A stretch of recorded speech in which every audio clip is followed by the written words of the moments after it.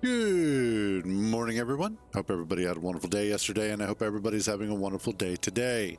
So, doing something a little bit different today. I'm feeling kind of blah, kind of just in general worn down and burnt out.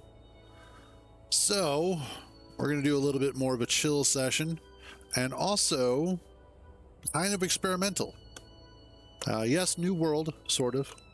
It's a single player. It was one that I was doing or starting as kind of just a general de-stressor. But as I mentioned, it's also an experiment. I am running NPC Provider on this save, and I started it with only NPC Provider, not any of the others. No MES got started with it, obviously.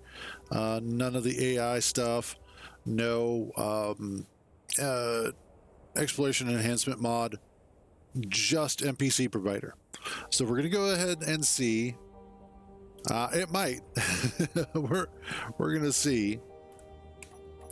But I had already started, or at least had started to get started on a base here, and I was going to use this mountain as my base of operations because why not?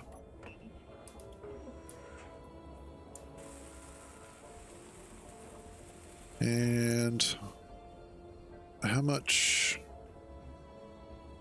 hydrogen? So assertive, what is that? Assertive control system or something like that? If I remember correctly, 95%. Yeah, no, I've used it before. The problem is that all of that runs off of modular encounters. Look up ACS. Yeah. I have assertive. I played assertive. And I know it's not broken. So, okay, let me break this down as to why we are trying to make the switch over to NPC Provider. MES is good.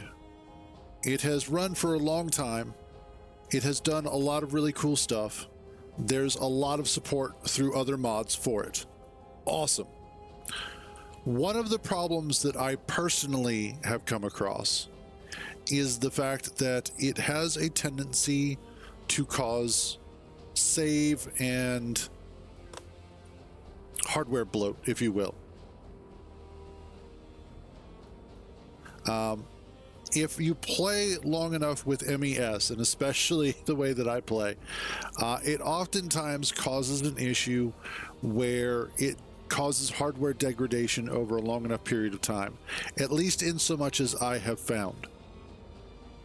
So Barackstar was looking at other mods, and he came across NPC Provider, and he has had good success with it.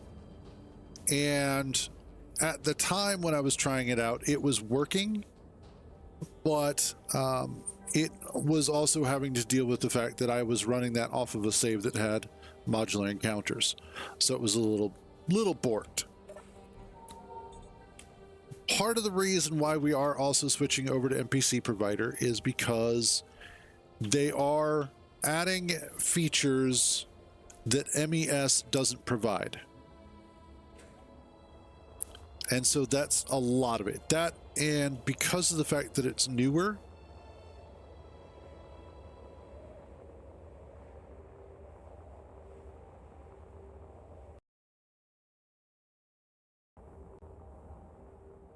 okay, game, calm down.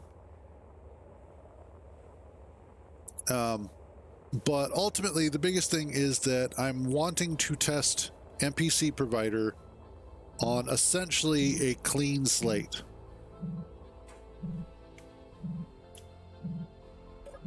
Or as clean a slate as possible. And so far under... Oh, come on, just... Fine, I will start pushing you. No, I won't.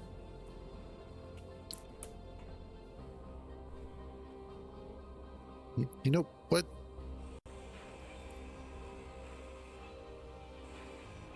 fine. I will just start grinding this down. But anyway, the biggest thing is that I just want to go ahead and I want to give it a full-on test run on a clean save. Because unfortunately on the server it's not working very well.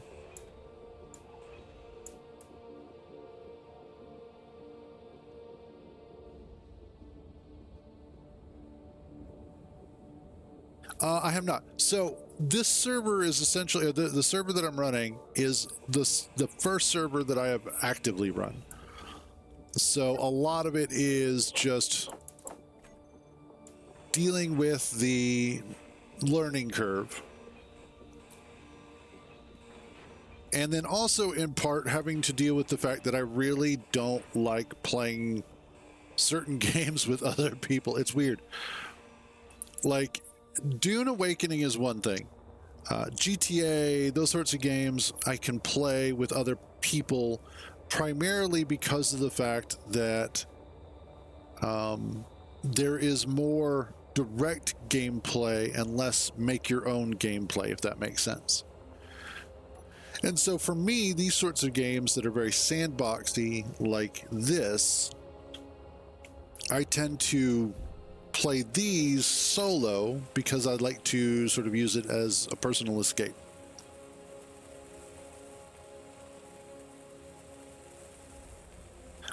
As far as that goes, I can transfer everything myself. Like I'm not again, I have over 3,000 hours of playtime in Space Engineers.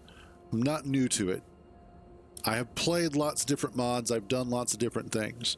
The biggest thing is just that I have not done much in the realm of dedicated servers. That's it. I appreciate the offer, but I'm not looking to... Yeah. Well, I don't use SE Toolbox.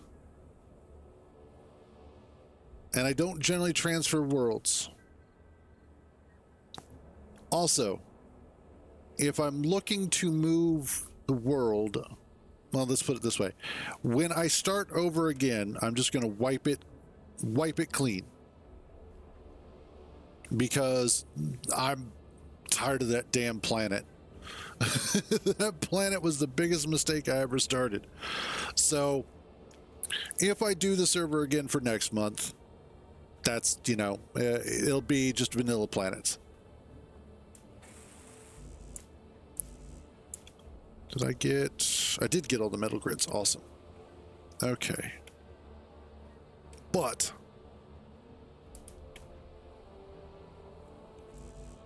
did I get? No. Okay, cool. Let's get this started.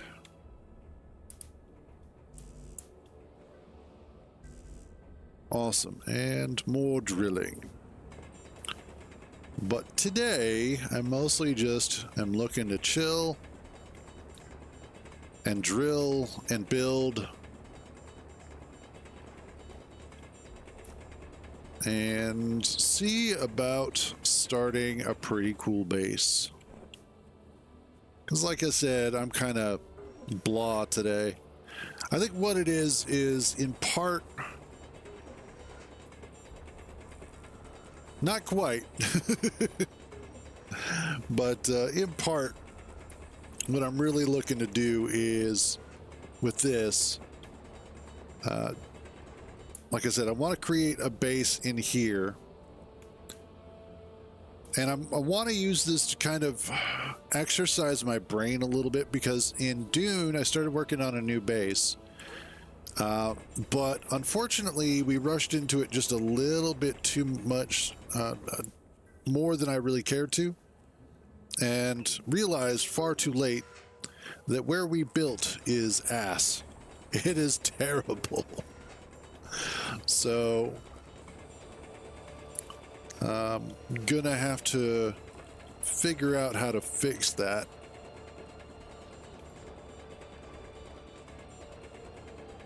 In a meaningful way.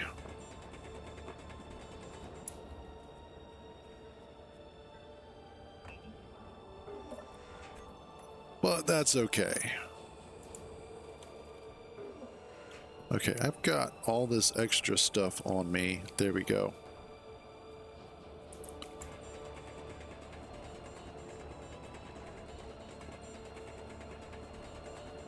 But today I woke up and I just...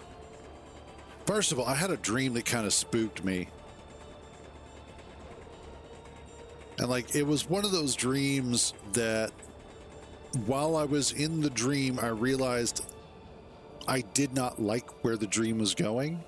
And I was not in a happy place when it was happening, and forcibly woke myself up. And I know I woke myself up because as soon as I did wake up, I was well aware of, hey, I just did this to myself. So that was one of those dreams. And then, yeah, back to Space Engineers for a little while.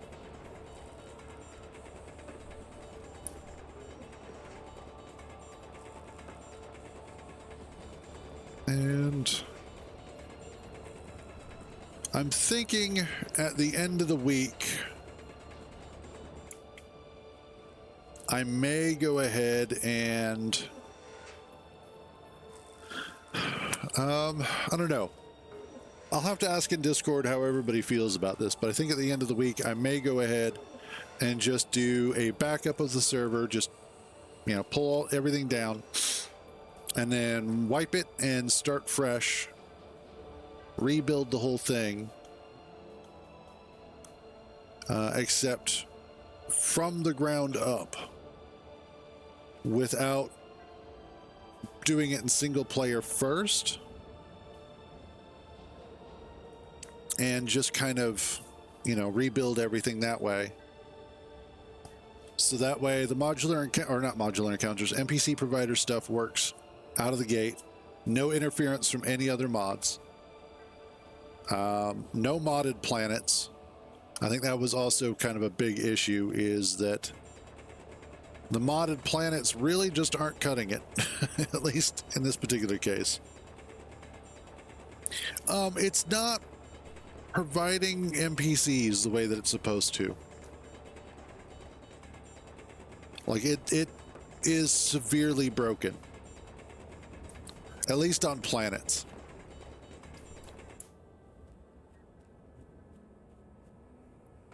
There we go. Plus, I want to add and tweak a couple more mods. Yeah, just generally, you know, clean it up.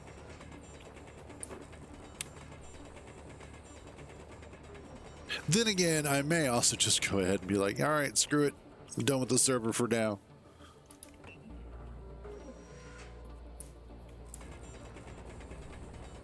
Because,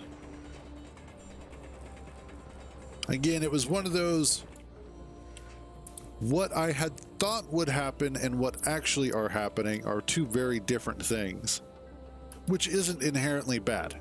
Like, that's not, oh, woe is me, nobody's doing what I want them to do. That's not what that is at all. It's just that I had thought things would go one way. And of course, reality very rarely actually goes according to your plan. So it's one of those where I'm like, okay, well, this isn't doing what I was hoping to do.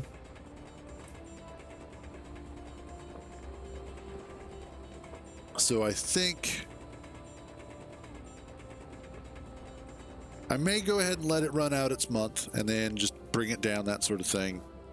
I may do another month. I don't know yet. It really just kind of depends on how I feel at the end of this month.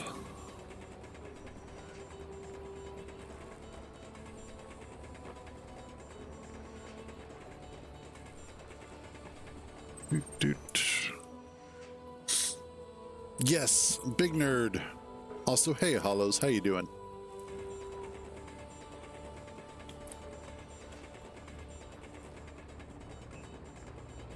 I need all the dirt.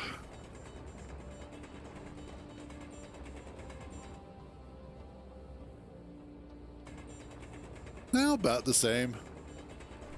bit worn out. Kind of feeling drained.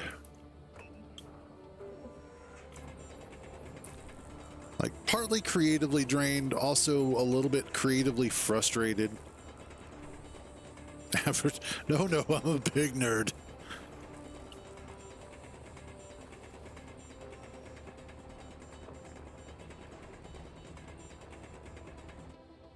I am not average size, that's for certain.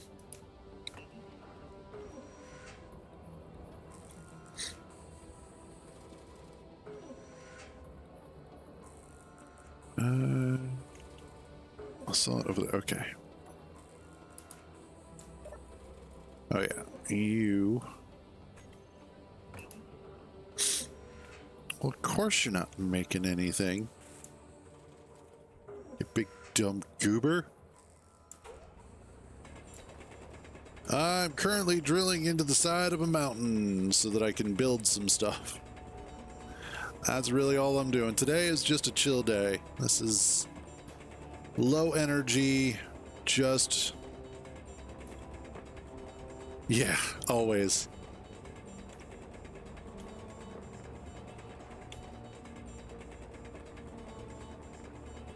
I never stopped gutting mountains, and really that wasn't that much of a gutting. But I'm playing solo, single player today, instead of on the server. It's also kind of an experimental playthrough on account of wanting to test NPC Provider in a completely clean environment. No interference from other mods previously installed or installed alongside of it to see how it behaves. Just to see what I may have done incorrectly. If it's me, if it's NPC Provider, just to see what the hell's going on.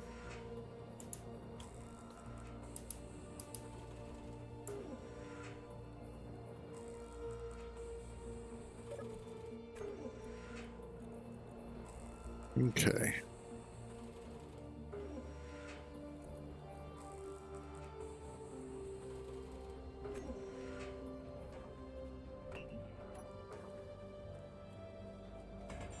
And like I was playing on the server a little bit this morning, but it annoys me. It really does. I'm just not happy with where this is going.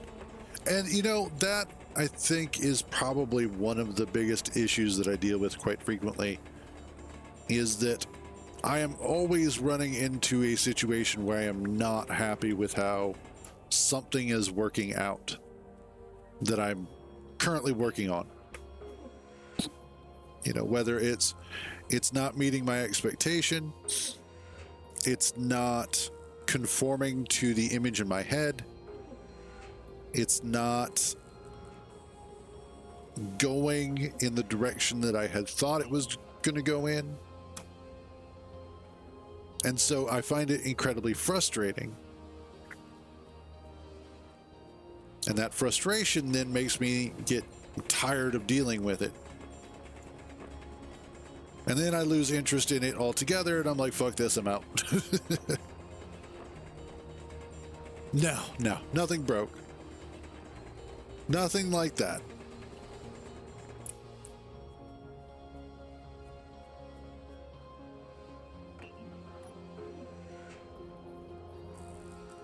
Really just comes down to myself. That's it.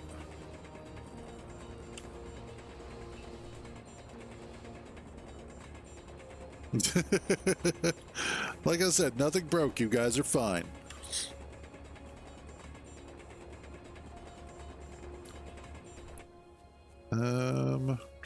Sometimes I get creatively stifled and frustrated. Happens to a lot of creatives.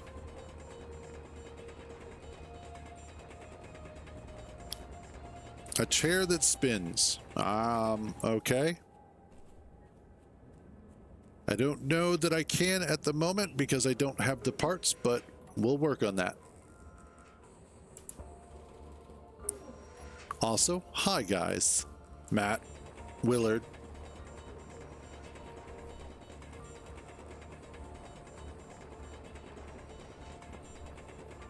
Doot. Give me this.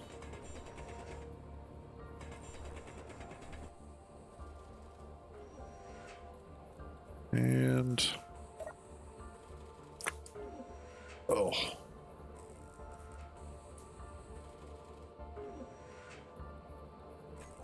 I tend to forget just how much stone it takes to get this crap built.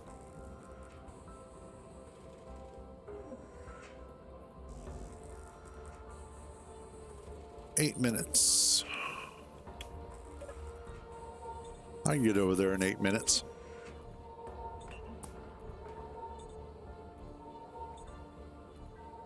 Also, one of the things that I was playing around with when I first started this, which I was kind of happy about, is that I went ahead and I took off the hydrogen thruster that's on the bottom of this and one of the regular atmospheric thrusters. And I used the parts from that to make a couple of the flat atmospheric thrusters. So that way I could actually better maneuver this dumb pod around, and it worked incredibly well. As long as you keep it mostly level, it seems to handle things. I know a lot of people will change out the thrusters a little bit. Ooh, what are you? You are cobalt or magnesium or ice? Cobalt. Cool. Boulder, cobalt. We are 2.4 kilometers. Yeah.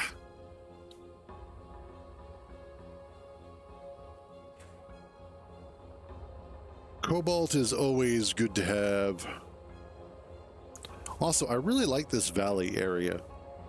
Earth-like really does have some amazing vistas. I saw something over there. Where are you going?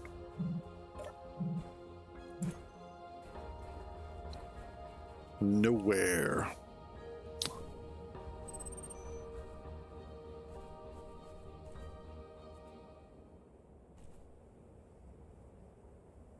Is it on the other side? Yes, it is. Cool.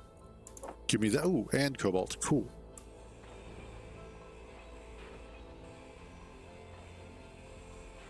Well, if you when you press the button, they stop rolling because the battery turns off. But also, if you stand in front of them, they roll into you basically.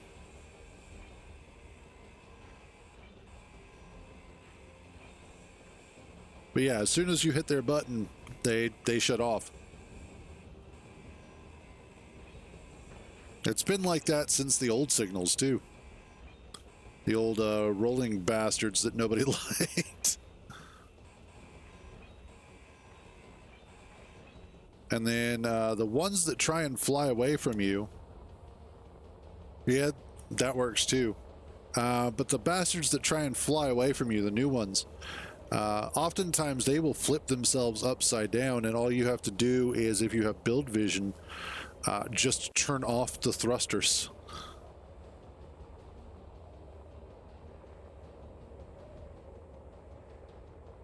This is part of the reason why I also really liked here, because this is really pretty terrain. And I want to build rovers, damn it. I love building rovers. And there we go.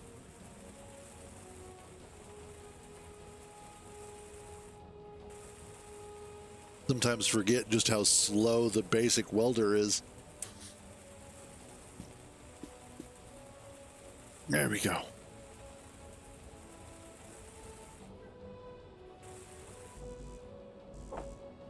All right. Production.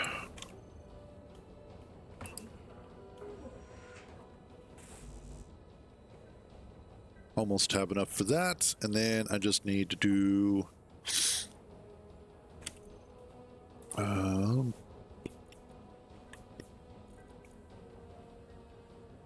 battery. Let's not do that god-awful color, though.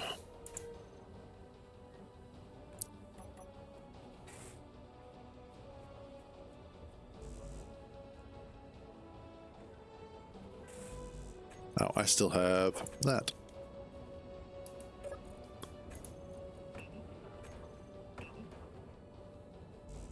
There we go.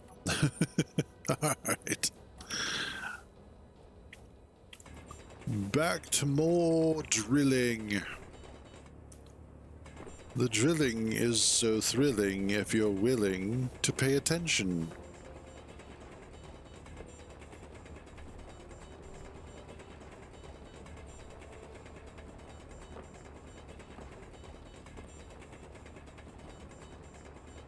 Also, it's kind of fun to dig in the dirt, even if the dirt isn't real.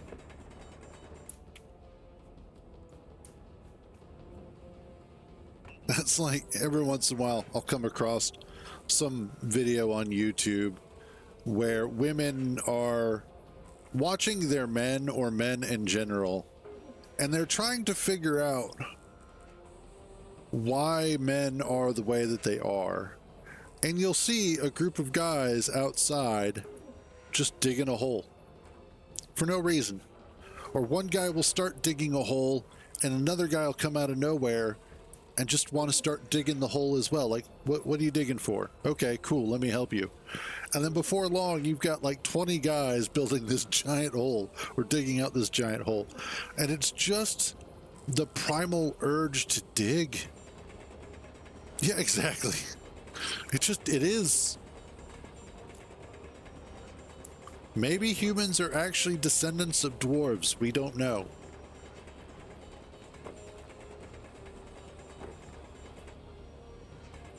But there's just something really, what's the word I'm looking for? Really satisfying about digging a hole in the dirt.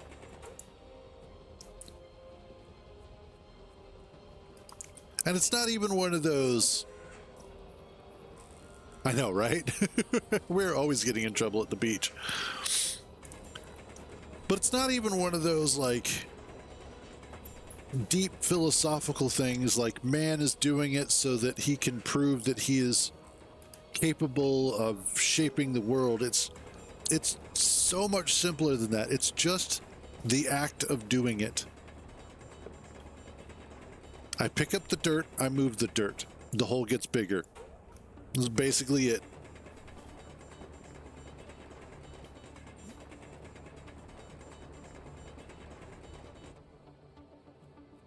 I think sometimes psychologists and psychotherapists and all of those others, they like to make things deeper than they really are.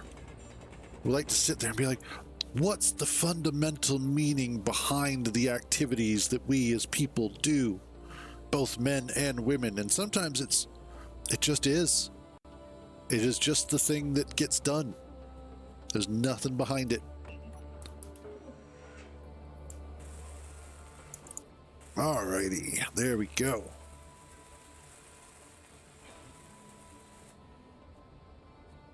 Now I need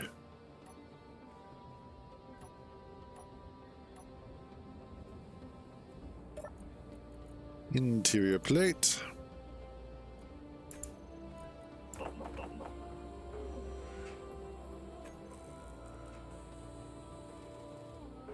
Kind of? Well, I don't know. I think the problem is that they dig in the mind with a purpose. We dig in the dirt because we can. With a spoon. That just reminds me of Robin Hood, Prince of Thieves with Kevin Costner.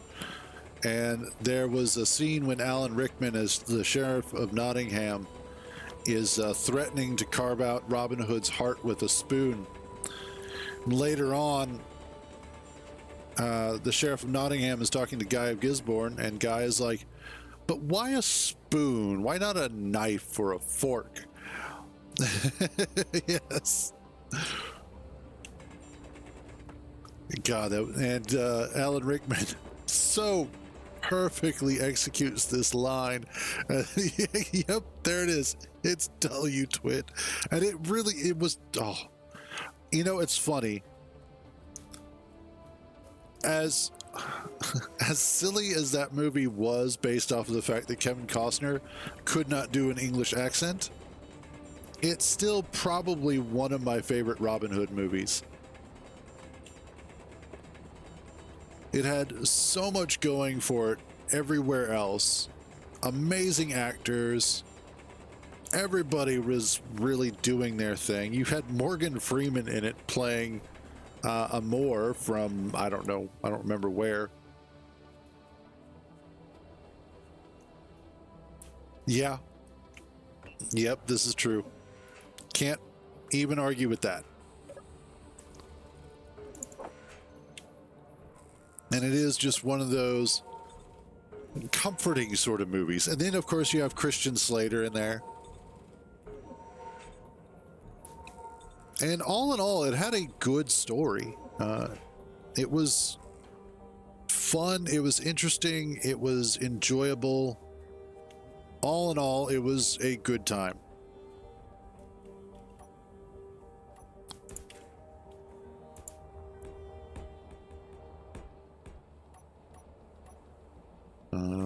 Turbine.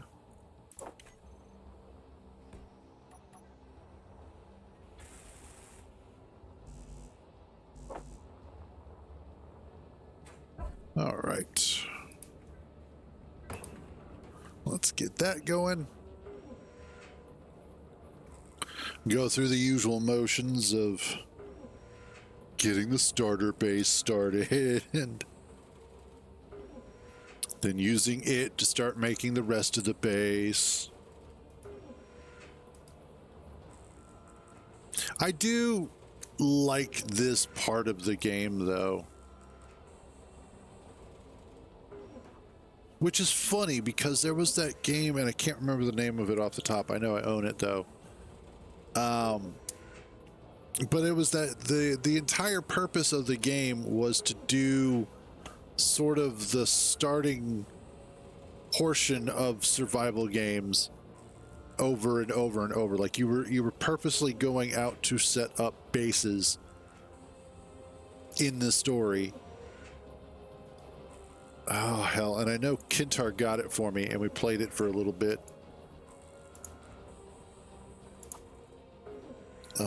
Shit, I'm not going to be able to find it. Am I? No. But anyway, just the idea that there is a game out there like that is kind of cool. Yay, first one's done.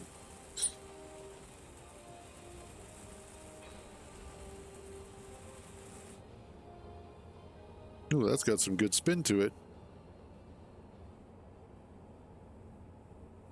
Okay, cool. All right. So now that I've got that going, and that, and that,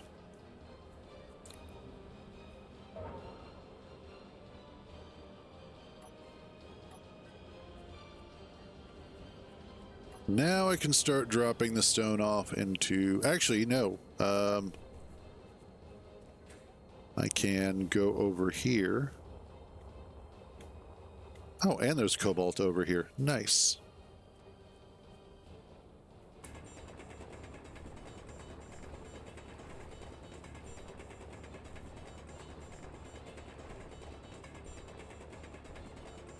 And I can just get the iron directly.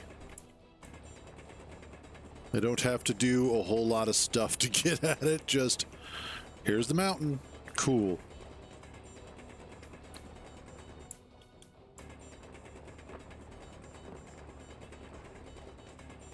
Grab this.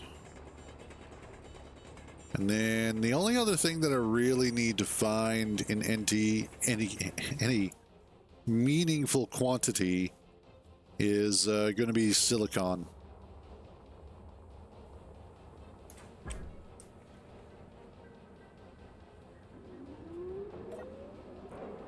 There we go. That makes life easier. Do I English? Some terms.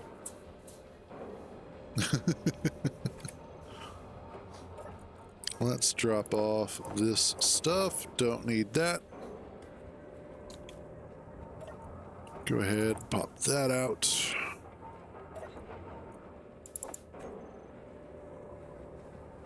You know, it's funny too. I think what makes English a difficult language is not so much the pronunciation of the words, but more specifically, the order the words are meant to go in.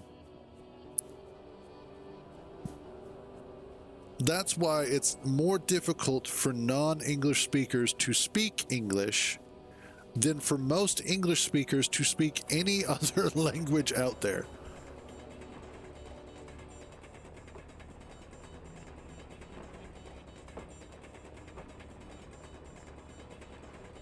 Inventory full. Yep, there it is. Inventory is full.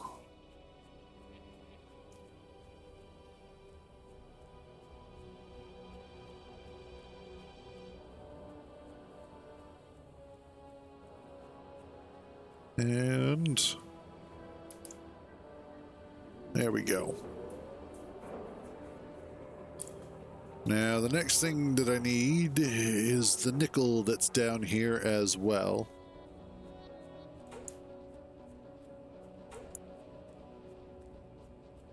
And there is also part of the problem is that when we attempt to learn another language, we attempt to memorize it like we're studying for a quiz or a test. But that's not how humans learn languages. We don't learn it typically as a series of flashcards that we're then just memorizing. The best way to learn a new language and to be able to speak it well is instead of learning it as a comparison between what you already know and what you're learning, is to simply learn the language as the language, as if you were learning only one language.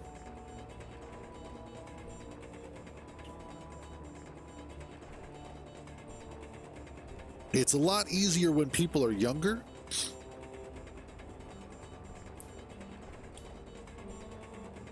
But at the same time, the biggest issue is that oftentimes multilinguists or polyglots, in some cases, are not doing direct translations like we think they should be, or like we think they are. Instead, what they're doing is that they typically will just be speaking the language. Same way that you and I speak English, it's the same way that they're speaking their second, third, fourth, 10th language.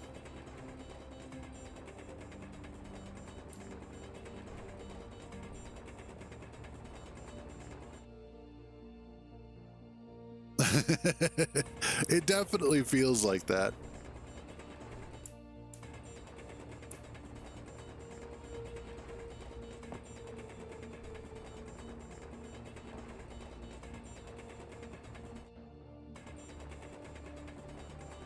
There we go. All right, now I've got some nickel.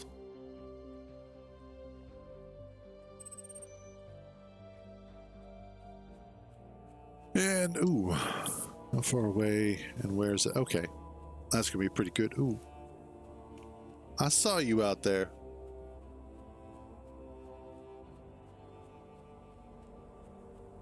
This is already starting to get interesting.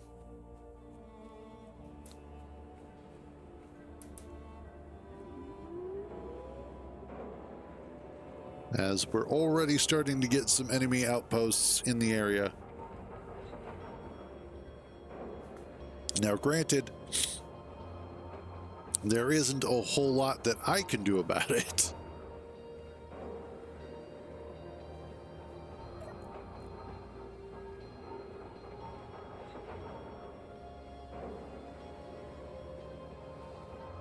Okay.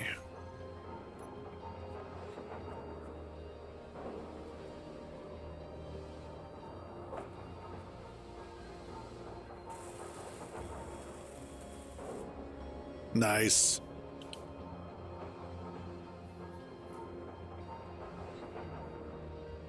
Honestly, I think I would want to learn Spanish, and I think to a certain degree I would also want to learn, I don't remember whether, I think it's Mandarin. I don't know if Mandarin is the most common form of Chinese spoken, but whatever the most common version of Chinese. And because I believe that those two languages right now are like, I don't know, besides Hindi, I think Hindi's also one of the top spoken languages in the world due to population.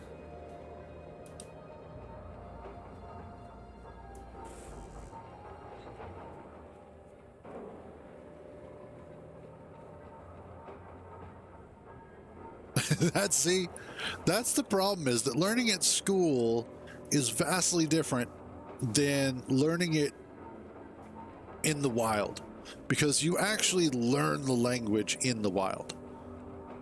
If you're learning it at school, you're learning from books, and the books, they're often out of date. They're not actually teaching you what's being spoken. They're just teaching you the words, the alphabet, that sort of thing. It's like when you go to English class in school and they teach you, again, they teach you the words, they teach you nouns and verbs and all of that, but they don't teach you how to speak the language. Oh, French and Spanish are actually two very beautiful languages. Inventory full.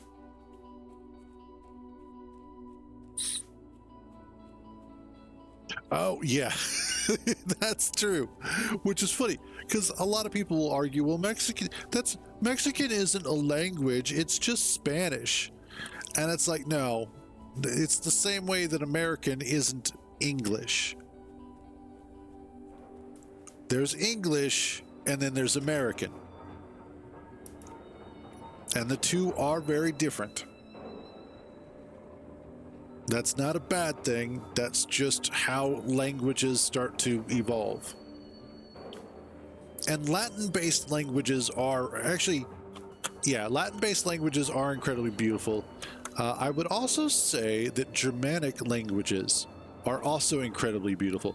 German, despite the harshness of a lot of its sounds, is a strangely beautiful sounding language. There's just something about it when it's casually spoken that just, I don't know.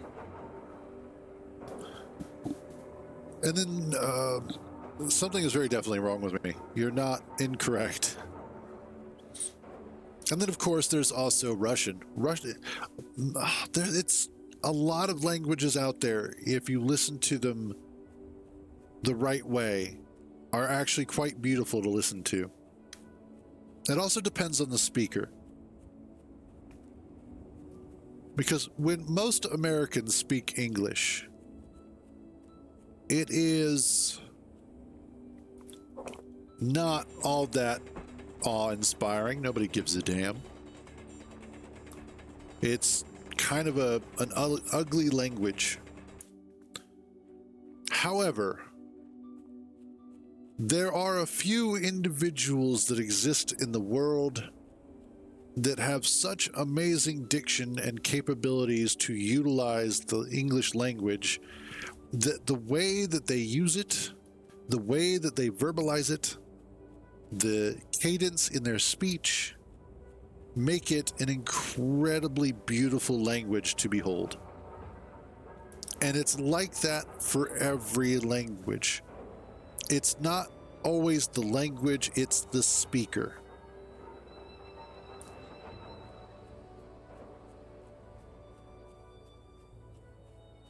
And there are just some individuals who have a way of wrapping the language in this beautiful sort of package and then delivering it to you in such a way as to make you appreciate that they are the ones that spoke it.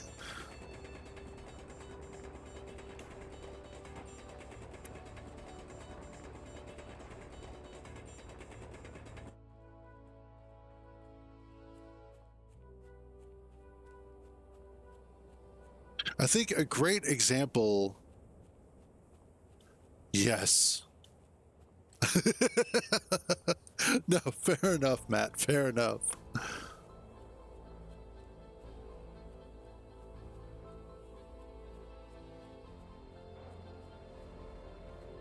Yeah, that's understandable, Turnip. But another good example of somebody who spoke English in an incredible way, Peter Cushing, who played Grand Moff Tarkin in the original Star Wars movie, New Hope. Something about the way that he would speak was just absolutely amazing.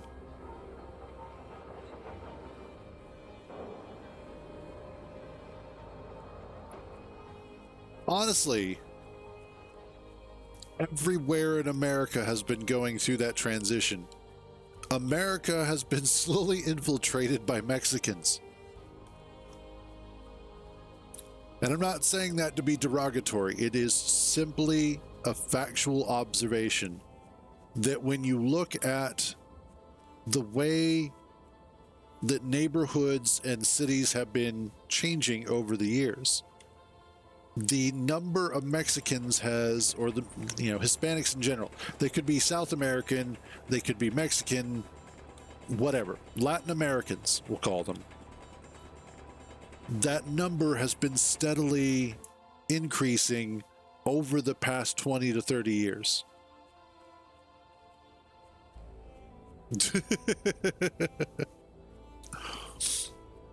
Like where I live, when we first moved here, first of all, compared to where I lived in Colorado, the number of black people was exponentially more. So that was the first big thing that was something new for me to learn. A lot more black kids. A lot more black people in general, because it's the South. But then on top of that, over the years, the number of Hispanics that have been moving into the area, and specifically in the neighborhood that I'm in now, has also increased as well. It used to be a lot more black families that lived nearby and in certain houses. That has changed over the years to a number of Mexican families. Oh, I imagine so, Matt. I imagine so.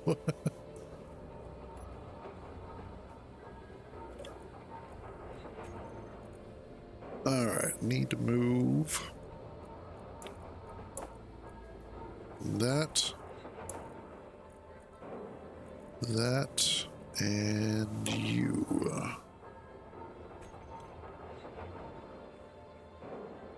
Turn you off for a second.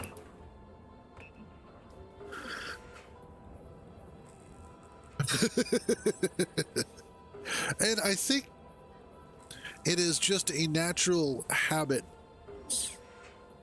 that what happens is that one or two families from a particular demographic will move out of their normal area and they will move into a different high demographic area. Then, by the very nature of herd mentality, other individuals will start moving into that location as spots open up, which will then cause the demographic that was there to start moving out. And so they will start rotating positions, if you will, until they have completely taken over and assimilated that area. But of course, by that point, a different area has then emerged. People go, well, I don't want to live here anymore, and they decide to move to a different location because they're trying to get away from that. And the whole cycle starts over again.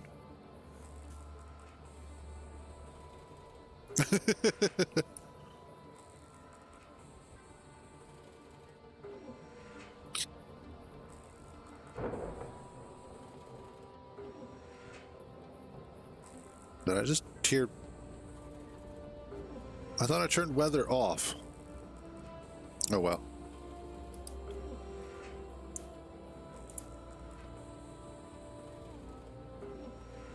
I need silicon for computers. Hey, what's up, Tommy?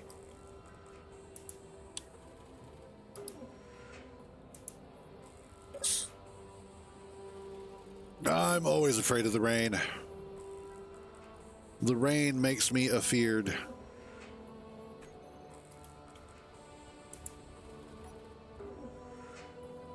Let's see.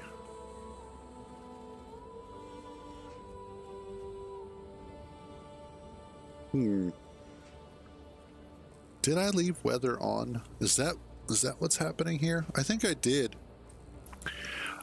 Different playthrough. Not playing on the server.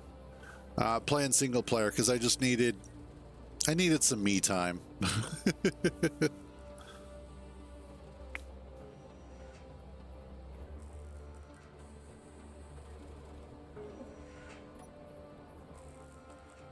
Dude.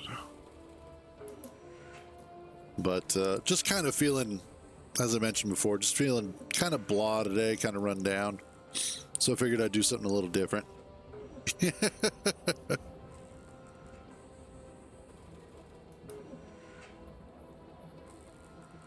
And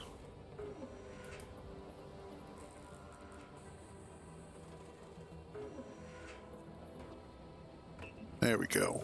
Now I can get that. Huh, weather is turned on. Oh, but damn. Thought I turned it off. Oh well. Not a big deal. Just makes things more interesting. Awesome. There we go. Now we got a battery.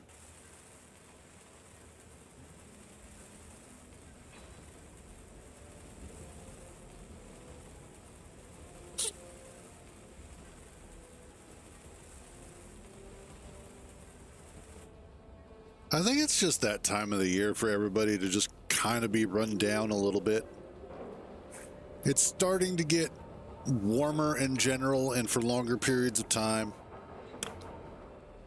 We're actually starting to hit summer.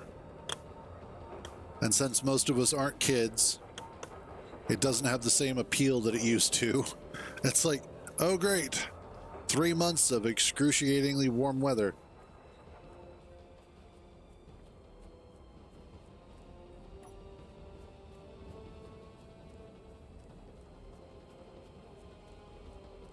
I actually knew who my dad was. I know who my dad was because I lived with him for many, many years. He even died in this house. Which, let me tell you, that is a strange thing to have happen.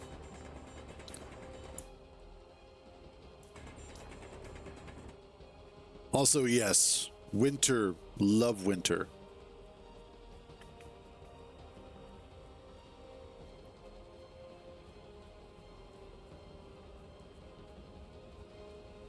Spring and fall are pretty good too.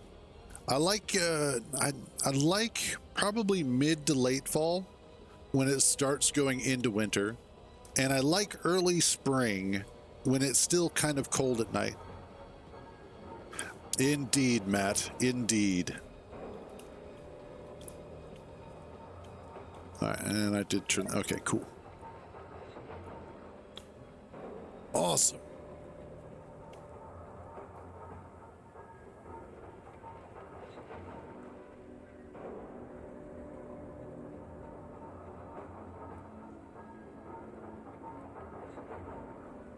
Okay, so next up.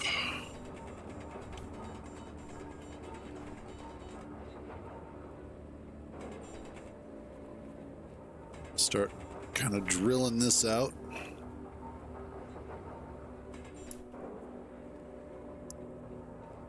And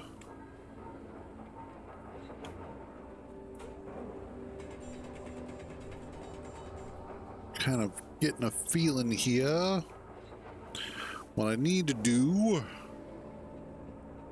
is I need to put together a little drill rover, I suppose.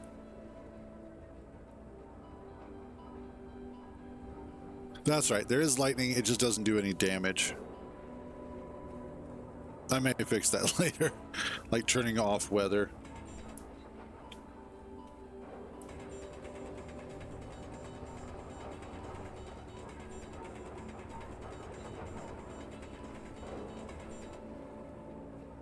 You know, I'm starting to think that holding on to the early drill is not necessarily a bad idea.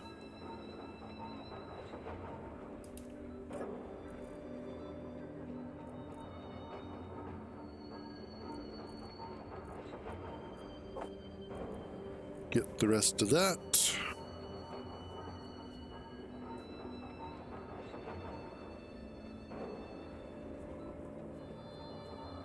And you are slowly going up. Cool. Yeah. It is amazing what people do talk about in chat, though, when you actually think about it. We will gab about anything, anywhere.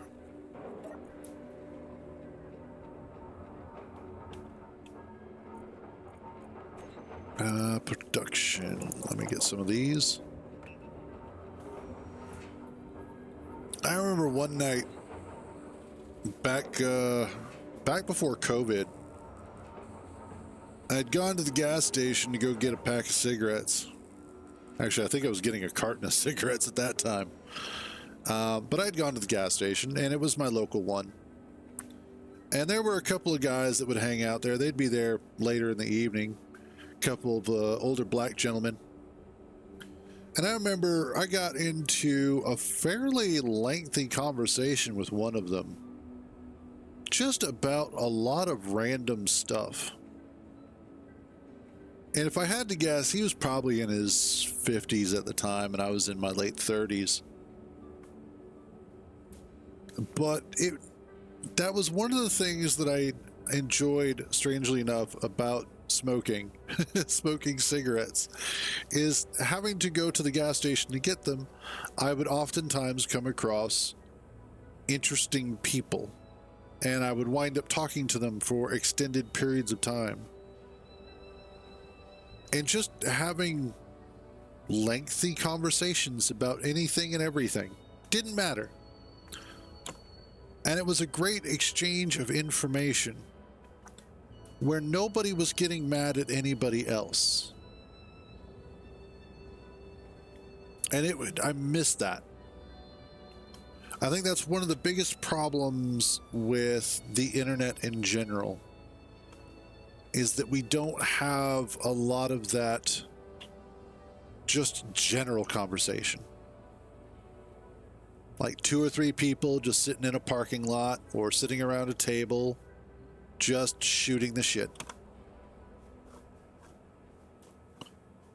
And why is your birthday the worst time for you, Tommy? Since we're digging today, that's not too bad. I mean, granted, you were a summer baby, but still. Okay. column? Column. No, I don't want to do a column. Let's do beam blocks instead. Which requires that I make some steel.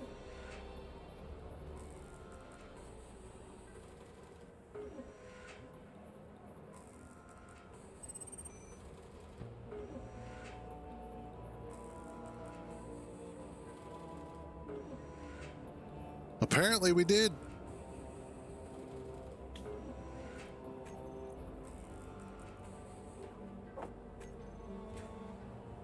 I need the end block. Put one there and there.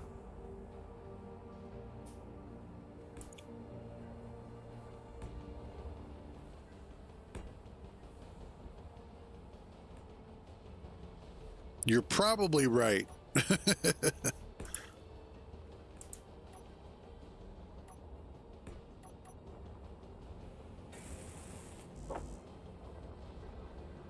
And see if we can get those made, and we'll get a second turbine going here.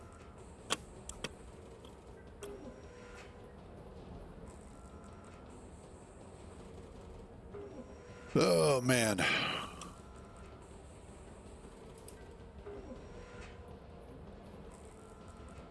I don't know. I'm kind of hitting that point, and this happens every once in a while, and it happens usually about once a month, where I'm just kind of, what's the word? What's the way to describe it?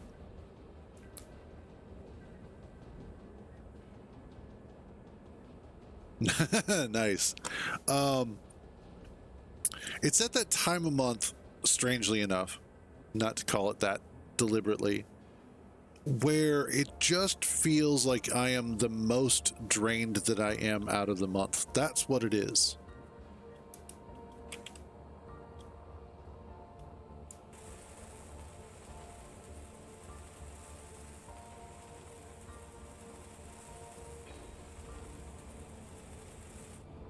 There we go. Yeah, that'll work.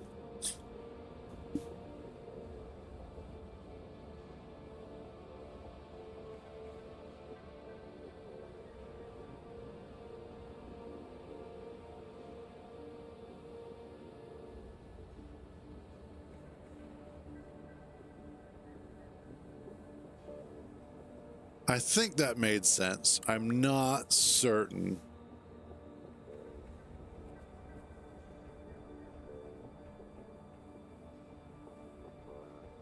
I think what I really, really need for the stream is an AI to help translate Tommy. That's what I need.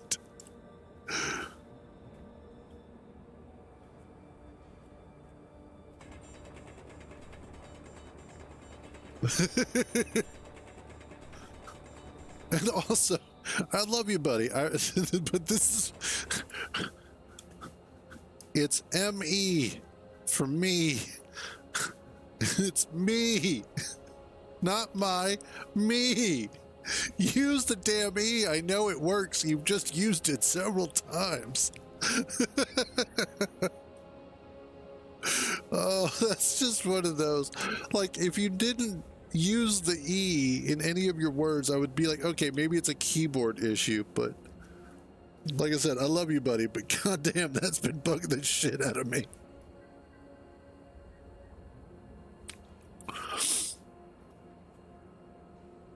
Okay, there we go. I need...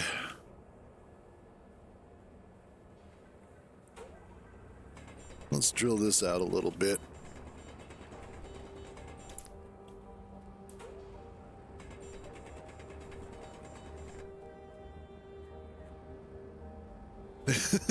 That's fine. It's just, it's what you do it.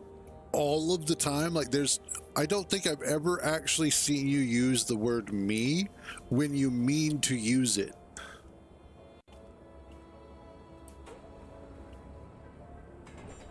So it's just one of those like, and I understand like some people just have problems with that sort of a thing, but it's one of those that because you do it all the time, I generally do an okay job of reading around it, but every once in a while it's just like, God damn it, I know your E works.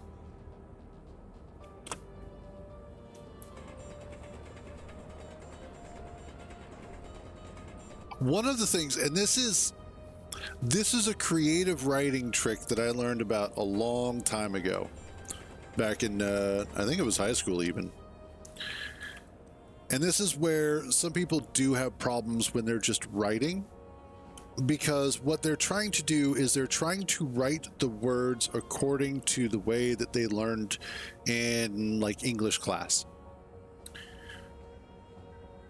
without understanding and without really thinking about the way that they talk translating into the way that they write. And so they're writing the words differently than the way that they are speaking.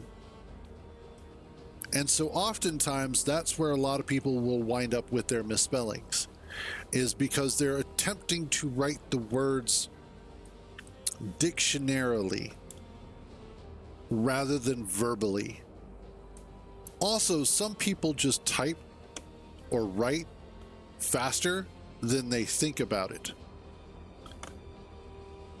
And so oftentimes they run into those sorts of misspellings, word misplacements, things like that. So whenever you're writing and you're trying to figure out if it should be a specific way, if you should be using me instead of my, or my instead of me, think about it as you are saying it rather than writing it. And sometimes that can help. Now, I'm not a speech expert or anything of that nature. It's just from years of writing. That's all it is. But I know oftentimes when I am trying to figure out how I should word something, and specifically while I'm writing, that is the method that I use. Is, does this sound the way that I write or the way that I speak? And then vice versa, I try and then also consider, do I speak the way that I write?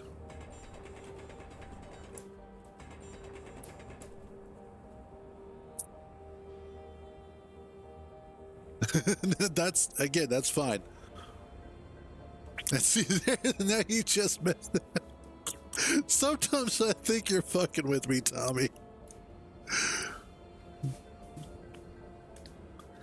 God, I hope not. I hope that AI does not autocorrect everything, because then what that means is that AI will start stripping the meaning out of the words that we are utilizing. Like, it's already bad enough with social media essentially censoring through advertisers the words that we can and cannot use.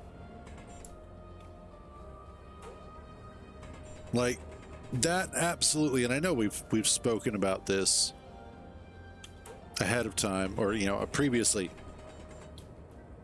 but the fact that there are so many words that we cannot use anymore simply because of the fact that advertisers may get all sorts of antsy about it.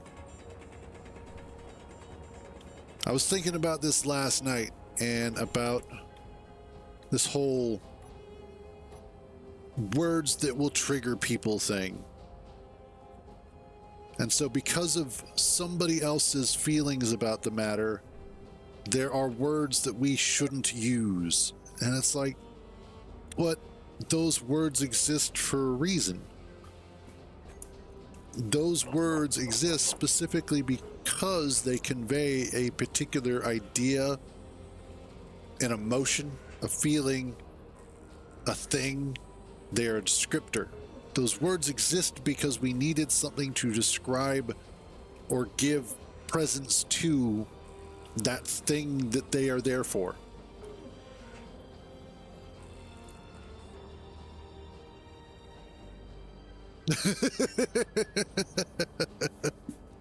I say go for it, Tommy. See what happens. And by the way, I'm not trying to pick on you, Tommy. I'm really not.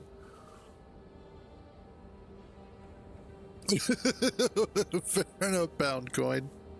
And that is a true sentiment. That is the other thing. Unalive myself. Like, I'm sorry. We used to just go ahead and say kill.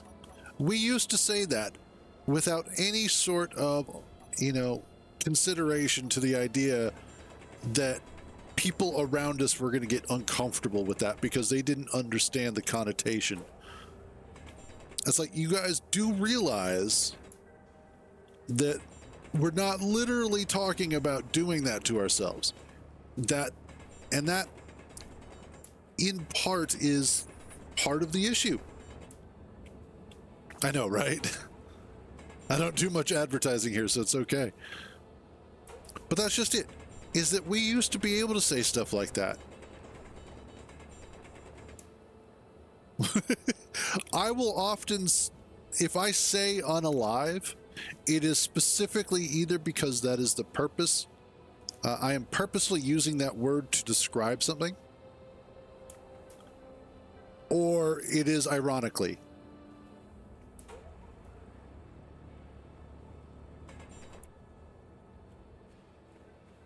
And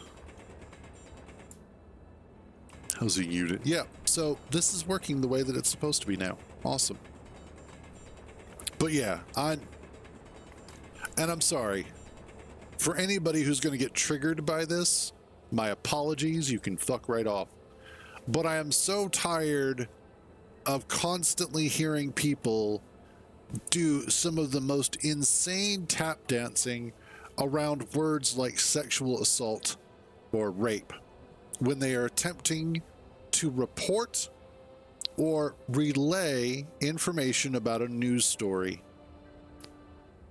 And they have to do some absolute insane verbal gymnastics just so that they can actually relay the story.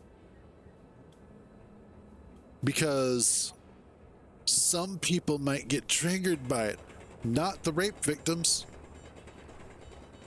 They are well aware of that word and they are well aware of its connotations. And they have done a tremendous amount of work and therapy to be able to even actually exist outside of their own shell, outside of their own skin. We spend so much time trying to defend people that are simply trying to move forward, that we do more harm to them than good. We do infinitely more harm to them than good. And for no other reason than to make ourselves feel better. And that is a royal we, not a specific we.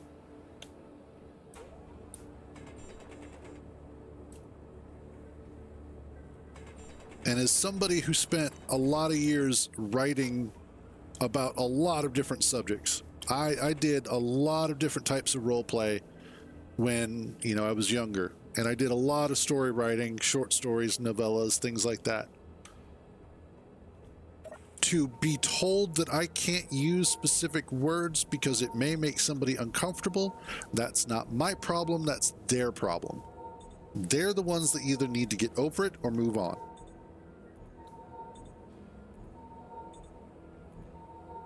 Yeah, exactly, Turnip. Roller coaster we, yes, absolutely. Sorry, I get a little worked up about it because I appreciate the utilization of language as a vessel for communication.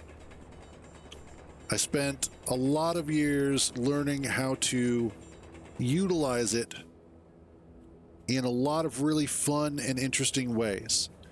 And when people go out of their way to try and make sure that we cannot use the full breadth of our own language, that frustrates the hell out of me.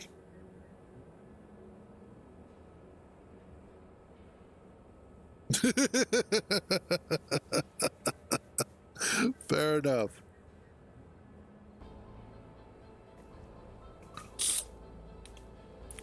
Back in my day,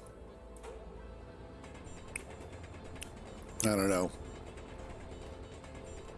It's just one of those things that bothers me. You look back at the old days, you look back at how things were 10 years ago, 20 years ago. And it feels like instead of moving forward, we have moved backwards. And I imagine that's what our elders have said previously.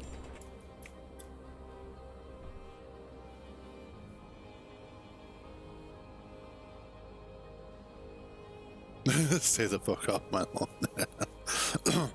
And I don't know is absolutely real. In fact, I don't know is the most real sentence anybody can ever speak. Because I don't know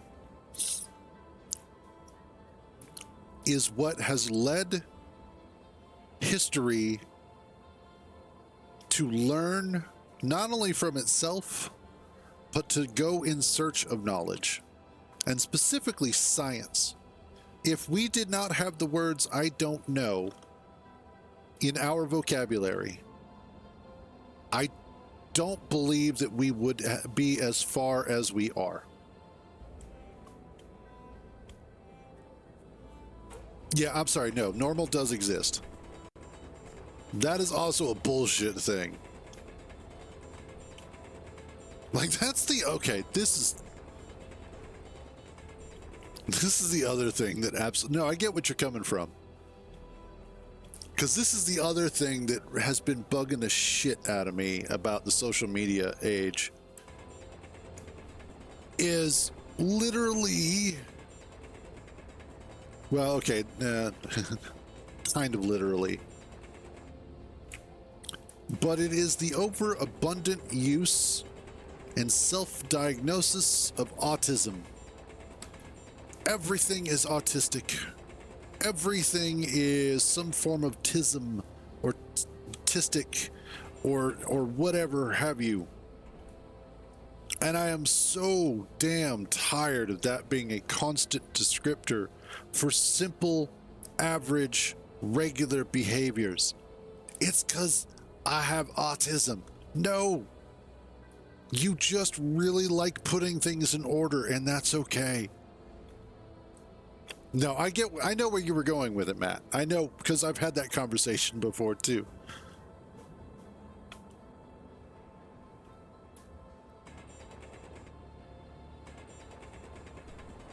But the reality is that there are so many things that everybody always likes to say, oh, I have this problem, I have that problem. It's why I can't do this, it's why I can't do that. I do it sometimes too. I really, and I know I do it.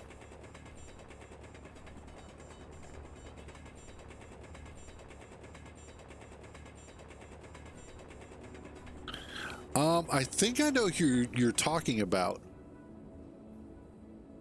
Because I think I see his shorts pop up on YouTube.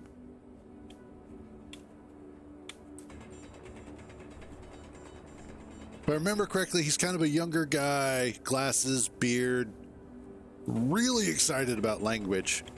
However, if it is the same guy, he kind of annoyed me lately. And it's gonna sound ridiculous. Yeah, it's gonna sound ridiculous. But recently, the shorts of his that have been popping up, he's been on this whole sort of kick on incels.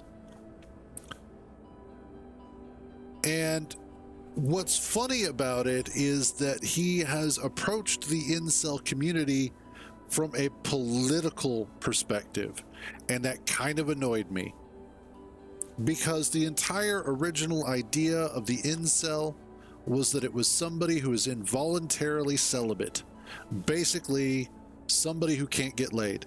And it's specifically designed as a derogatory term for individuals who you generally feel are socially inept, awkward, or just nice guys, you know? Everybody should like me because I'm a good guy kind of mentality.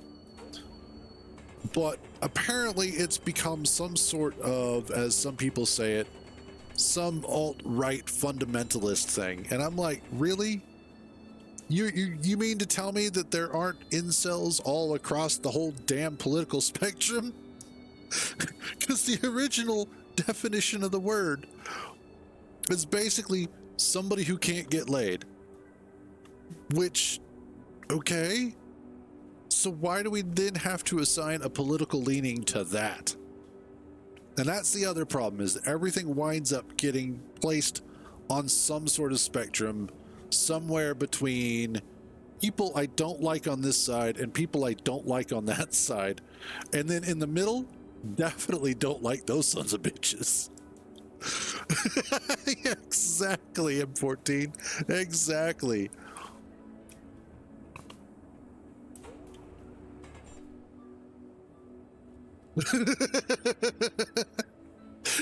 Those alt-right bastards and their ability to get laid. Yeah, that's just it too, is the political leanings and the political spectrum these days is just absolutely hilarious to me. And it really does feel like, with the way that political ideology across the board winds up getting pushed, is very much like the New Crusades. If you look at it from a historical context, previously it was about finding well, shit. Anybody who's that much of a genius realizes that children just aren't worth it. That's why you need the dumb to procreate. But anyway, when you look historically at things like the Crusade or any other religious movement, oftentimes what you notice is that there is first this push at creating a religious upheaval.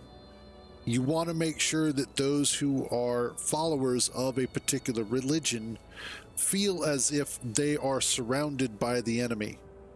And it's their duty, their responsibility from a much higher power to then go out and do this thing. Whether it's conquering Jerusalem or purging Protestants or what have you. Whatever that thing needs to be, you first have to get people excited over it. You have to make them feel threatened by these other individuals. And then you can start weeding out the non-believers, finding your fervent fanatics, and using them to then indoctrinate new individuals into the group.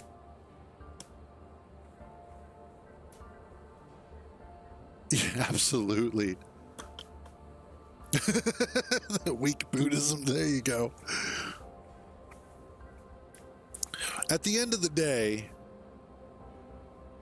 the biggest issue is that we as a species are not really evolving the way we could and should be. And I just discovered who now? Well, great.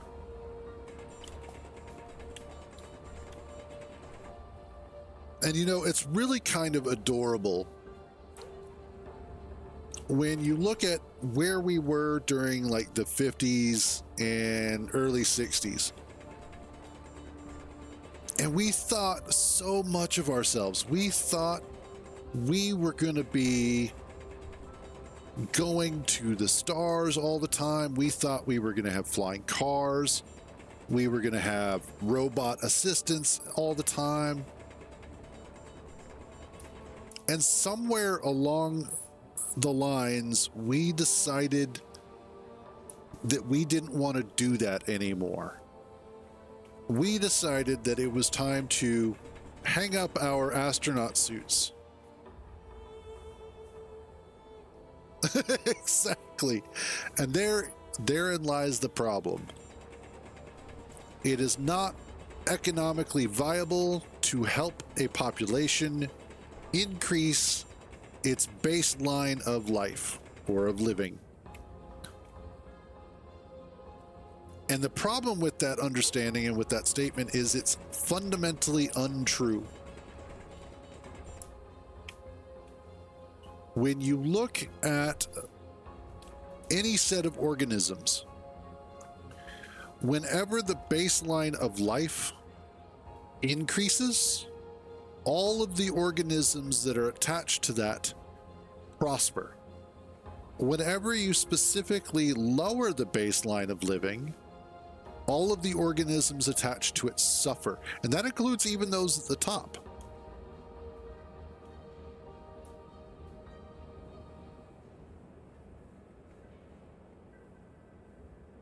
Yeah, we are weaker. God, are we weaker. I know, I'm sitting here just spouting off. Well, I guess I would call this shenanigans. But I'm really just digging a hole. And I got nothing else to talk about other than Dune Awakening, and I think you all are just tired of me talking about Dune, at least for right now, so this is the kind of conversation we get today.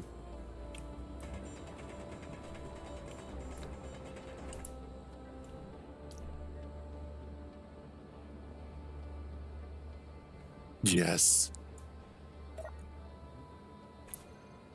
Actually, I never really could say that my dad was going to beat up your dad because my dad was actually kind of weak.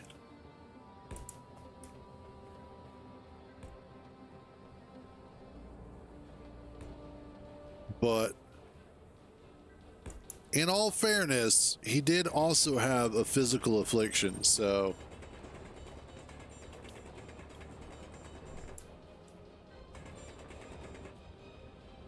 I remember there was one story he was telling me about where back in the day when we still had giant CRT monitors that were ubiquitous with computers, he went to go pick one up. And because of his frailties, when he went to pick it up, instead of picking it up, he folded in half.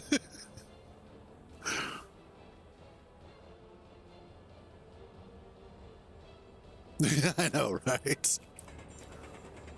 Well, I can definitely say it about my dad because, well, he's dead. And, but also he really did was just physically afflicted his entire life, so. Dude. Let's get a little bit more here.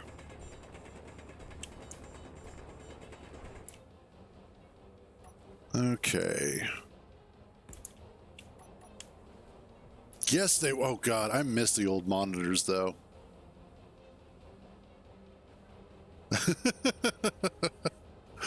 But you know, honestly, see, that's the other interesting thing.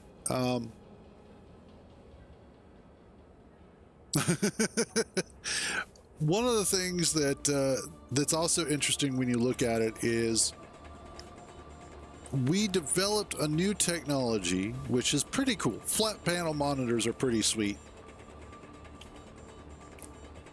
But I think in some cases they also kind of cause more issues than they solve compared to where we were at. Because when you look at flat panels versus CRT, there were so many benefits that CRT had and still has over flat panel. Now, I will say flat panels take up a whole lot less space, so it's one of those, you kind of have to pick your battles.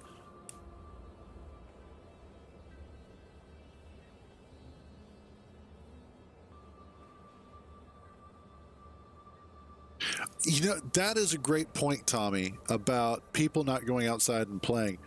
And it's because we have become a society that is afraid of everything outside.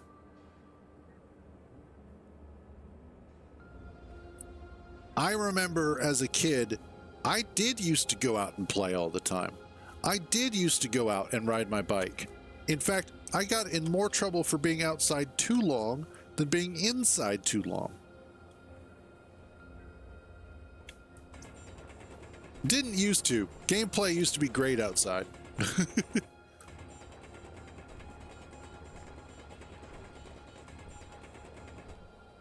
But we used to be able to go outside, and we would spend hours doing God knows what, getting into trouble, building forts, and, looking for adventures to get into.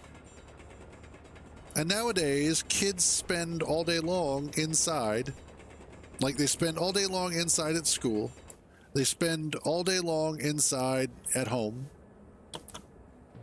They play video games all the time.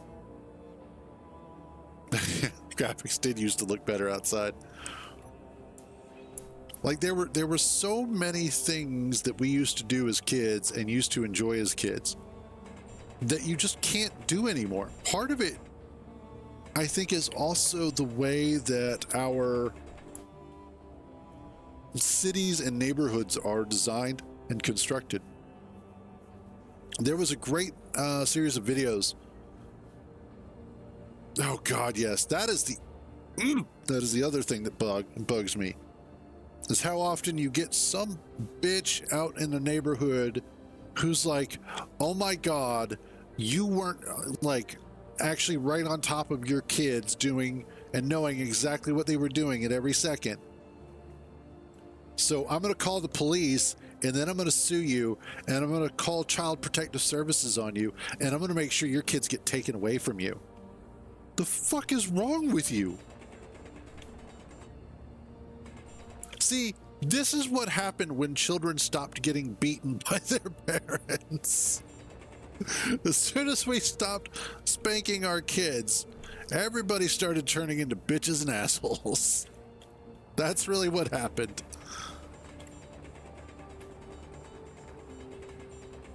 Yeah, exactly. Basically, this is turning into old people yelling at clouds today. This is going to be a fun YouTube video.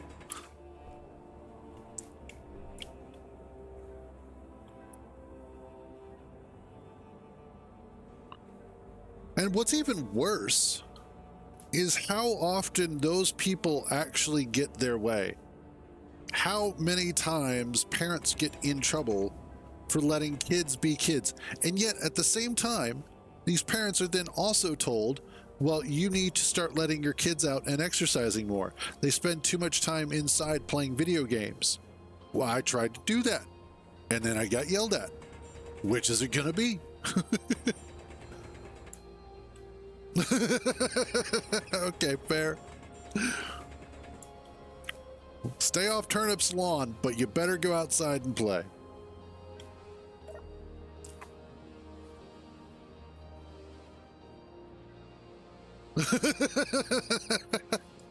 Yeah, that would cause a little bit of an issue there. Honestly, I sometimes do that when I'm watching a video.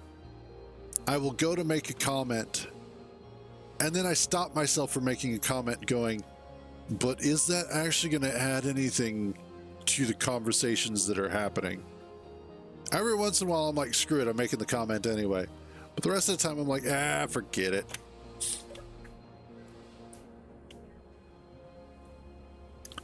All right.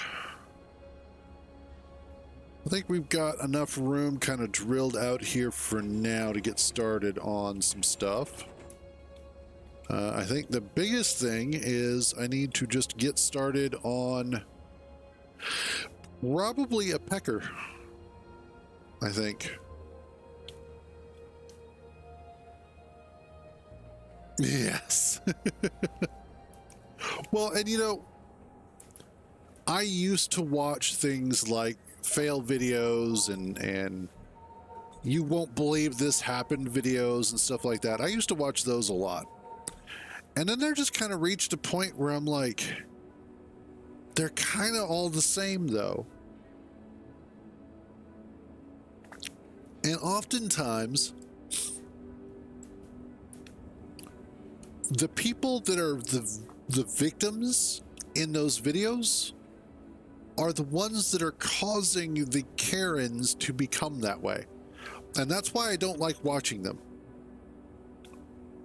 Primarily because of the fact that you don't know if that's how the person actually is, or the video is simply picking up well after the point where they've been antagonized to be like that. The number of times that there's been a TikTok or, an Instagram post or a YouTube short or even just straight up video where it's like, check out this Karen and she's being a bitch because of this, and you realize that it picks up like 5 minutes after the situation started, or at least the video shows like 5 minutes after. It doesn't show the initial interaction. It never shows the initial interaction because you might see that the person recording is the one who started it. And I think that's where I realized I stopped liking those kinds of videos because it was too easy for them to be set up and it was happening far too often. If I remember, yeah, there it is.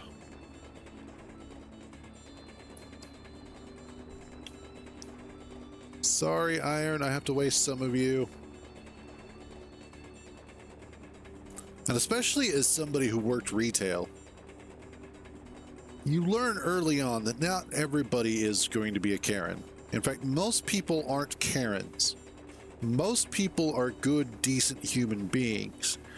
They are just very often put into emotionally stressful situations that they don't have the energy or current capacity to deal with. I remember one time there was this woman. Her husband had recently lost his job, and he had been working like mad to try and get a new one. They were kind of struggling financially because of it. And what made it worse is that his laptop decided to die. It had his resume on it. It had a bunch of important family stuff. It had a lot of valuable data and information on that computer. And I had to be the unfortunate guy to tell her that the hard drive was basically dead as is, that there wasn't a whole lot that we could do in the store to be able to fix it. And to make it worse, it was potentially going to cost thousands of dollars to get her data back. And to get their data back. The repair and the fixing of the computer itself were going to be fairly cheap. Comparatively. A few $100, get a new laptop, you can at least get back to going. But the precious data that was on that hard drive was potentially gone or just really expensive to get back. And of course, she was tired. She's a mom as well as a wife dealing with all of this shit. She gets this bad news and she breaks down crying, and she was upset, and she was just at her wits' end emotionally and physically. And I felt bad. I genuinely did, because I understand that feeling of helplessness. It feels like nothing is lining up in the world. Everything is out there fighting against you, and all you're trying to do is keep it together long enough to get something done so that you can make the next day better. And so for a couple of minutes, she had a Karen moment. And I let her. She deserved it. She earned it. And then after the fact, she actually became one of our best clients. She kept coming back because we did our best to take care of her. And she was a good person. And I think that's one of those things that oftentimes we forget, that not everybody gets to that point because they are a bad person, but simply because the world is not in their favor today, or this week, or this year.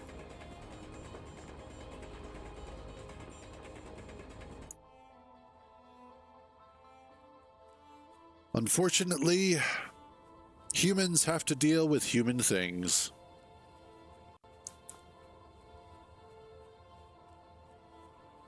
And that's fair, Tommy. Usually when we're doing the dishes, because my mom and I will typically do the dishes together, we'll put on music like 80s, 90s kind of stuff. Sometimes she'll go as far back as the 60s, which I'm fine with. Honestly, I love 60s music too. All right.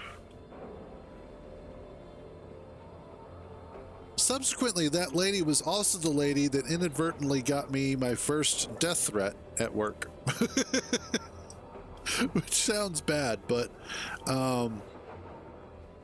essentially what wound up happening, and I mentioned this previously, but there was an older gentleman that was waiting behind her in line, and he was not privy to the full conversation that was happening. Oh, come on. Okay, good. He was not aware of the full conversation that was happening. He was just hearing the louder parts of it and heard her crying and thought that it was because I was being some sort of an asshole, not understanding what the actual situation was. So he comes up next in line. He didn't come up to me. He actually came up to the other counter, because we had two counters. Basically, we had one that lined up with the wall for our, what we called precinct, but it was for the store as well. And then we had a second one that was off of the customer service counter, which came out like a sort of lazy L shape, if you want to describe it that way. So we had the two counters, and we had a newer Geek Squad agent, and I cannot remember his name. He was kind of a cool guy, a little bit weird, but he was kind of cool. But it was like his first week or so, couple of weeks that he had been there. And the older guy walks up to him, and I had walked away from the counter because I was taking care of something. And the old guy goes, "If he had talked to my mom that way, I would go out into the parking lot and shoot him." And I'm like, afterwards, the guy, the kid comes and tells me about this, and I just started laughing. I was like, really? That's fucked up. It was the best. Honestly, I found it as kind of a compliment, because, you know, apparently I was a bad guy enough that somebody would threaten to shoot me over a misunderstanding like that. Oh, sometimes I do miss working at Geek Squad. And then I remember I worked at Geek Squad, and I no longer miss it. Also, Best Buy. I don't necessarily miss Best Buy. I miss the people that I worked with sometimes. But generally speaking, I miss those times, I think, more than anything else. Because that was a fairly good time in my life, off and on.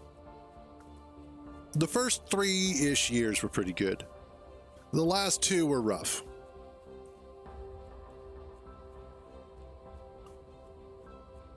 But yeah. All in all, it was a good experience. I met a lot of really cool people. It was also interesting to see that period of time in retail, because that was right at the point where Amazon was becoming ubiquitous with everything. If you needed it, you went to Amazon. But it was one of those that people hadn't started making that transition completely yet to a completely digital shopping experience. So we still got quite a bit of traffic in general of people coming in to buy stuff physically. And so we still had a lot of people that treated it like a place to go and hang out. That was the other thing, is that a lot of people like to come and just hang out at the Best Buy. And they'd buy some stuff sometimes, but it was a fun experience with interesting people, good personalities. That's the other thing, is the personalities that were there. They're not there anymore. I've gone back to that store, and it's so boring. What is it with kids these days, with younger people having no fucking personality at all? Like, what happened? Did we just lose everything that made people interesting? Or do they just save it all up for being on TikTok all the time? Like, what the hell?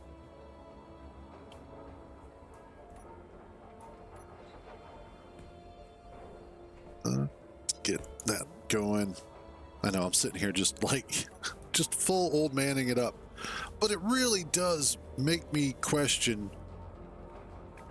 Yeah, you're probably right. The internet is the biggest issue, because everybody's worried about cancel culture and saying the wrong thing. And fuck that. I will say the wrong thing all day long. I don't care. And if I get canceled, I get canceled. They were never subscribed to me anyway. So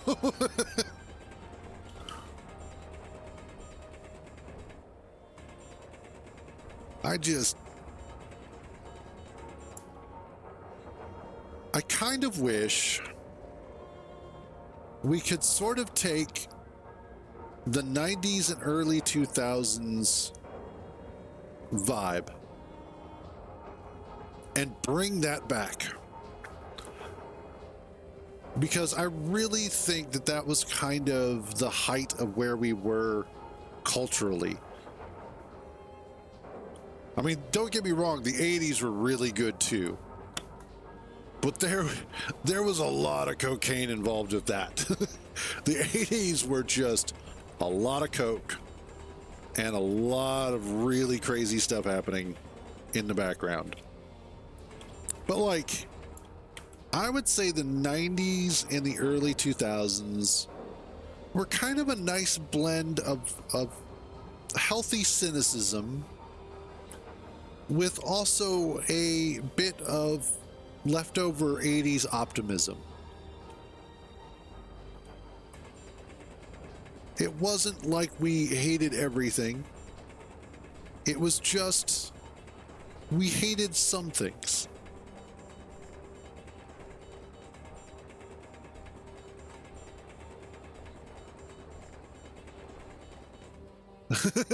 Exactly. And that's, I try not to get on a high horse about politics. And I'm trying to get better about not talking about politics as much, or specifically direct politics. Because I sit here and I complain about everything's politicized. That's all everybody talks about is politics. And then I just sit there and start talking about politics. And it's like, oh, yeah, God, I am part of that problem, aren't I? Let's see. I'm thinking, which is painful. Actually, I do have a little bit of a headache.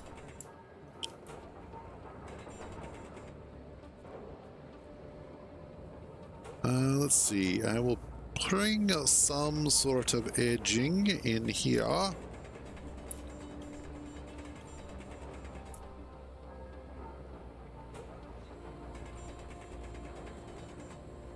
It really is, and especially because it is everywhere.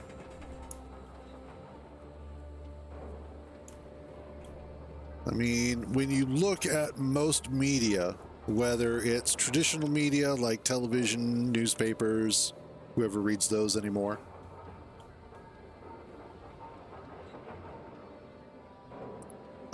something like that, yes. But just politics in general.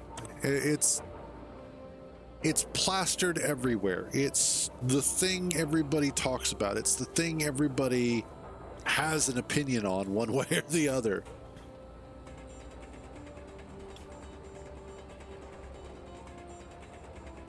And I imagine it's always been like that.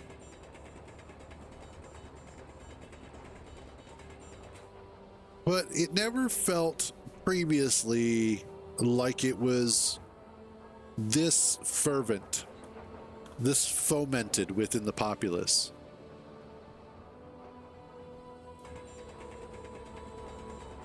Probably, again, defaults back to the internet.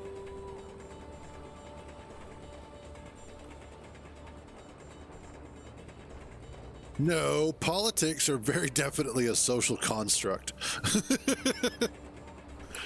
And I mean that in the most rudimentary sense.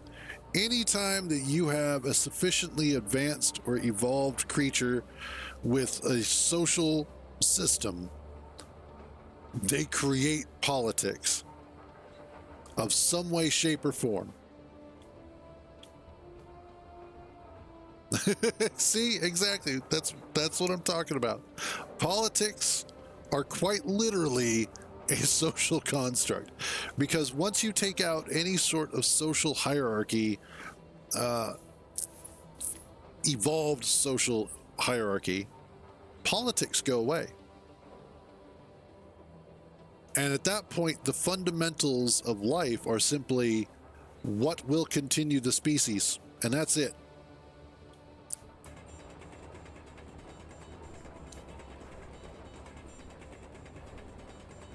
I think ants are a great example of this. What is best for the hive? Kill the queen. Okay.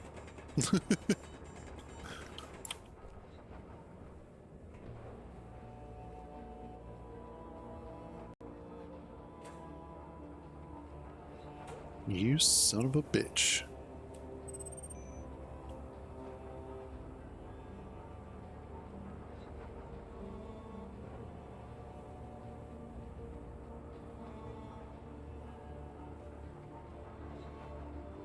Oh, come on. I hate these little bastards. God, I hope they fix this in Space Engineers 2.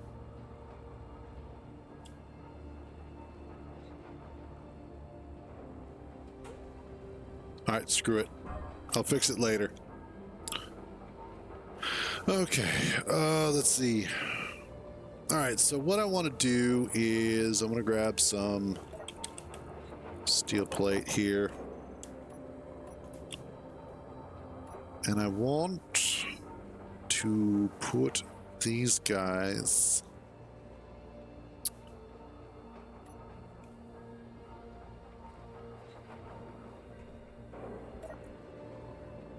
not there. There we go.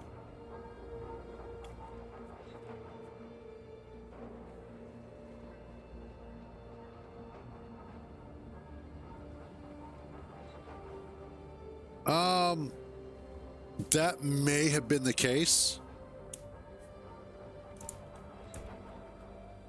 I honestly, I don't know. Like, I did have one there, but I don't know if that was what caused the secondary explosion. It may have also been the warhead blew up the first hydrogen tank and disconnected that second one or that third one on the end. And that may have rolled down into the crater and blown up again.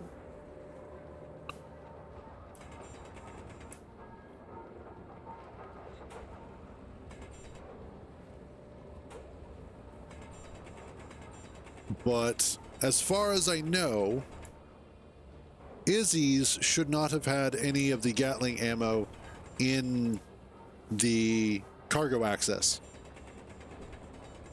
since Izzy's was taking care of everything there.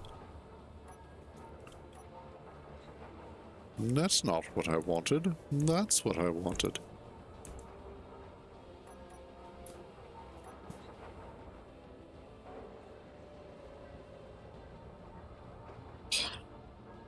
Okay.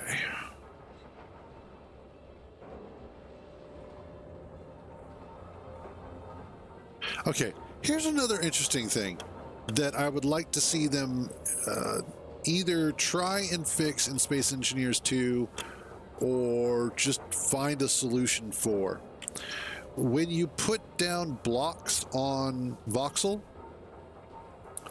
it would be cool if it hid the grass that it was on. So that way you don't have grass poking up through the ground like this.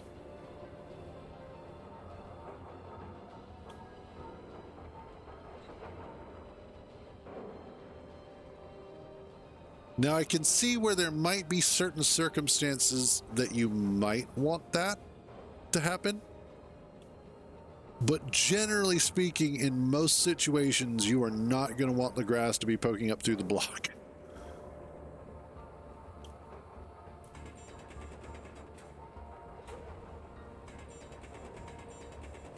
And there we go. Okay, let's... Are you still going through that? Oh, yeah, you're still going through that cobalt. I was about to say, yeah, I know where that's going. That's still cobalt, Bill. But what I want to do here is start that off.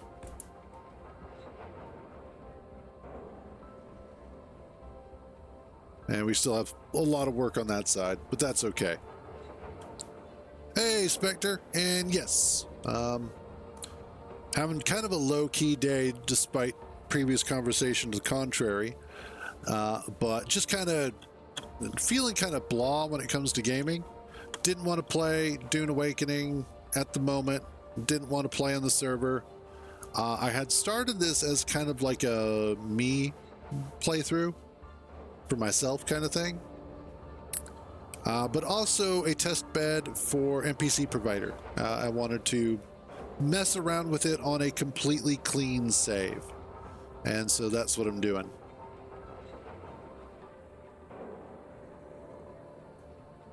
All right, let us...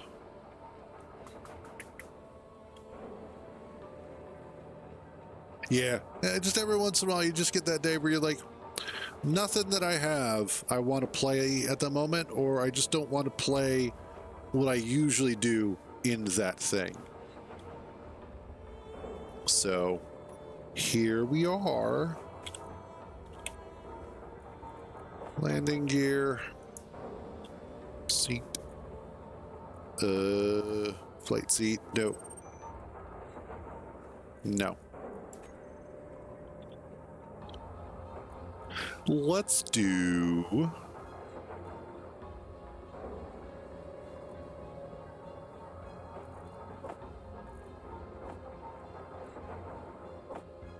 I don't remember which one.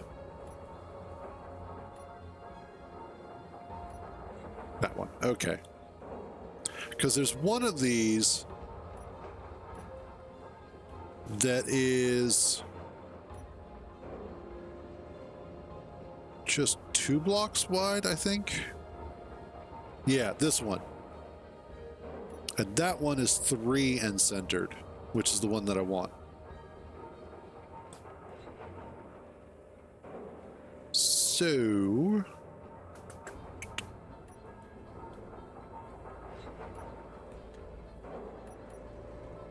And then, oops, that.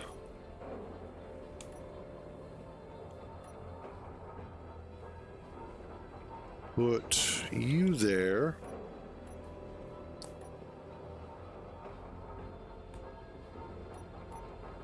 And drill. Don't need you. Or you anymore. Or you, for that matter. Gyro. Thrusters. Let's grab the atmospheric thrusters.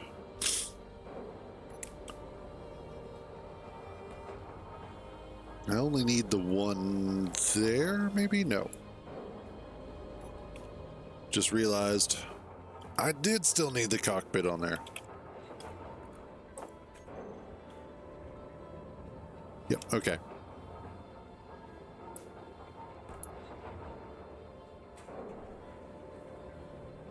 And then I need to move. Actually, I'll be able to fix that once I get this welded up. Okay. But no, I don't need that. We'll do that and that.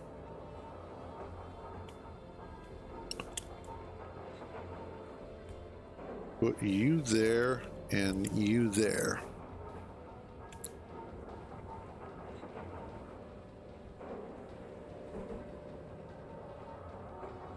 Okay. And then that way I can do the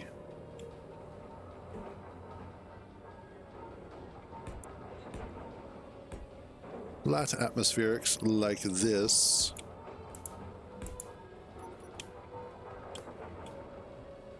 And yeah, that should work.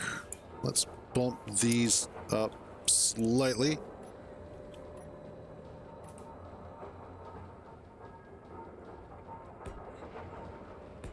There we go. And then I need an antenna and an ore detector. And actually, I can just steal those directly off of the survival kit.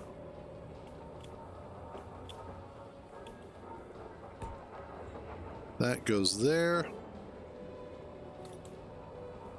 Not survival kit, off of the escape pod.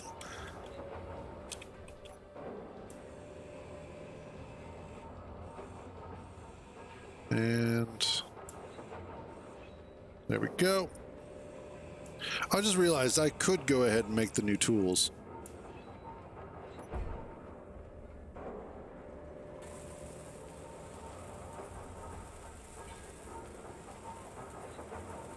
And there we go. There goes that.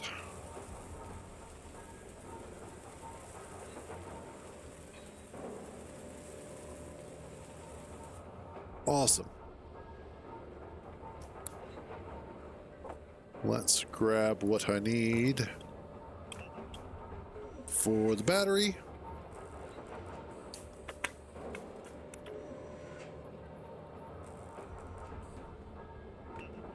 Almost there. And then also, while I'm at it, tools. Doot, doot, and newt. The only thing that I'm a little low on. Actually, no, we're doing okay on silicon right now. Yeah, we're still going through all that damn cobalt. Slowly going through the cobalt.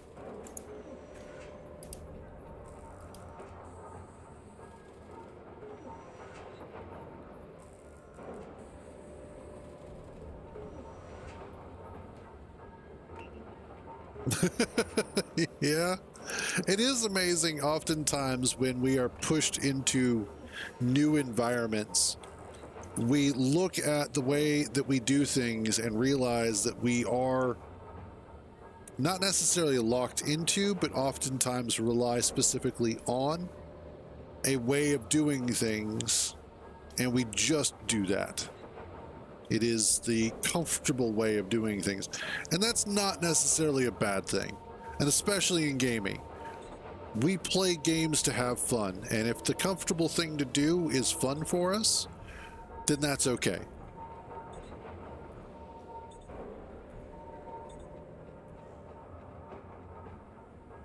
We sometimes do forget that. Games are meant to be fun.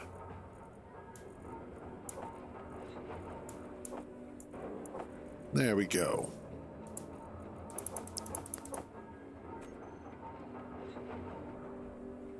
Oh yeah, need to replace the bar tools. Character tools. Boom, boom, boom.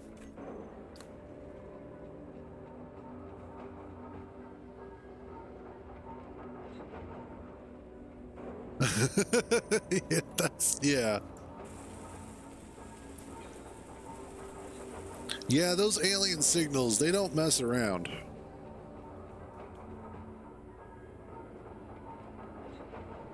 And you're right, Spectre. One of the biggest issues that I think that we face as gamers is how often game devs will sit there and be like, well, you're not actually doing it correctly because that's not the way it's designed. You have to do it this way. And you're all like, the fuck I do. This is why Schedule 1 did and is doing so well as a game. Because of the fact that he isn't dictating that there's only one way to have fun in that game. In fact, if anything, the fact that there are so many different ways to do things in that game and so many different ways to achieve your goal is amazing. And is a testament to the creator as a developer, because he gets it. He understands what it is that players want out of a game like that. And he's not afraid to sit there and just give you the tools to have your own damn fun. If you want to goof off and run around and basically GTA it up, he'll do his best to accommodate. If you want to sit there and get into the weeds, literally, and actually, you know, deal with micromanaging your business in order to get the highest efficiency possible, he gives you all of the tools necessary to do that. I think that's a beautiful thing, and it's why games like that can be incredibly successful and why they should be incredibly successful. We should reward developers who are like that.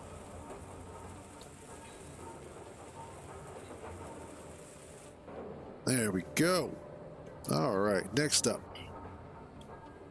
I have no gyroscope on here. I can fix that. I thought I put one and then I removed it.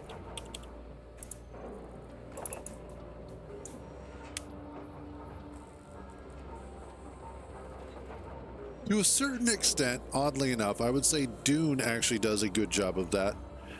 Conan did a good job of that.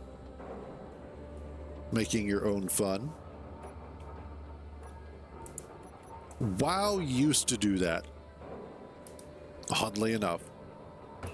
World of Warcraft used to be one of those games where you could make your own fun. In fact, a lot of the big companies today used to be very good at letting you make your own fun, because they understood and were designed and made by people who were very passionate about video games as an art form and as a hobby and as a way to relax and have a good time. Nowadays, because of how profitable video games are, it's less about the passion of video game making And it's all about the business of video game making, unfortunately.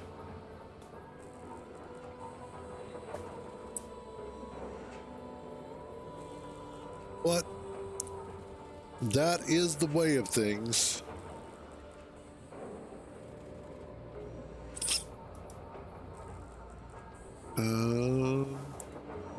Almost. Okay.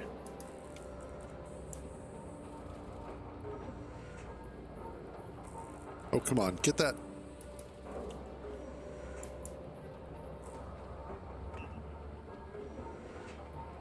It's always the motors. There we go.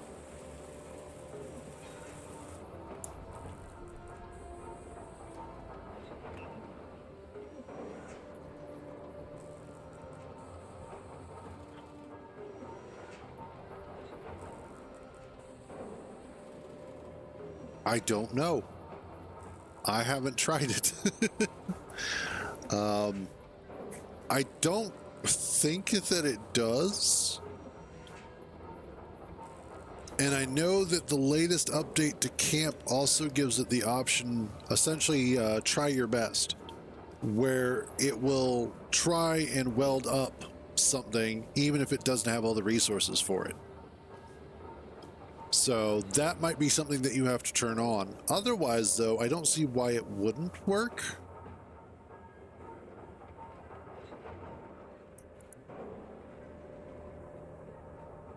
Oh, great. And I've got space pirates now.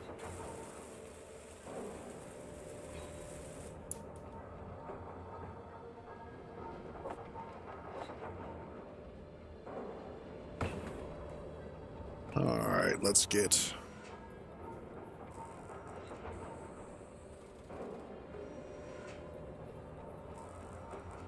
I wonder... Nah.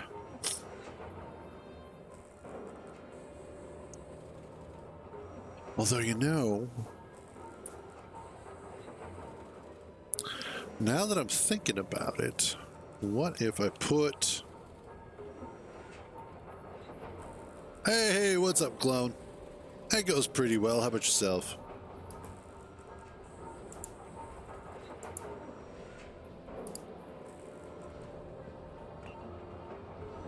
What if...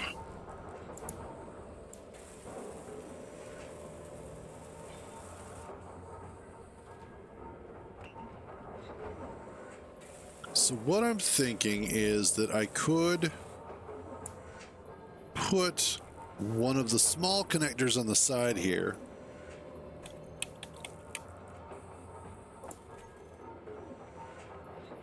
Like that. And then just connect it to the base with an inline one that way.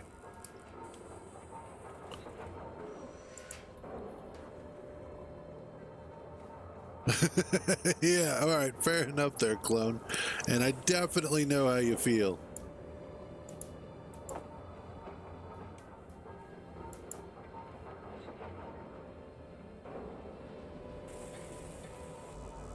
Did I get all of those? I think I did.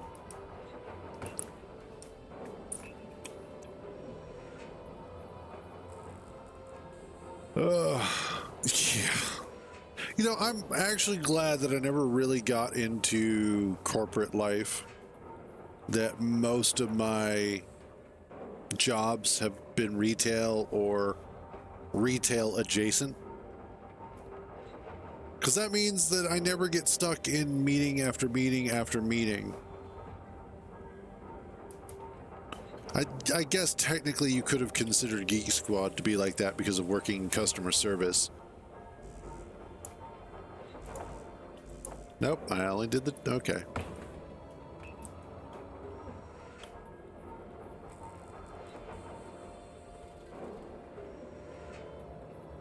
Oh, joy.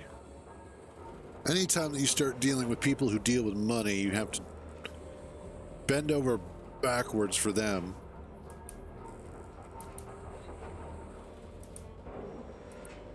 Because they definitely don't want to spend the money.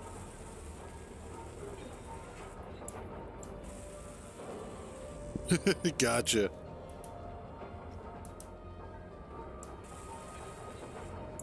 All right. Thank God those are so cheap.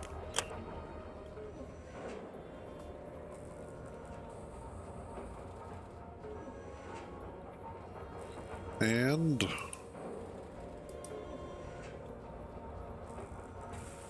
almost, it's the motors.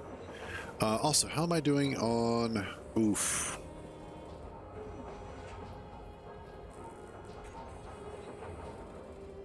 Well, at least I don't need silicon for this, so there's that.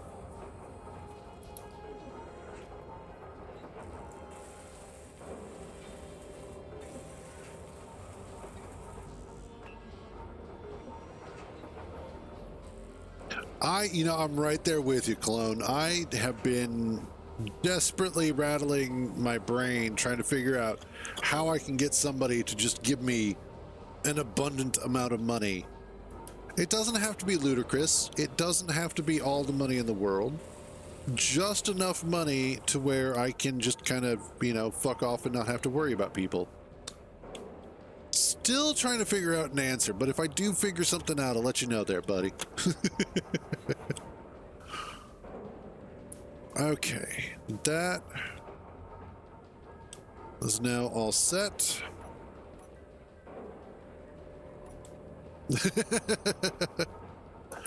No, that's okay. You can hold on to your nickel.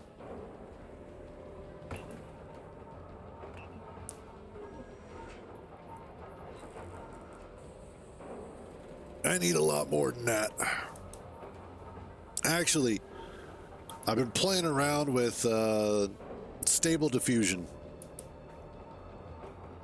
recently, doing AI stuff and just generally messing around with it, trying to figure it out a little bit more, and kind of enjoying it. But the problem is that I have like a 4060, which for gaming and general day-to-day stuff is a great video card.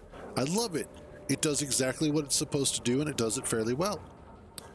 However, when it comes to AI, apparently a 4060 is just barely adequate.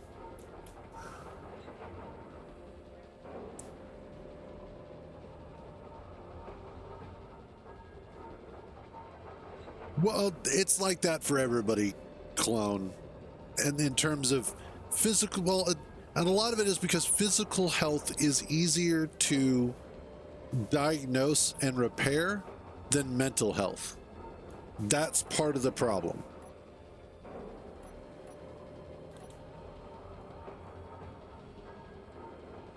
I need...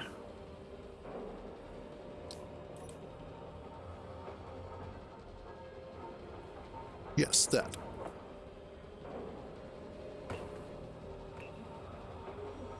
Yeah, that's the other issue, is that you have to have NVIDIA cards for the cool stuff.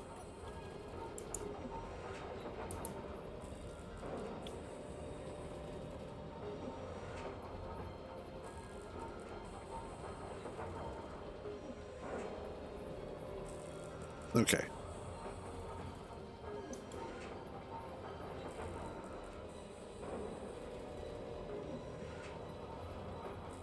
Yeah, unfortunately, the people who control the money don't see it that way.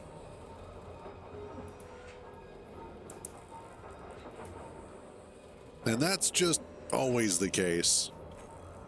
The money people always look at the problem going, it's going to cost me this amount of money to try and fix your problem.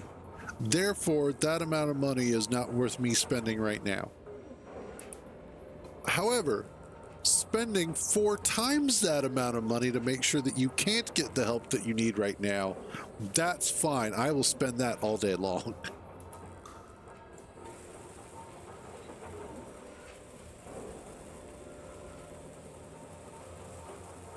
Gotcha. Wait, are you running for president of the United States? Is that what you're trying to say?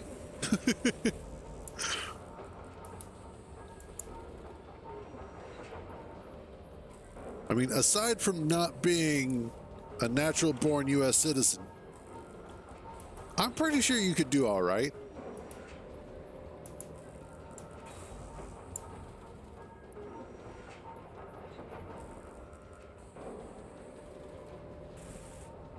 One more. There we go.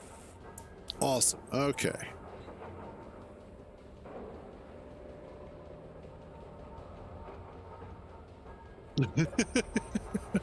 You know, it's funny. Everybody likes to sit there and say that right now that we've got a dictator for a president.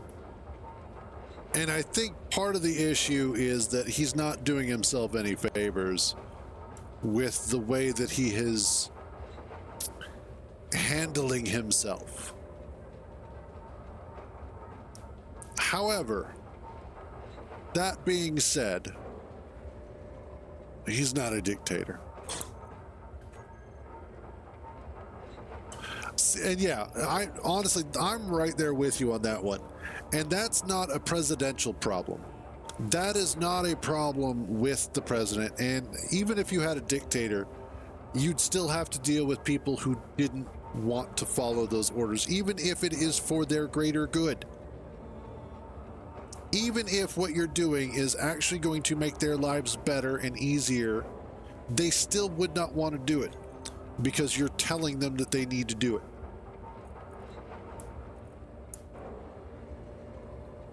No, I need tool block. There you go.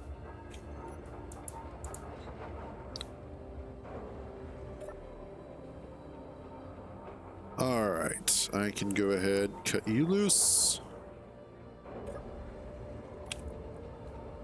Battery. Yep, that's fine.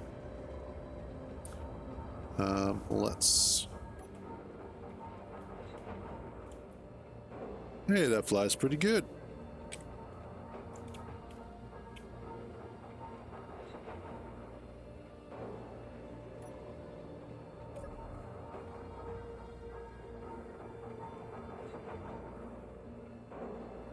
So, the problem is not specifically a Trump problem. Trump is simply the scapegoat for this situation. Because when you look at the actual protests themselves and what's happening, Trump is a side quest in the protest itself. The problem is, and this has been an issue for a long time. There you go. The biggest issue that we're facing right now is that we have a very relaxed border policy right now. And we have for a long time allowed a lot of undocumented people come into the country. Now, there's always going to be a little bit of spillage of undocumented immigrants or illegal aliens. And that's okay. You always want a little bit anyway. It's sort of like relieving the pressure on a dam. You always want a little bit of that to happen. The problem is that we've had a lot of it happening now for a very long time. And we do not have a system that is capable of dealing with the gross or obscene amount of demand that is being placed upon it. On top of that, those that are coming into the country are not all good people. A lot of them are bringing their problems with them and then leaving their problems with us. And now we have to deal with their problems. But if we start trying to deal with their problems, they get mad at us for dealing with their problems. Like, how dare you do that? It's not yours to deal with. Well, you fucking brought it here. It's like if you go over to somebody's house and you and your significant other have been having a fight all day long, and you just randomly walk up to a neighbor's house. You walk into their house without asking or knocking or even knowing who they are. You just walk in, you go into their living room, and you start having a fight in their living room and start throwing their shit all over the place and breaking it. And then they come in to tell you to get out, like, hey, what are you doing in my house? Get the fuck out. And you're like, excuse you, Who the hell are you to tell me to get out of my house now? But this isn't your house. This is my house. No, it's not. I'm here now. And that's essentially what's been happening. And it's been getting a lot of people a little bit upset. The demonstrations, the protests, the riots, let's call a spade a spade. A lot of them are riots because they are invariably winding up violent, destructive, and costing more money for all of the people who are innocent in the situation. And at the end of the day, once all of these protests are done, what's going to wind up happening? People are going to show up, or, the cities that have been damaged are going to be losing their businesses. The damages that have been done are going to have to get paid for. And the people that are actually still living there are then the ones that are going to have to pay for it. And they are going to pay the most. And the individuals who caused all of the destruction, all of the damage, all of the problems, they get to walk away. Nothing bad is going to happen to them.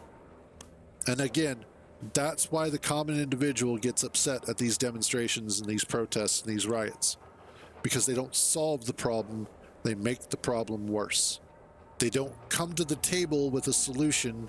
They don't offer anything other than, I'm angry, I'm going to break something, and then you have to figure it out. Well, we tried that. Hey, Neo, what's up? And nothing, just old man yelling at clouds. That's what today has been, pretty much. Trump, the problem is, we look to Trump as the only person capable of doing anything in the country.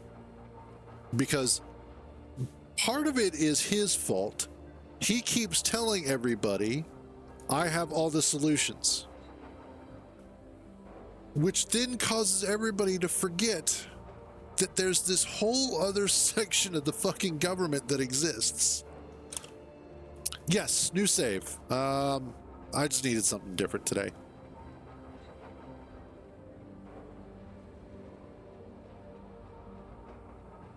But we have this whole other section of that. We have a huge apparatus of a government, and it does nothing all year long. And that is, I think, one of the biggest issues. I am a proponent of the idea that we start putting term limits on additional government officials. And I think what should happen is, because I believe it's the Senate that has 6-year long terms, and it's the House that has 2-year long terms. I might have those mixed up. But I think that we should limit it so that in total, any serving member of Congress can only serve a maximum of 12 years in those particular offices. So that would be 2 terms for senators and 6 terms for representatives. Yeah. But that also kind of equates with roughly a generation or half a generation. And so that allows for a quicker turnover of individuals in office, while also simultaneously making sure that they are still in there long enough to see certain projects get started and continue.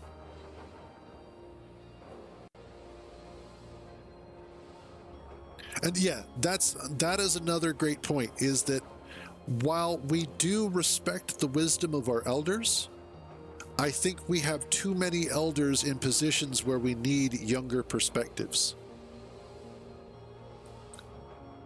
At least in situations where we need the energy of youth. Yeah, that's true. That is very true.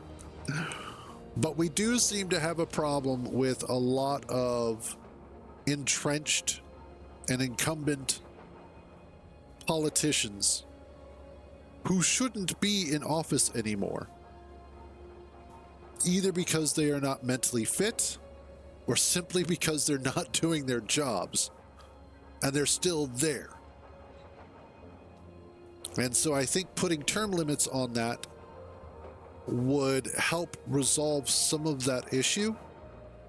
And it would also mean that a lot of these individuals would no longer be in the job just because it's how they make money. They would actually be in the job because they're attempting to do the job.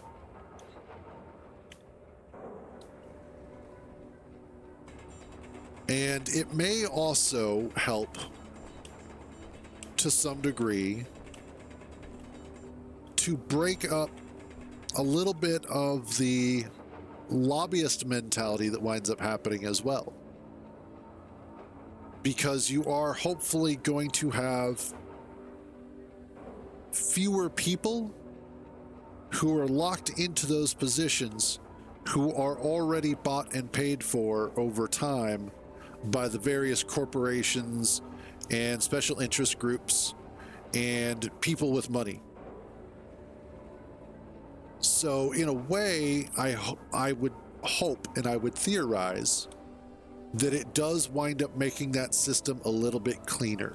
Now, obviously, there's never going to be a purely clean, uncorrupted government. It's impossible. Corruption is just a natural part of life. This is just a little something I threw together. I'm just letting it charge up right now. Does not have a name.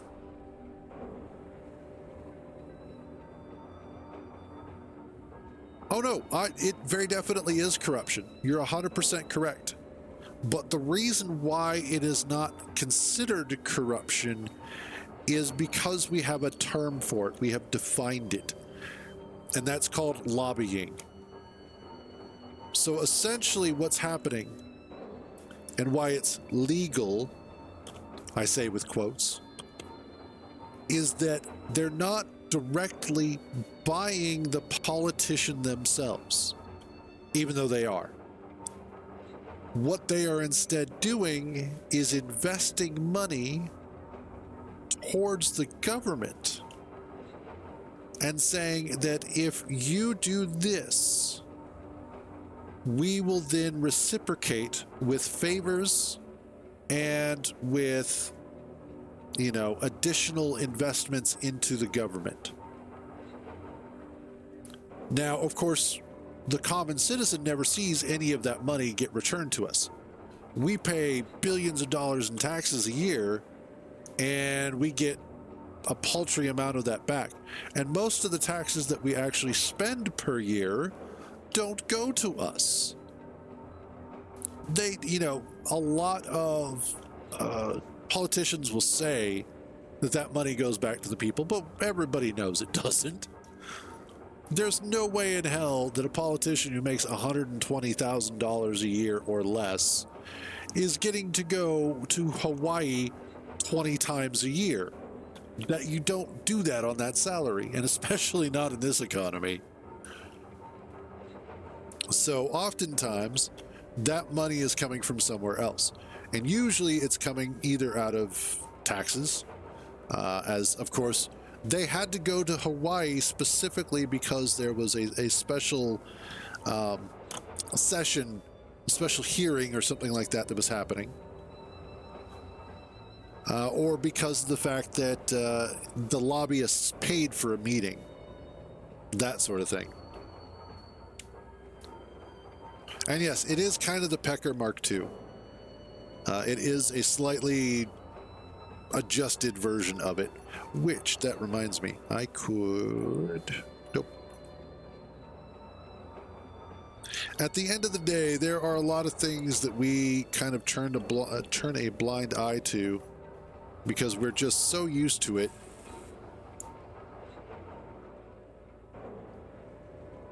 Yes. Yes, it is. You are not incorrect about that, Matt.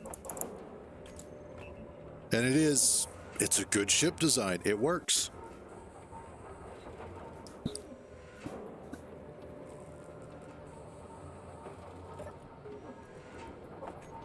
go.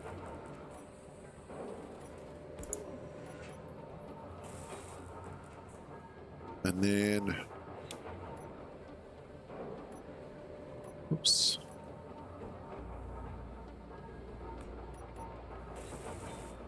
What I could do.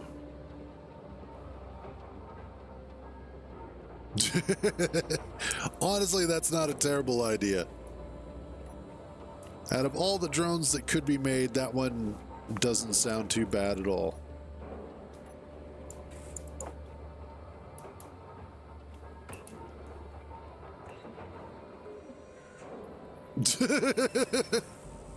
No, that's a bad idea. We don't want my pecker talking to me. There we go. Get an extra battery on there. And then, can I, or more specifically, where could I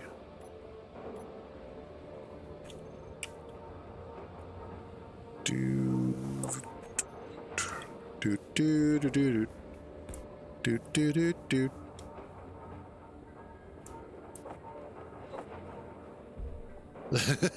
We don't want to know.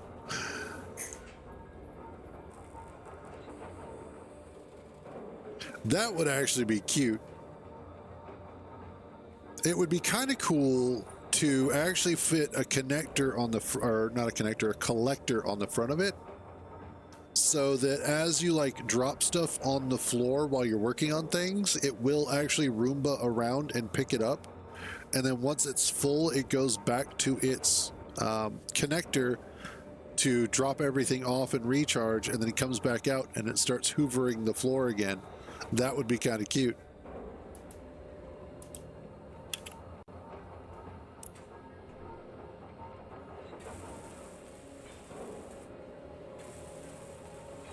And there we go. 2 lights.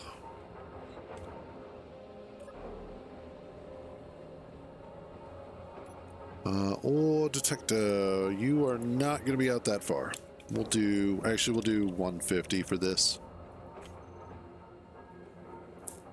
There you go. That's what we're here for. Inspiring creativity. And complaining about politics. Basically. Oh yeah, where was that fucking tiny bit of, there it is. Wait, where was it? I lost it. I know it's around here somewhere.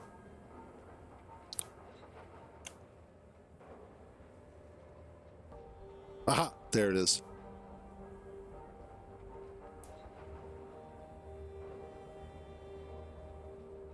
Did I get it?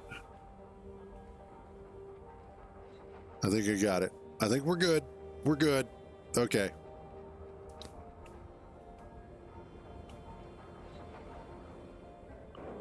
All right. I think I'm going to go ahead. I'm going to take a short break. The Roombanator. There you go. But I'm going to take a short break. I'm getting kind of hungry, so I'm going to go make myself a sandwich. And you guys get to deal with the sweet, sweet sounds of cobalt being refined. Whoops. Stronghold headquarters. Okay. But I'll throw the tea break up.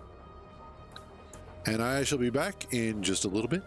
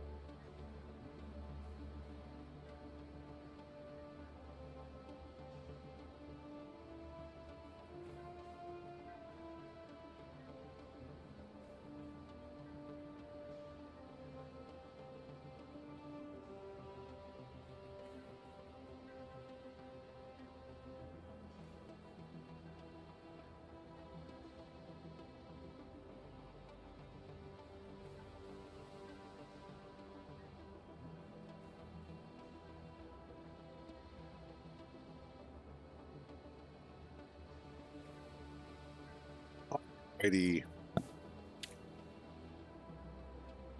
That goes away.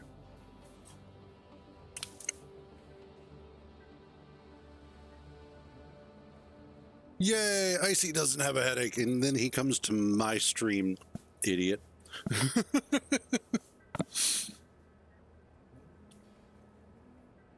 Yes, he returns.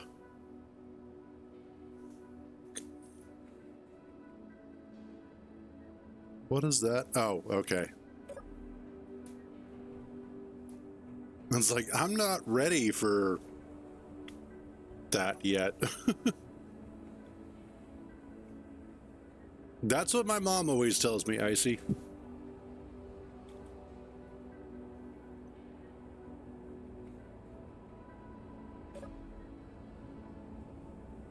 Okay. I know, it was there when I left, but I was trying to figure out what it was because it was coming up as multiple signals.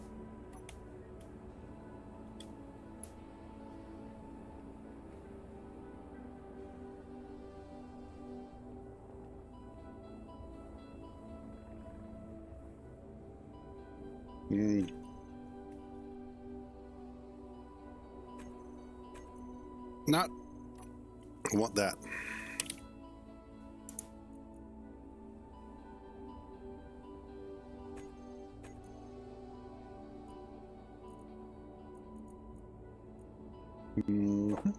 There we go.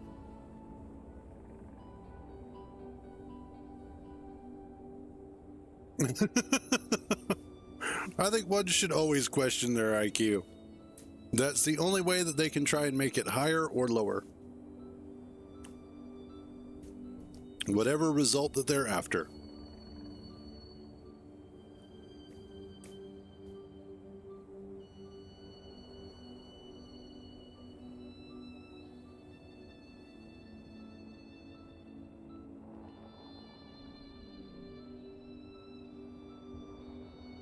I want to try and find some magnesium.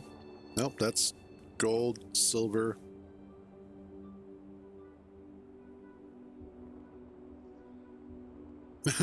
That's true. As they say, dumb people seem to be some of the happiest. All right. Gold, silver, 2K.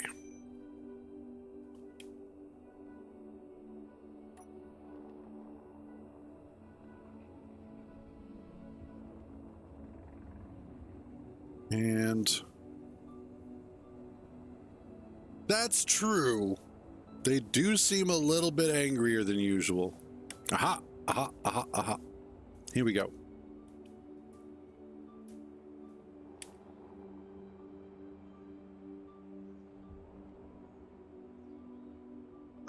This is silicon, magnesium, and nickel. Actually, before I do that, how far away am I?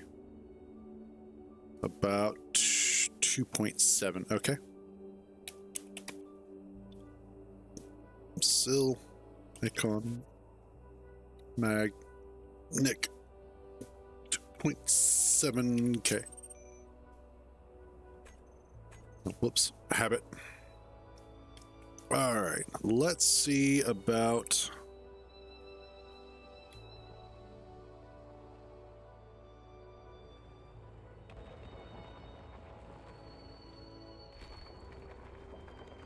Grabbing some of the silicon and a little bit of magnesium. All right, Neo, have a good one, buddy. Thanks for stopping by. Do stay out of trouble. Or don't. I don't care.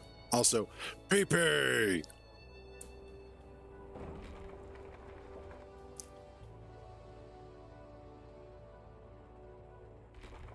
And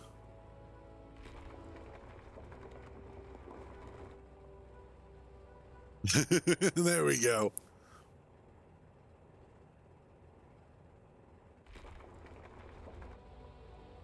Okay. Ooh, magnesium right ahead of us. Cool.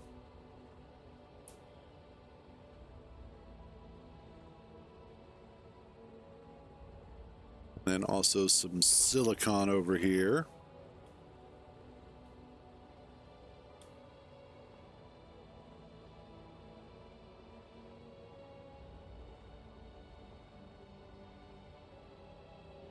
Let's see.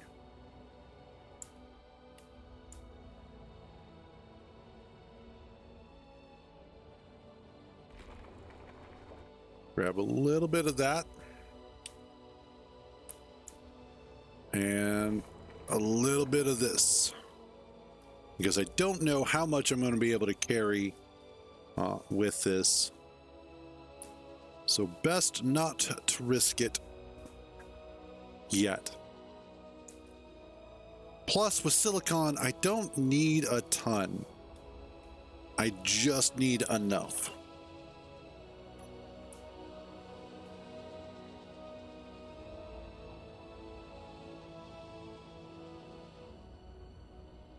Yellow, it's been a long time since I've seen it.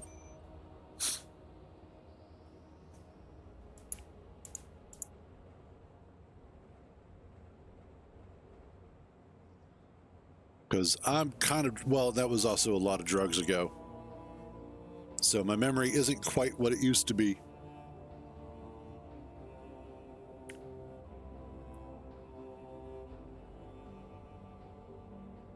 Oh, she ain't what she used to be. She ain't what she used to be. She ain't what she used to be.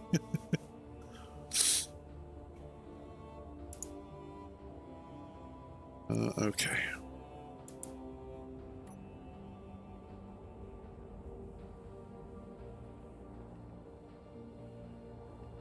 Let's see.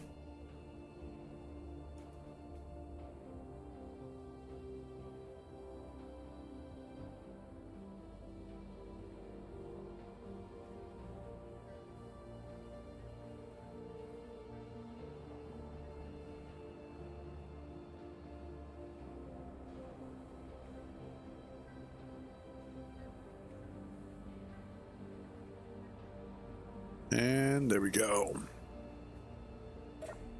Awesome. Okay, what is it? Oh.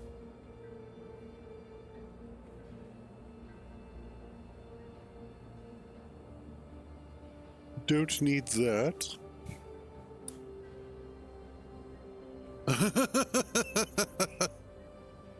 Just gotta love that, don't you?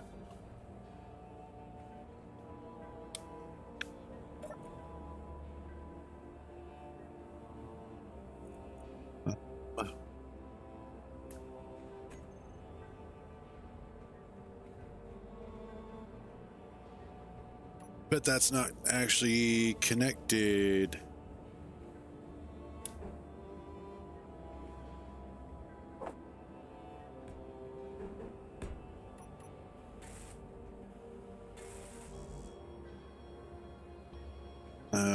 Let's clear that out.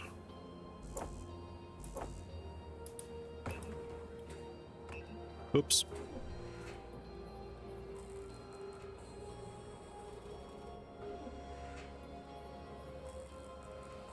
Oh wow, it's a yellow submarine.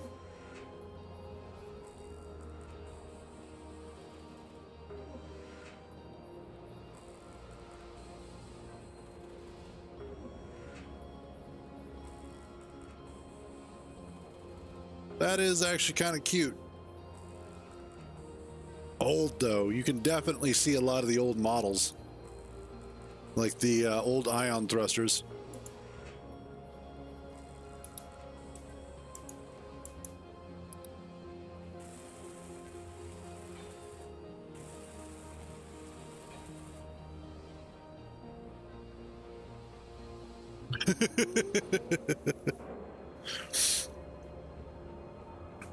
It is interesting to consider, with the birth of the internet and the ability to add additional longevity to a game, that we now have games where the people who play them were not born when they were first introduced, when they were first released. And I'm not talking like cartridge games, you know, old NES and stuff like that. I'm talking about a game that is a live service that is still being updated and maintained. There are people who play World of Warcraft who were not yet born when World of Warcraft was first released. Same with Space Engineers, I imagine. Sorry, buddy. You're almost old. Almost. Not quite, but you're getting there.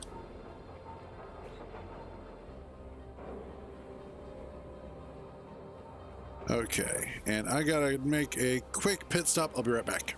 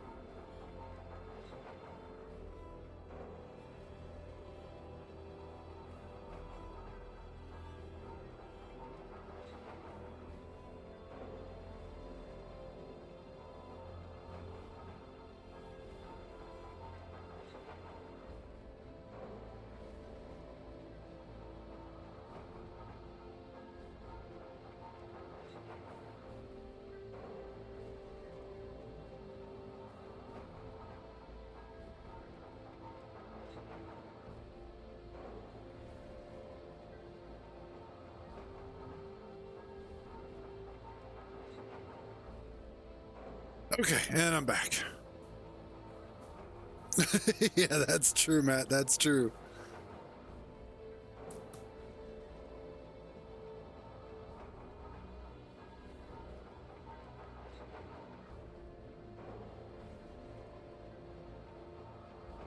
It is frightening, though, to look at our pastime by the number of generations that have existed during its lifespan. Excuse me. And more specifically, to start actually considering, I am indeed a fig Newton of your collective imagination, specifically the Apple version. But when you look at the scale of time, and you consider that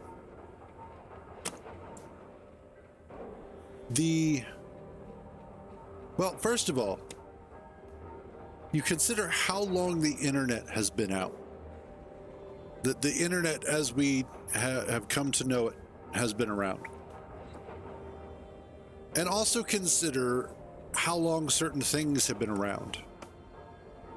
YouTube has been around for a long time now. Let's see, YouTube started in what year? 2005. So YouTube is 20 years old.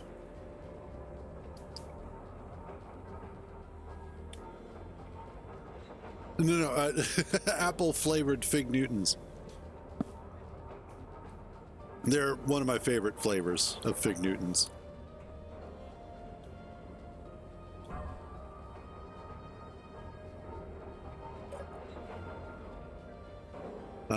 But let's see, let's actually get the silicon going. Well, no. I mean YouTube. Actual YouTube. Because YouTube and Justin TV are two different things. Because Justin TV eventually became Twitch. YouTube, however, was not off of Justin TV. YouTube actually predates Justin TV.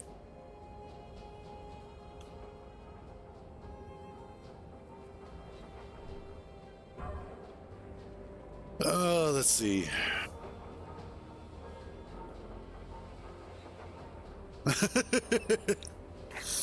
I think all it is just a lot of tired people.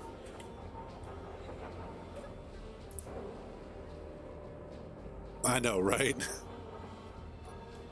I've had coffee. Coffee has done nothing for me. I will continue to have coffee knowing that it is still not doing anything for me.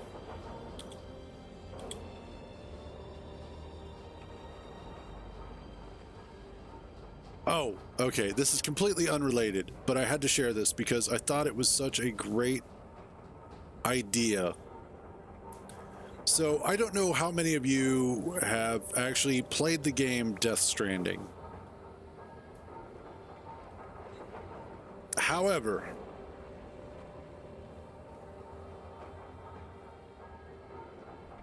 if you have played Death Stranding or you have watched Death Stranding, you may understand where I'm coming from with this.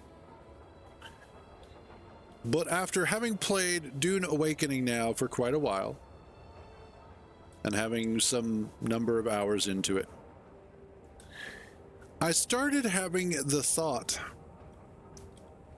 about how awesome it would be if Dune as a game had the movement and inventory management of Death Stranding.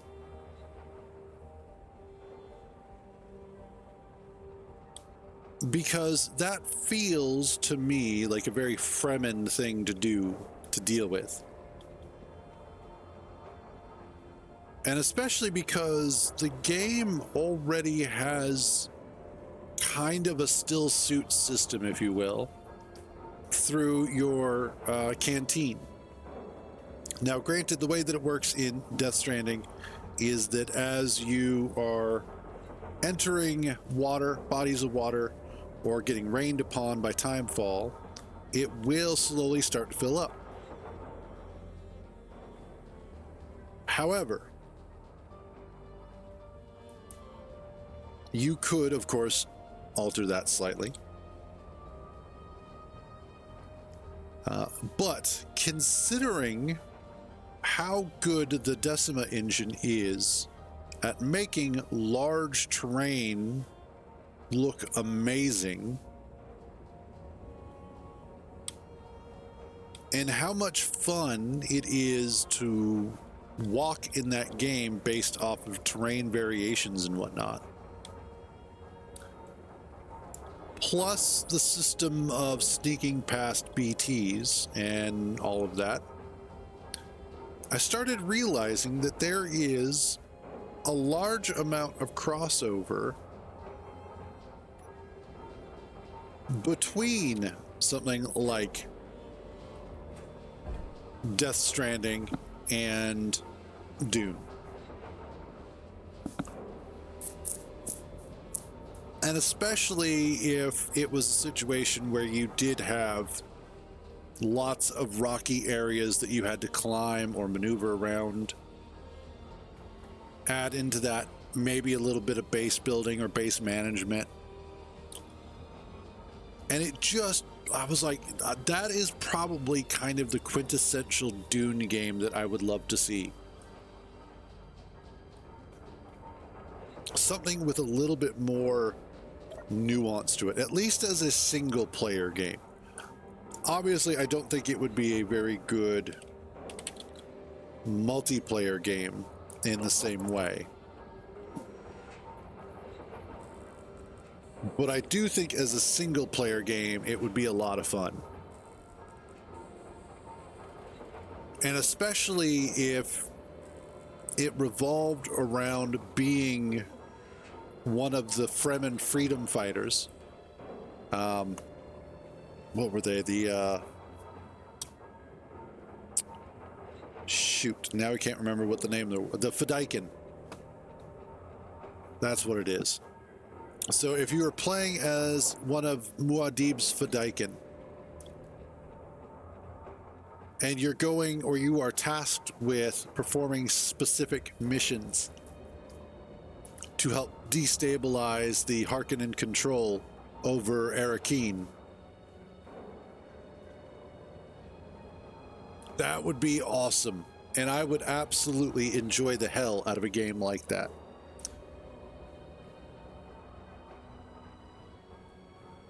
In fact, that would just be a really good idea for a single-player Dune game anyway.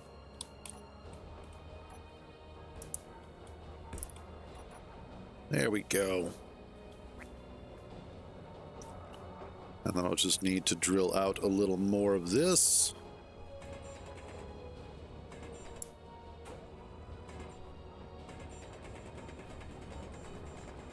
Honestly, I kind of wish I did have a PlayStation.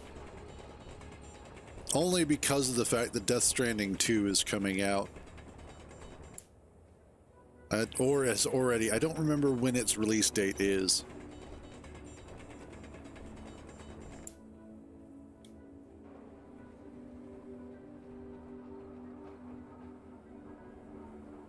That would actually be kind of cool too.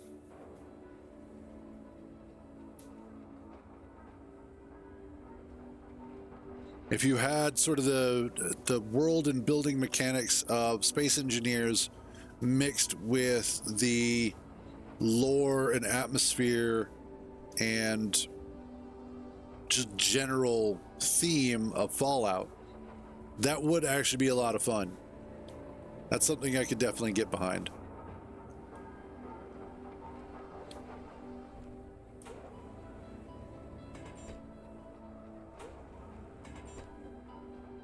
Well, that's sort of, as they call it, the retro future aesthetic.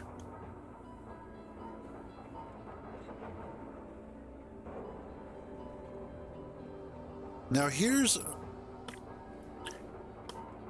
this is where I think Space Engineers 2 could actually be used for that, because it looks like from what they have shown off so far of the modding tool set, and the fact that they are going to be opening up the ability to adjust or add new models for engineers, you could start to see total conversions like that for Space Engineers 2.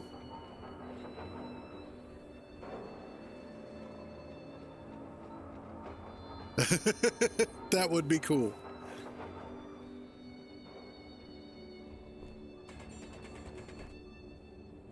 I think one of the other games that I'm really looking forward to is Kitten Space Agency, which is the spiritual successor to Kerbal Space Program.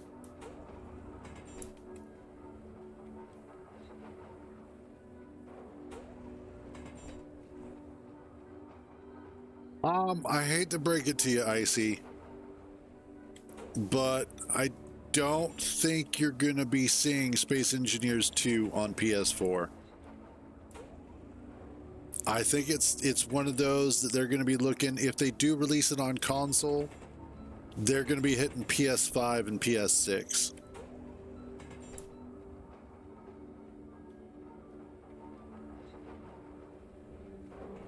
And then Xbox Infinite, whatever they wind up calling the next one. All right. I am most likely going to make this entrance kind of tall-ish. And more specifically, I've been thinking about the colors that I want to use. And I think I want to go black for this.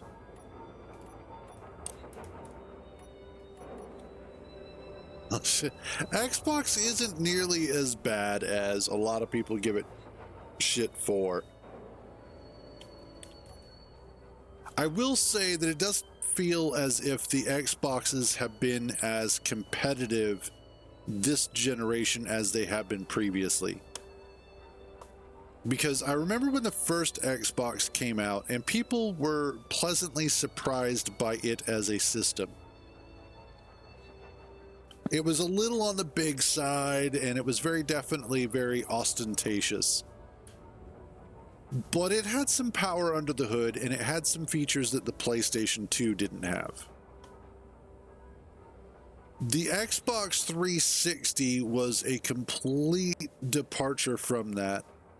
And honestly, I have to give it to Microsoft on that one. The 360 really was a defining console for that generation. The PS3 was good, don't get me wrong, and it did great, strong sales. But that particular generation, I would have to give it up to the 360. But PS4 versus Xbox One, that one was, I would say, a little bit more in PS4's favor. And also on top of that, that was when you were starting to notice that there were cracks in Microsoft's sales department.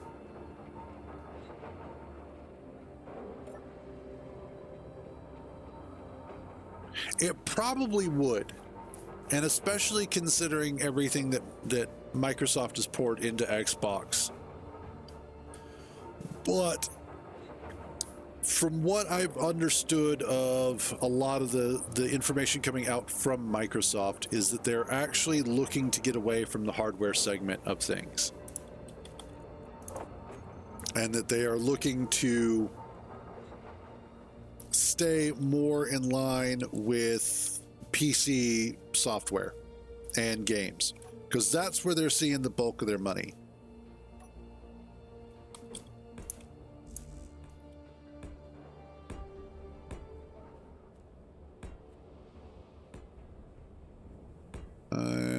There we go.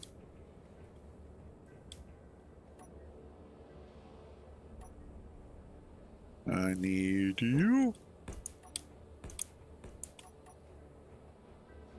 There we go.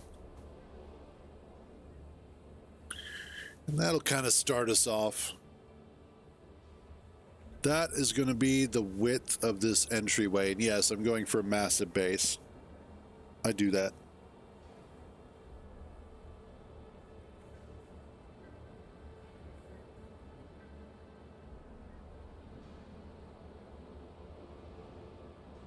You're not, again, you're not wrong, Icy.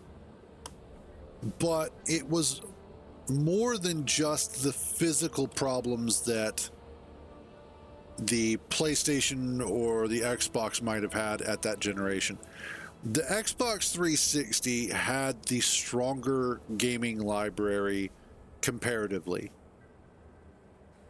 because that was right at the height of Halo. So you had Halo 3, you had Halo 3 ODST. Trying to think if there was any other games. But that was like the Xbox 360 really was kind of the height of the console wars for that era. It won out the console war.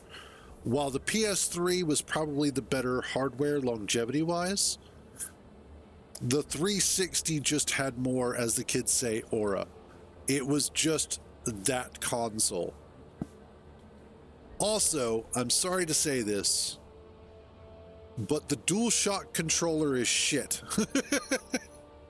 It is an uncomfortable, obnoxious controller. Whereas the Xbox controllers feel really good to hold. Not as good as the Dreamcast controller, though. The Dreamcast controller was far superior to anything that they had at that time. And that is one hill I am willing to die on. And the beautiful thing about the Dreamcast controller is that it's scaled well. You could have the larger version of it, the normal version, or you could have a smaller version, and both still felt good to hold. That can't necessarily be said for other controller types.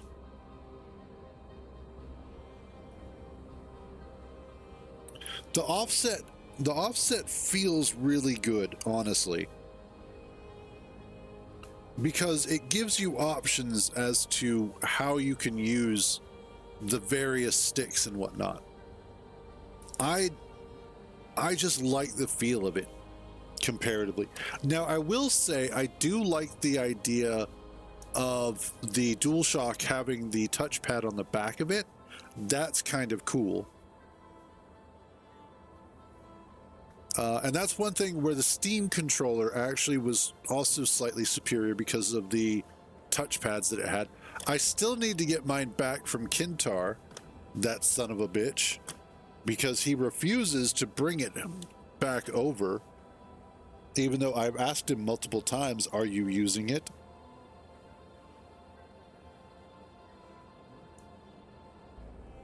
And he's like, yeah, I'll do that. And then he never does. So, oh, you know what? I think I'm kind of space engineered out right now. I'm just kind of floundering at the moment. So let's do this. Let's save this. Save changes. I always do that twice. I'll save it and then I'll save on exit because it never hurts to extra save. All right, let's see what's next on our agenda. Let's see.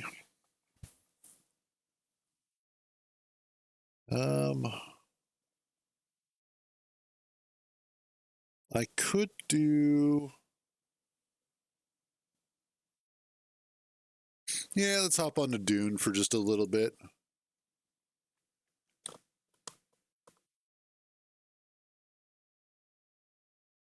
I wanted to take a look at the base that I'm building because I'm not necessarily happy with it.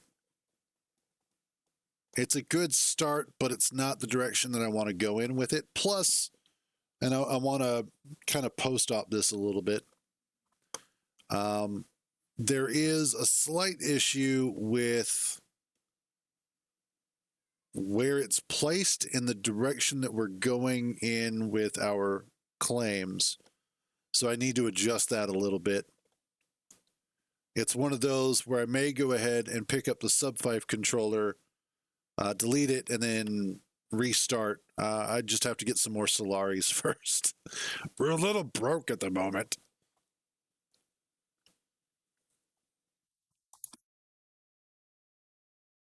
Okay, and then let me update this.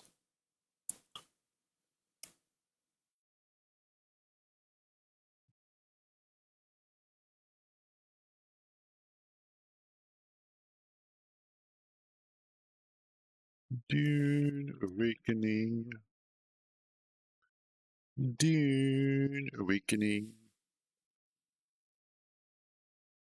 And modded goes away. I dream of it. Good for you, buddy. I will say that I do like the building in Dune Awakening.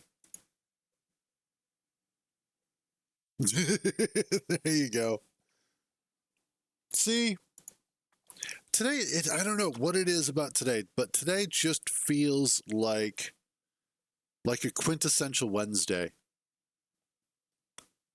Like it really is just like we had that Monday that was absolutely a stereotypical Monday. Today feels like a stereotypical Wednesday. Hey, you know, Alien Proof Station, Thopter. They both equal. That's possible. I know, right? All right. So what I need to do now, the biggest thing right now is, like I said, we are. Oh shit! You guys can't hear the game right now. Hold on a sec. Okay, this is a bug that I hope that they fix because I can't believe that it's like this. There is no default option in the audio settings to just use whatever the Windows default option is. If you change this at all for any reason, then you have to constantly change it every time you play.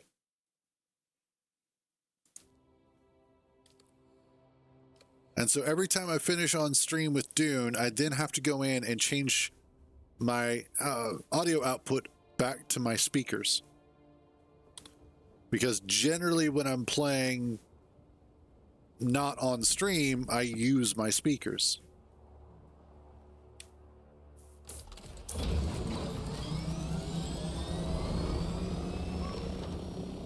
All right, so part of the problem with this, so that we can get a good view of this, is that right now I have this ramp built specifically for allowing the buggy to drive up to the base. And it looks like it should be pretty straightforward. You've got this nice roadway here up until a certain point.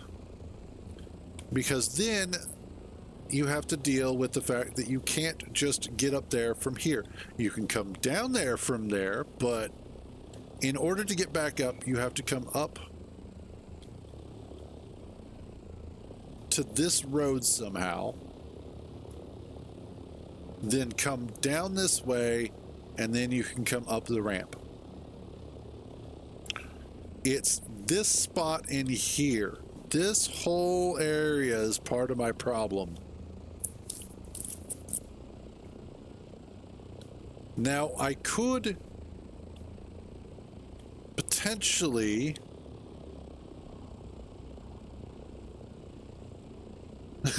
yes. Yeah, I know. Weird looking space engineers. I'll get over it. But I could potentially go ahead and see about claiming this spot as well. Oh, wait. Is that a storm? That is indeed a storm. Okay.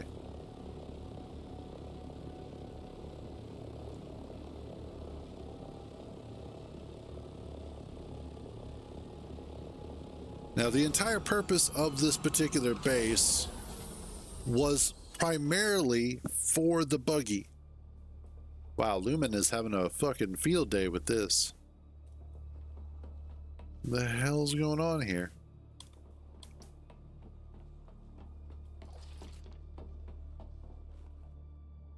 All right, Lumen, calm down. Actually, where is that storm at? I saw it. Oh, there it is.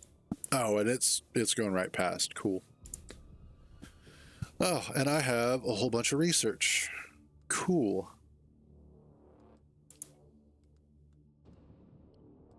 Let's do the Mark 6. Okay, there.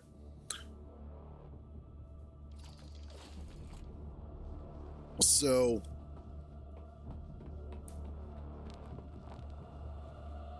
I am almost tempted, once I gather up some Solaris, to basically tear this all down and move this to a different location.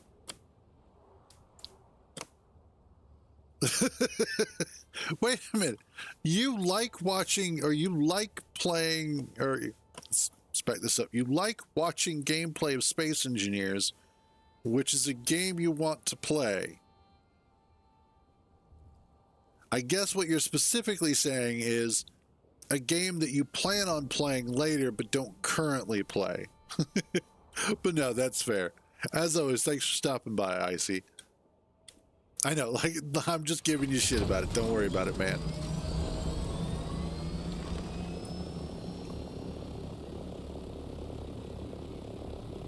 But as far as the new location that I want to move to, I'm thinking that instead of over here, which is kind of a pain in the ass, even though we've already spent a bunch of money on it, time and resources, I'm thinking that I might actually move it down here.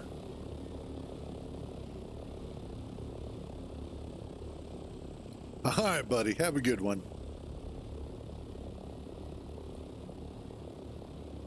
But I'm not sure yet if I want to move there. If I can move there, that's the other thing.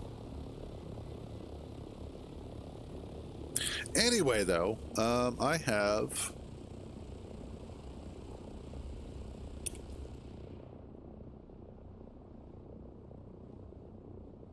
Gauge, enemy, eliminate...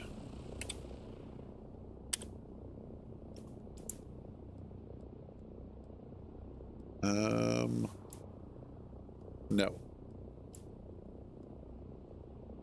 That one. Yes. Give me that. Let's go over here. And let's go beat up some sandflies. Try and make some extra Solaris so that if I am going to move the base, I can afford to do so. Oh, you're a little bit further away.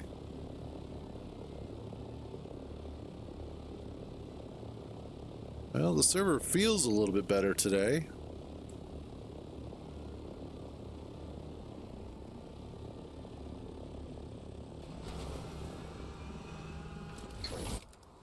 There we go.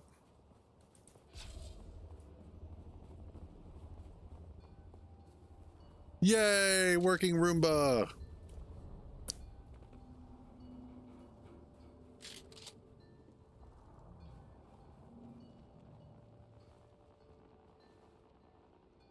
Okay, cool.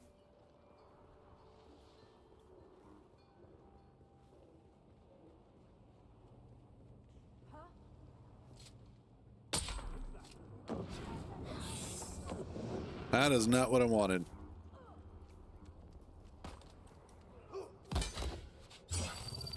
Nope. Denied.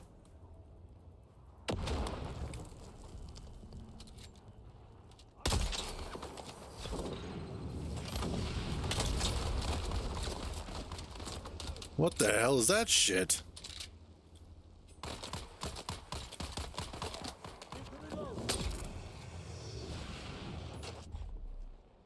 Oh, whoops. Nope, wrong button again.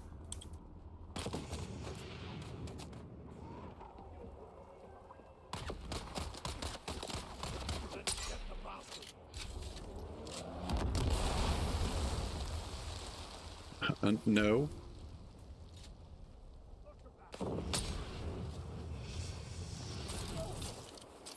Ha ha ha! Bet you wish you could do that.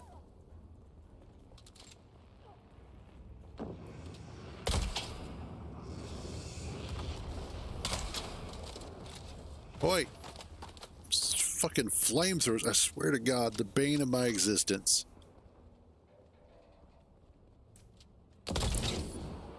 Nope.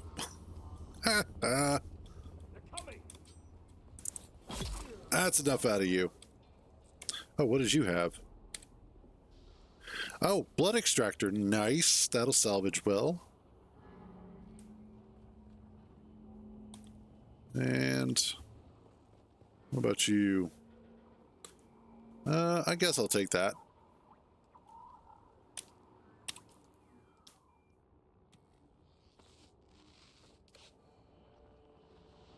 Give myself some extra health.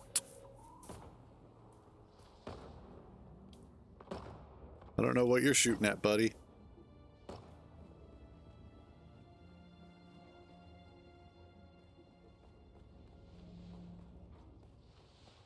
Okay. All right, eliminate sandfly. So it looks like I just have to kill a couple more.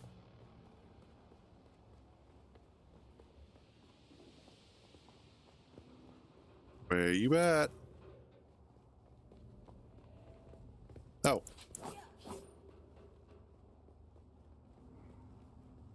Oh, that's a player. I was like, okay.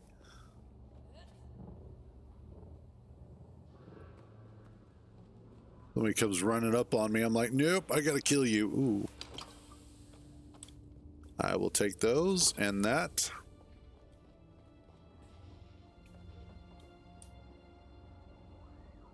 Let's see. Oops.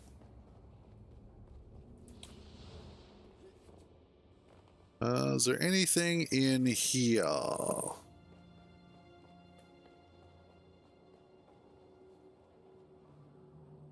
No, doesn't look like it. Okay. Let's go this way. Oh, damn. Well, hello, underground city. Aren't you a spectacle and a half? I think Kintar and I have actually been through here already. At some point. Yeah, we have been. That's not a bad thing, though. This was a fun place to explore. Lots of good loot. Oh, yes, and I will take the extra Solaris. And I know we've been through here because we were looking through some of the stuff that this place drops. But let's... Okay.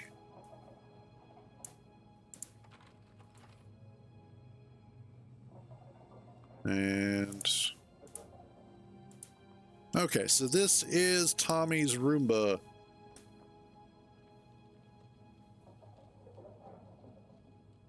And there it goes. Just doing its thing.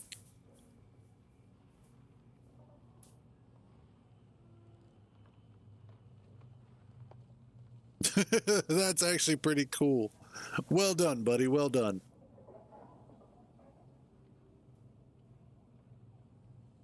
Yeah, I kind of figured. But that's pretty cool. Nicely done.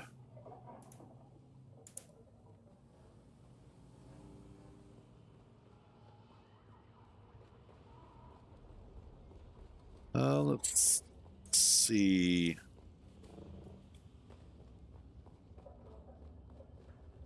Oh, yes.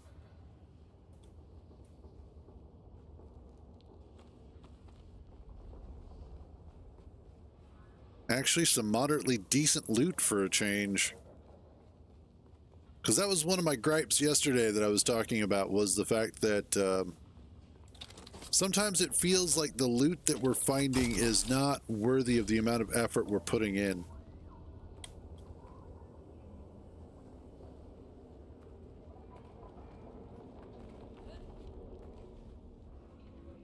Sometimes it feels like we're spending a lot of time and effort and energy to basically get crap.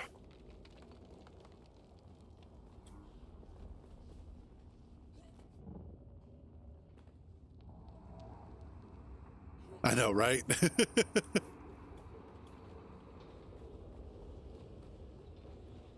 Let's see. Ooh, what's in here? More stuff I need. Let's see. Yes, more Solaris, which is primarily what I'm after.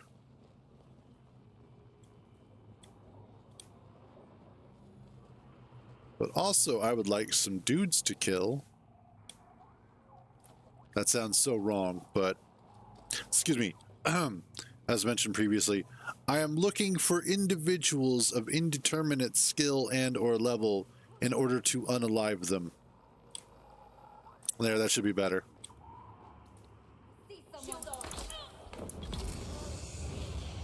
Awesome.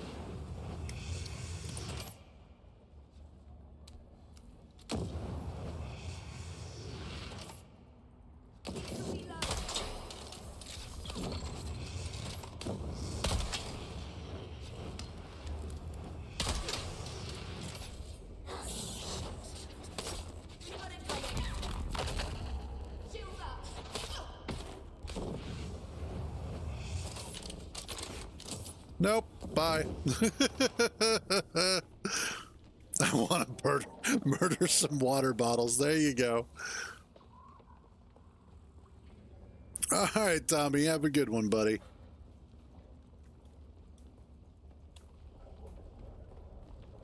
I think I can actually run out this side.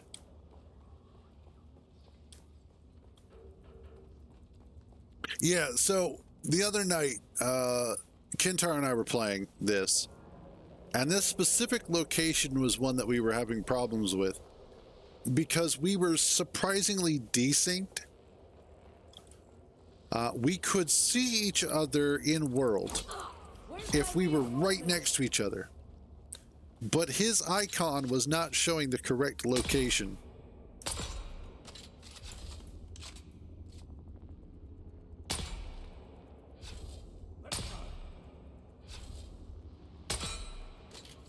Headshot.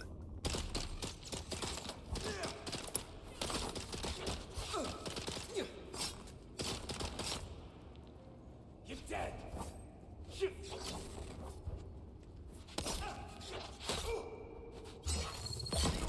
Right up the butt. You're dead.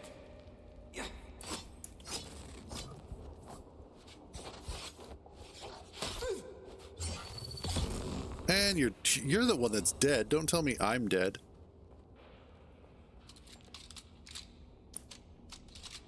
All right.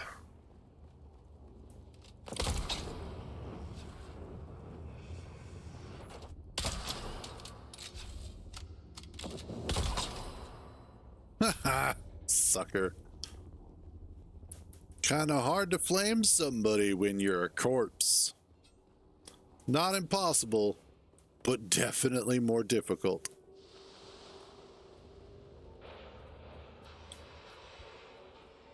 Okay, I need to go that way.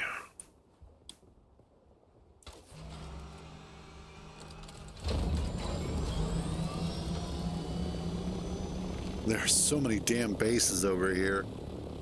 And it's interesting what people wind up doing for efficiency's sake is that they just create walls of pentashields and go from there. And it's like, well, okay then.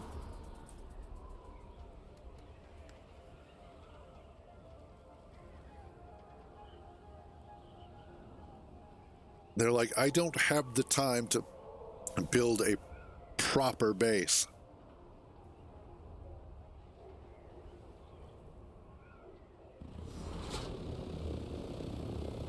All right, that would be this location. So we'll come down here like so.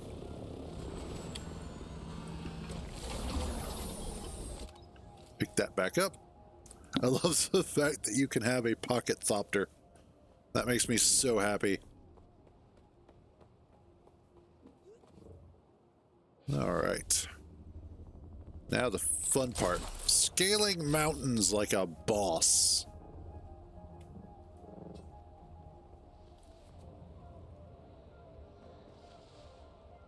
Ah, come on. Eyeball.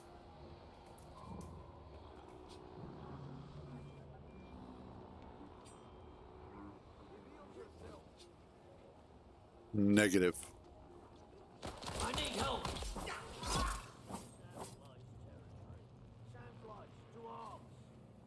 No, no, no, no.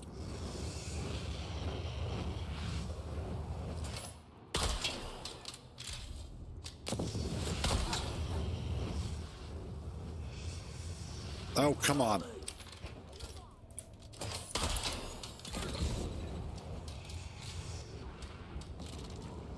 Oh, come on.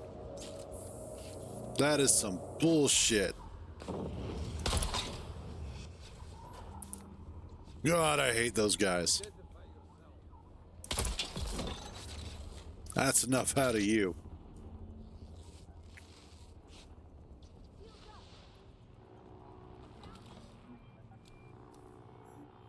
I'll take that. Search the southern comms station. That way. Okay. Ow, wow.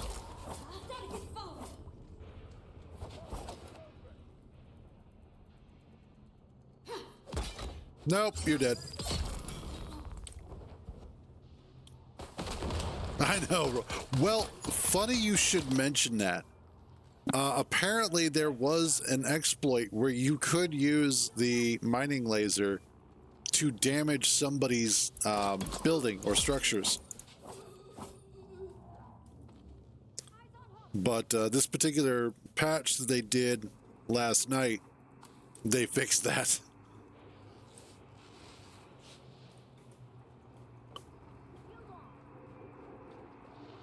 Yes, give me that.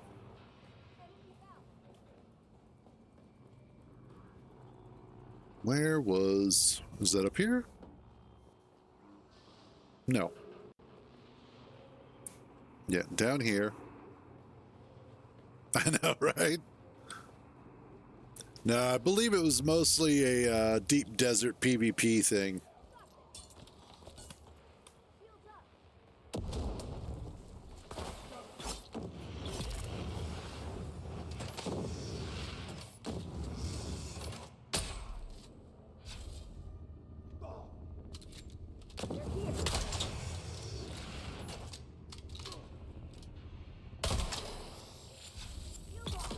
Ah, and now you're dead.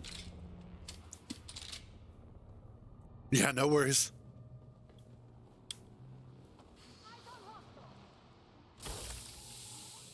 And... oh, what's down here? Ah, spice. More spice. I will take it. Actually, not that bad for... and now...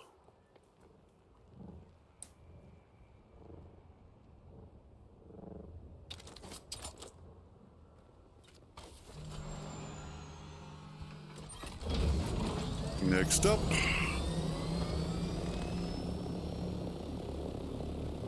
I believe is going to be over there. Ah. Jabal Ifrit Al Garb.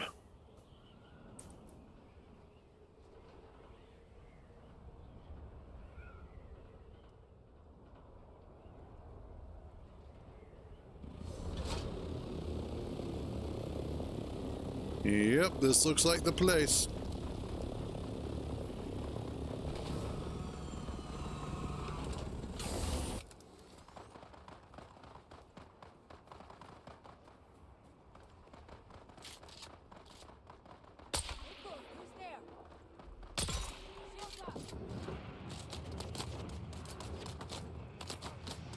So help me God, if you actually hit me with your flamer from that far away.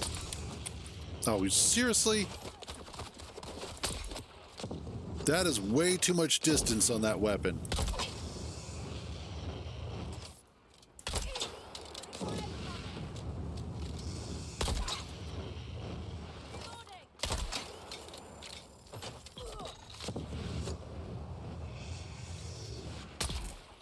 There we go.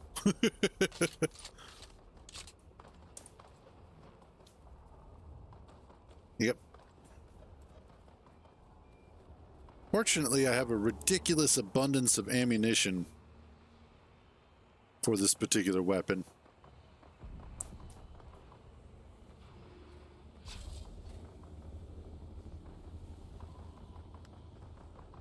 Oh, interesting. It looks like they were putting one together. Cool. Or stripping it for parts. It's hard to tell.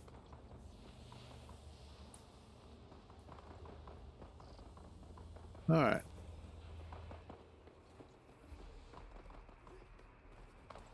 Let's see.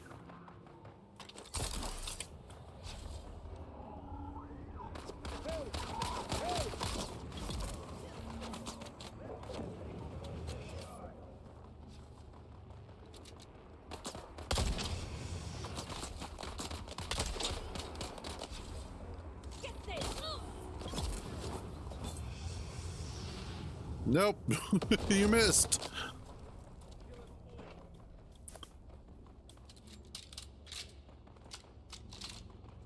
I've got your back.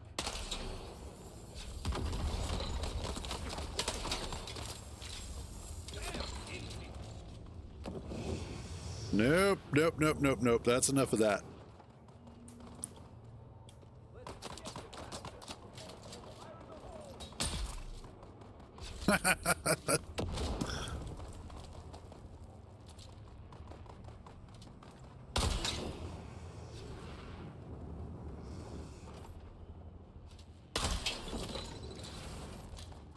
Oh, come on. There we go. Yeah, sure, I'll pick up some spice food. Oh, yes, definitely the heavy bolts.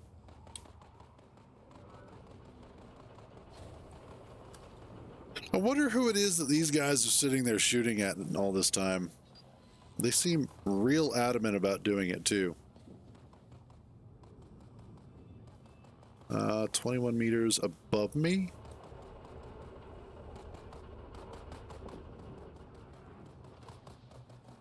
It's like they're having full-out war over there. Oh, yes, I will take this stuff.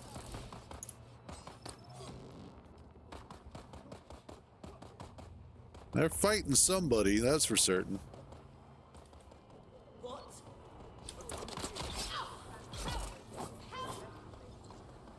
There is no help for you. Okay, and I am looking for...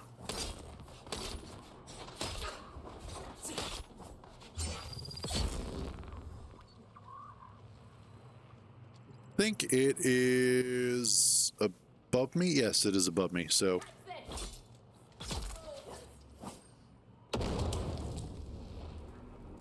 Oh, sweet, and here's the intel. There's an extra 20.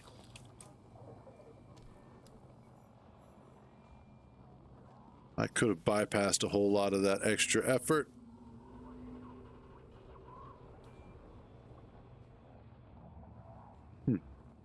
Kept looking like there was some sort of interact button over there, but apparently not.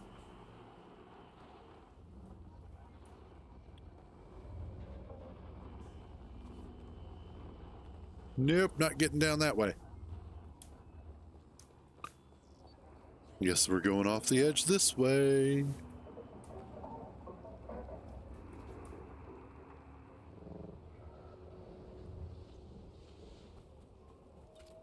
Deliver the gorilla in the desert. Okay. Where is that exactly? Oh, this way.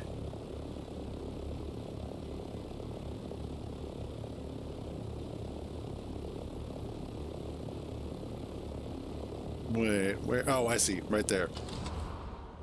It's like, that's somebody's base.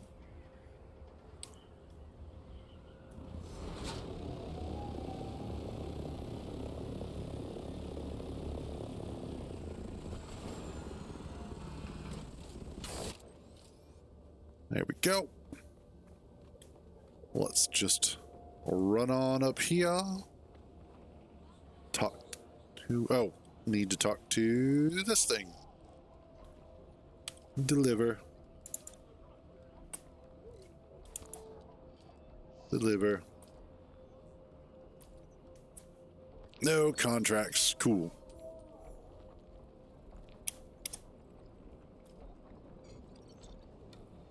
Alrighty.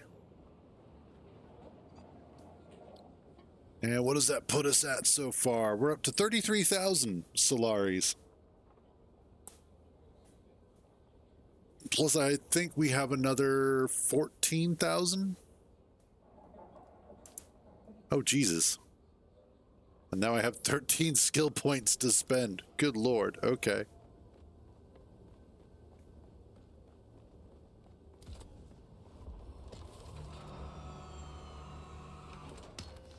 All right. Let's head back.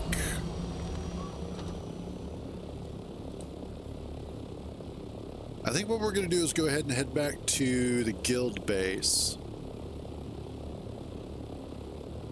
Which is basically how I think of it. It's the base for the guild. It has most of the stuff primarily for the guild. And also, the desert looks really pretty like that. Kind of that smoky, lazy haze over the surface. Everything sticking up through it.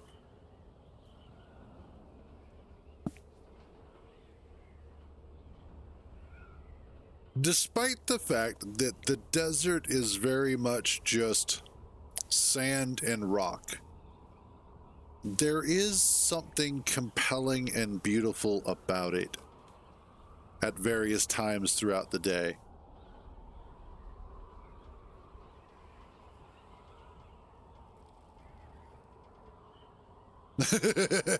Fair enough. By the way,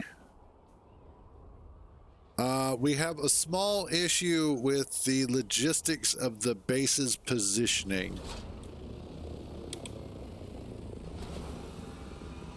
In that the way that we thought we could easily get up the new base. The old base is fine. It's if I'm talking about positioning, it's for the new base. The way that we thought we could get up is actually not as easy to get into as we initially thought. And I'll head back over there in a little bit, but I want to drop some stuff off.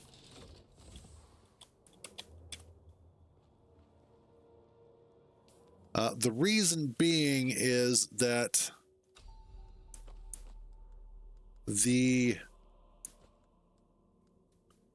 I should bring that with.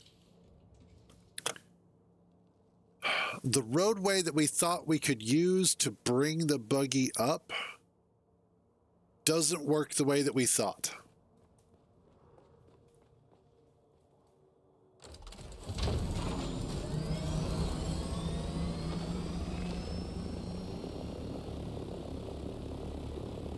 I'll start heading back here. That does work. Sort of. Like I said, when I get over there, I'll explain it.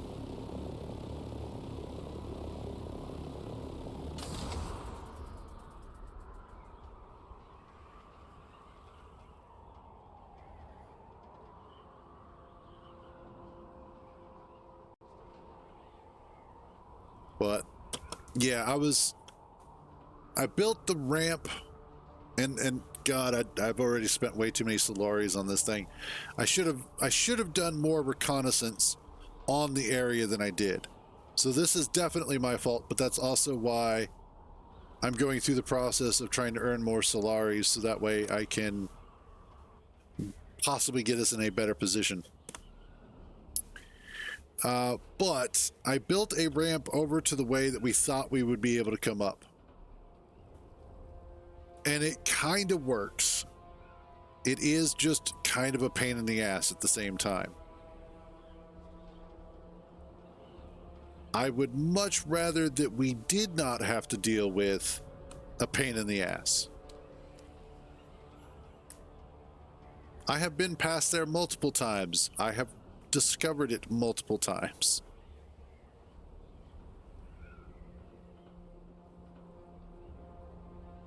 Ah, yep, give me a second.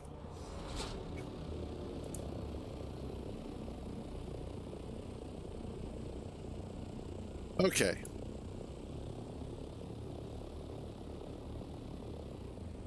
So I don't know if you're still watching the stream. Also, I think you're muted. How about now? You are not muted now. Damn it. I mean, good. Okay. No, I'm not really watching the stream so much right now, but I am almost there. Okay.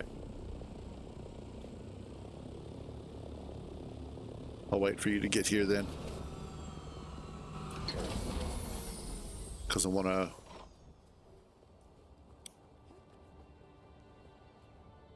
That is a deceptive fucking road. Oh. Yeah, so... If you look at this road here comes down and around to here. but there's no easy way to get into this little bowl here. Oh, these dirty SOBs. However, you can get there from around this direction. So it's just more of a detour. But you can come down this way. It's just more of a pain in the ass. Now, we don't have a stake for here, for that location. And I don't have one going up here. Gotcha. So what I would like to do, which is going to be a pain in the ass, what I would like to do is potentially actually move the base, if I can, down into the valley area.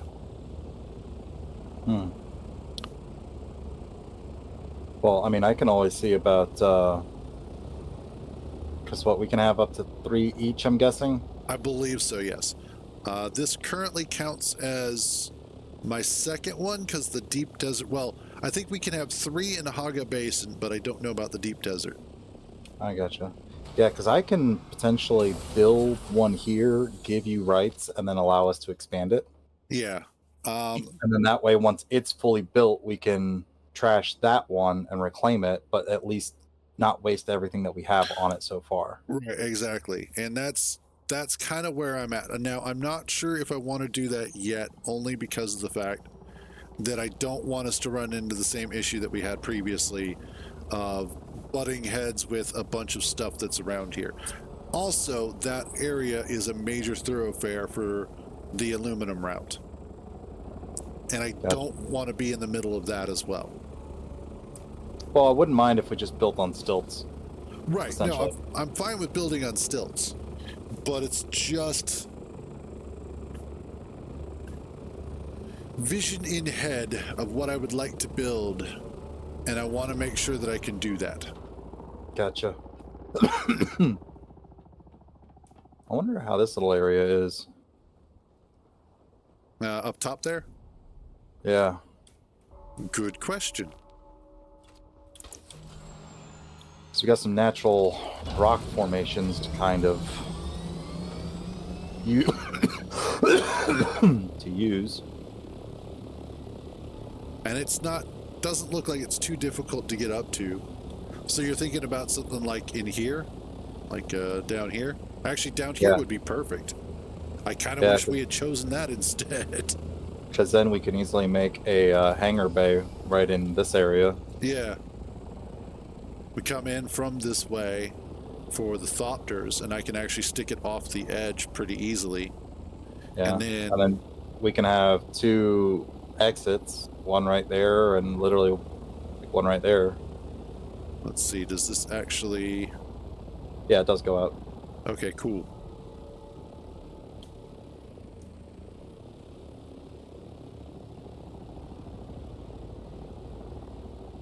And I kind of like the idea of using the rock formation as a, well, because what we actually could do is use that as our main exit for the buggy, but then,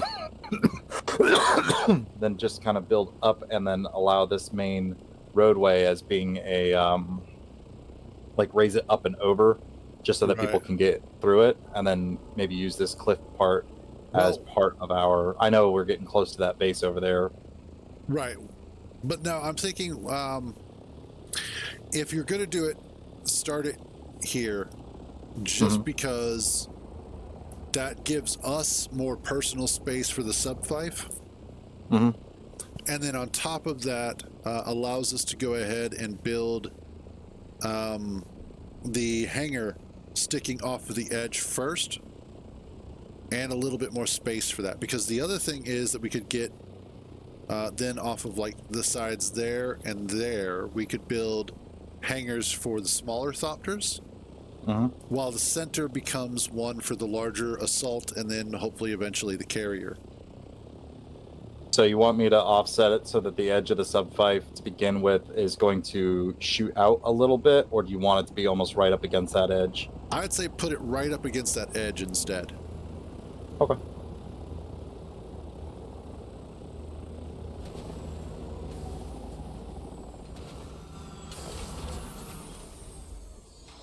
This should be your second one, if I remember correctly.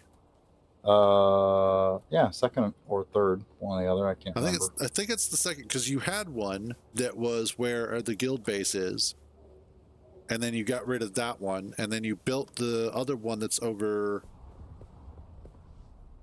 that way. Move for a second. Yeah.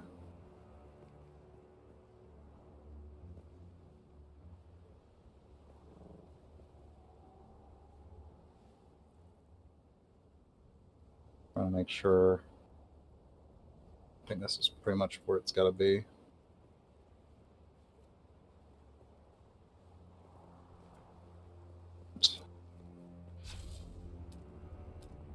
Permissions. You. Co-owner. There you go. Yeah, I'm just taking a look at where that puts us. And yeah, that'll be good. Because this also gives us just enough lip to put an extender on it. Yeah. Yeah, because then we could do the... Yeah, that'll be fine. Okay.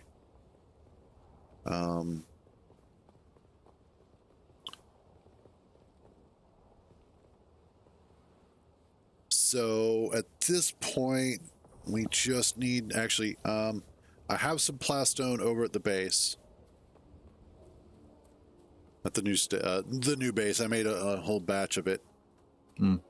Plus, I can go ahead and pull up some of the other stuff.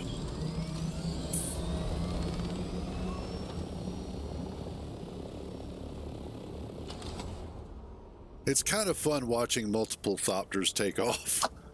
Yeah.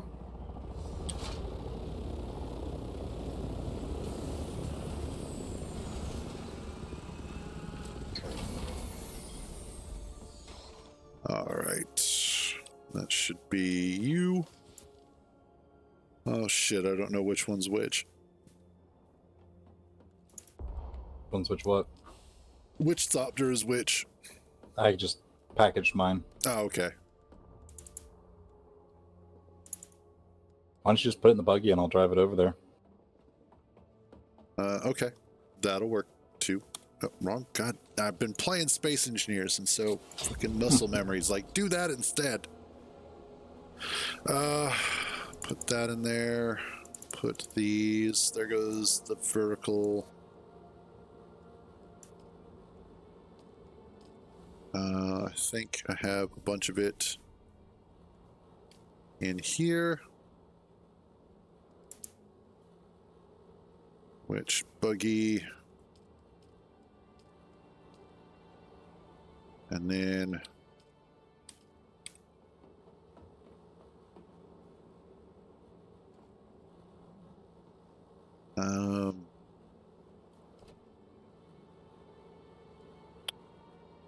I'm not too worried about the aluminum yet. And then actually, how much? Ooh, okay. Make sure we got buggy. We should have enough scrap metal to get a couple of generators up and going. Yeah, because we had like 300 something originally. I only took half for the sub 5. Yeah. And then that. Okay. And we'll still have to pick up some stuff from... Main base? Yeah. Okay. That should be a good start. Are you going to have enough stuff to be able to enclose this? I should have enough to do walls and shit, yes. Okay. But we'll probably still want to bring the buggy back to drop it off, because I'm not going to have what I need immediately for a penta shield. Gotcha. Well, you can still fully enclose it anyways without a penta, and then just remove that later. Yeah, it's just a pain in the ass to do that. Oh, it's not. Deletion is easy, dumbass. It's not that. It's the constantly putting shit back. Complaint. Yes. God, Maybe if you picked a better place to park, it you wouldn't know be a what? problem. Do me a favor. You know what? Be right back. I gotta go put some missile pods on this. Oh, you son of a bitch.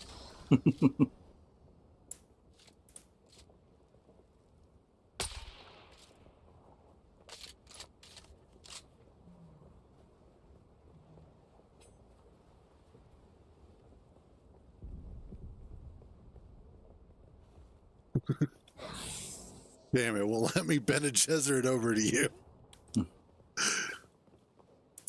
I love how your cape right now is like through your crotch into the ground. Yes. I swear to God, they just can't seem to get anything right with these damn capes. Okay, I want to actually grab. No! Shut the fuck up. Just shut up. I didn't say nothing. I heard it anyway. I heard that snort.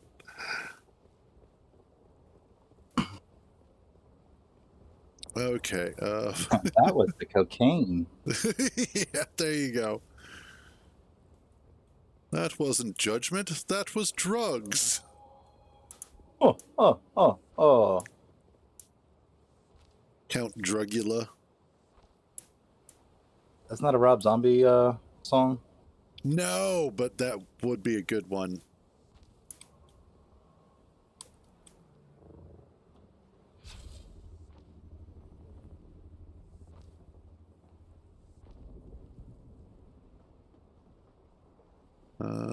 There we go.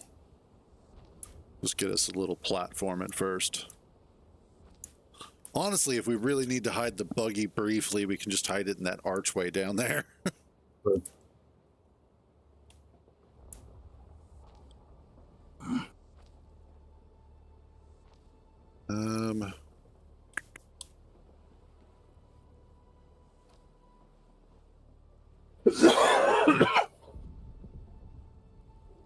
Okay. Just trying to figure out how tall I need to make this initially.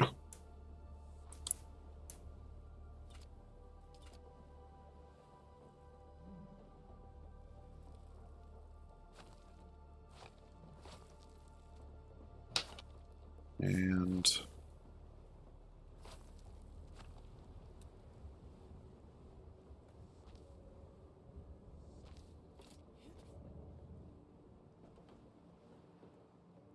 I think that should be... I might have to go up one more level. Or we can just make it multi-tiered. True, I'm just trying to get past these rocks. I hate rocks. They're in the way. They're poorly rendered. Facts. Actually, these rocks don't look too bad. Obnoxious, yes, but not ugly. F, there we go. I did it. I did top putty tat. it. Something like that. Also, I don't need that spare blood extractor. And, oh, I was looking at the store, the shop for one of the locations, and looking at the shopkeeper, and they were paying 16,000 Solaris for the hazmat suit Mark V. Not bad. Yeah, I was like, I'm almost tempted to sell mine. I'm curious what the spice melange sells for at the vendors. Obviously, we need it more, but curious. And that also got me to thinking and realizing a lot of PvE players are sitting there complaining about, oh, they have to go PvP in order to get end game stuff. And I'm like, I just realized No, you fucking don't. There's a goddamn auction house. Yep. The only thing you have to do is make money. Which you can still go into the deep desert to just the PvE area and get a lot of Solaris just from those places. Yeah, I think the problem is that people are looking at it as if the only way to do anything out there is to do the PvP. And I was like, but that's not necessarily true. Now, if you want to be... Oh, I done fucked it up. That aggravates me. If you want to be competitive, then yes, you do have to PvP. Or at least go into the PvP areas. But otherwise, nah. You have to be willing to risk the PvP. Yeah. Which makes complete sense. Okay, let's go ahead and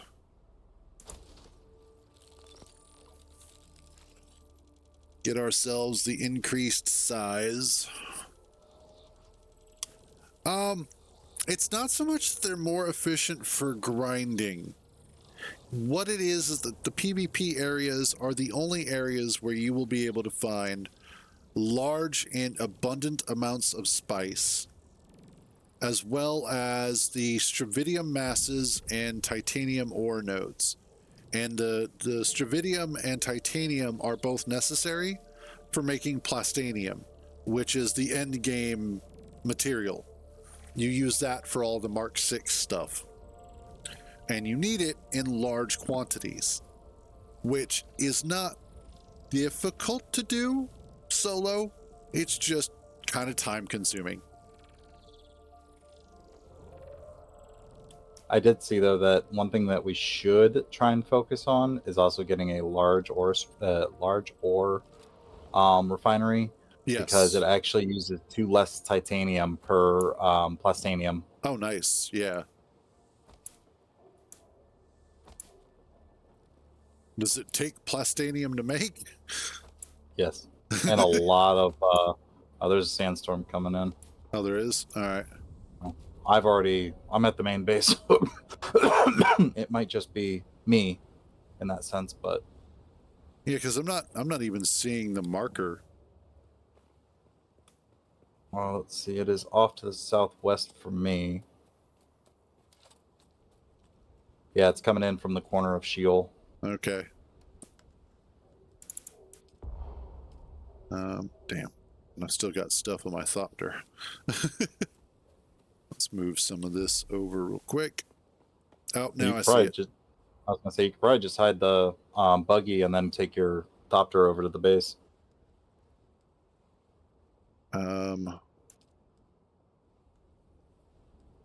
Well, what I was going to do is just drop some stuff off into... I'm going to drop off the stuff, get the stuff out of the thopter, hide it, and then just move the buggy and sit in it. Or, you know, probably still tent. Yep. Which I've noticed something weird about the still tent is, and I don't know if it is a bug that has been fixed or if it's intended, but when I go to repair the still tent, it doesn't get any durability damage, or like it does, but then it goes away. My durability damage happens when I repaired mine, so I don't know. Yeah, like it happens and it shows up, but it doesn't stay. It's weird. Okay, there we go. That is enclosed. Now I just gotta lay in my tent.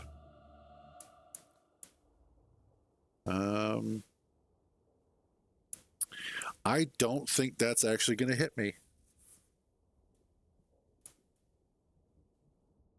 It's hard to say, because it almost looks like it might, but I haven't gotten any warnings yet.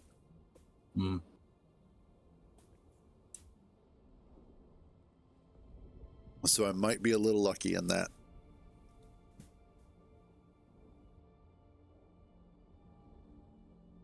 Yeah, go for it, Matt. Oh.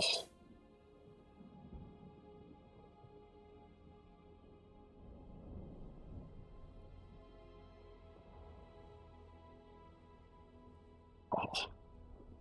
I love that satisfying pop when I open up one of the high chews.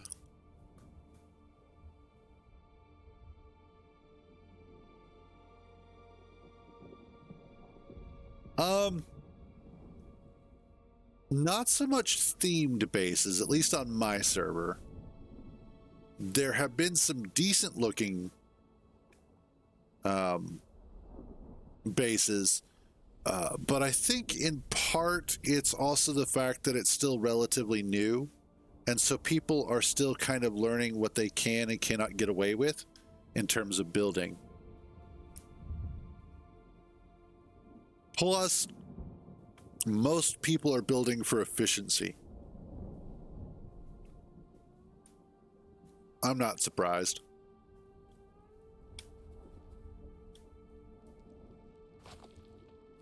And yeah, Storm didn't even bother. Oh, Gotcha. I should have my Dew Reaper, though. So I did find out the best time to do that, to do the dew. Is just before dawn. Just before dusk. Ah. So if you hit key and you look in the top right, you see that light blue sliver? Oh, yeah, gotcha. That's the optimal dew collection time.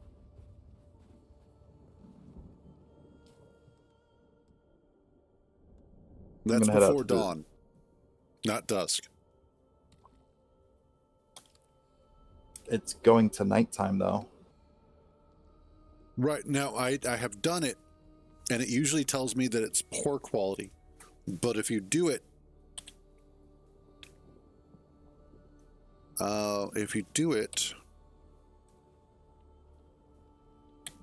you were useless, game.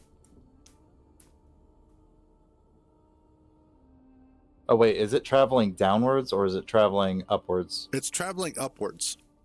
Oh, okay. Yeah, sorry. I thought it was going into the night, not backwards into the day. In the sense of just visually for me. Yeah, because it didn't make much sense that the best time to do it would be when it's still the hottest time. I just figured when it was cooling into the night. Right, but there's more cool air during the night, just prior to the dawn. I don't care for your logic, you bastard. I don't care for my logic either, but it's still there. Get your science out of my face.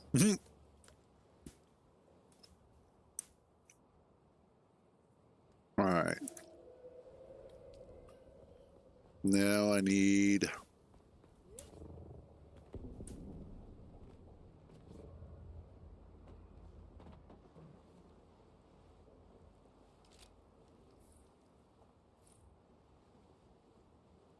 Okay, there we go.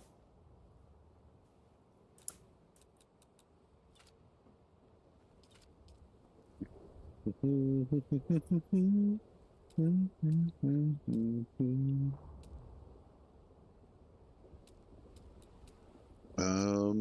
we go. Can I just, I will get a basic one of these started. By the way, did you said you built a deep desert basic base or no? I built one yesterday. Oh. I did not build one today. Since they postponed the actual reset for this morning, Gotcha. all that effort wasted. I'm wasted. I was kind of a little bit irritated by that.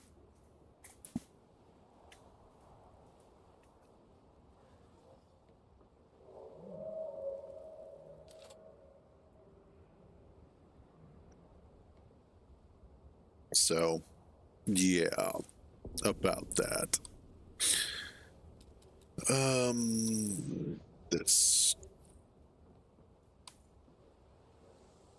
There we go. We'll just get a couple of cheap containers going here. And then I can move that stuff in there. Boogie.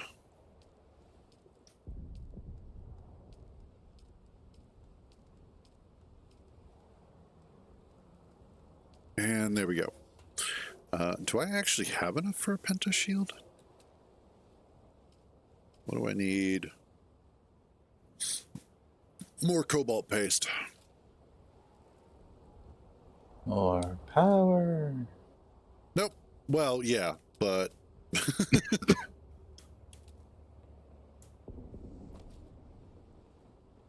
Oh, I can do that. Okay, cool.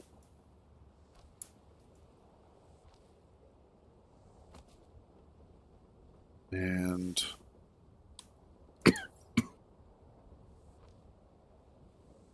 There we go. And... Boy.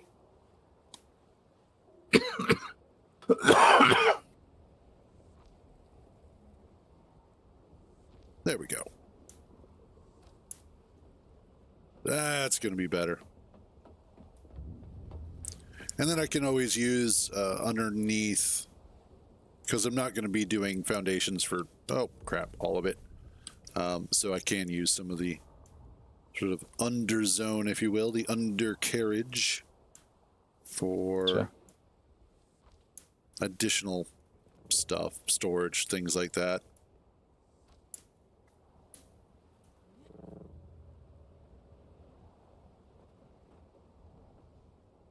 And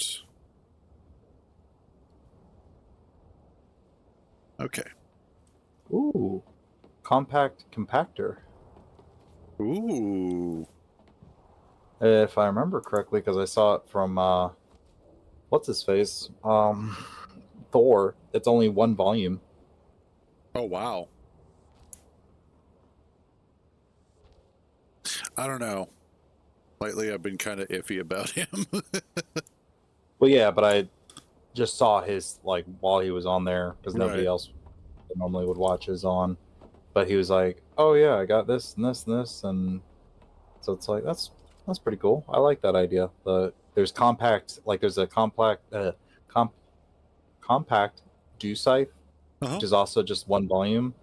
It's like I like that. So you're not taking up too much actual storage. You're taking a Yeah. slot, but that's about it.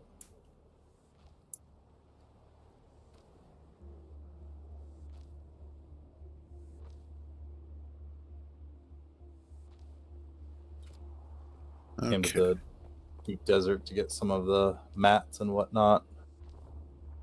Gotcha.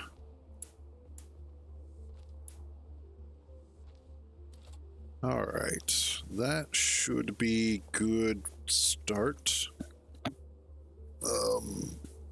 What I will do is let's take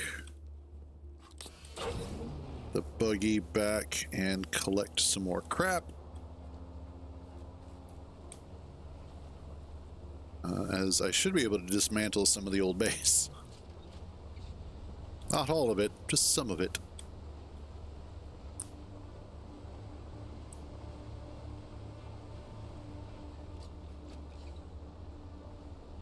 And the nice thing is that we're still near all the aluminum and basalt that we're going to need.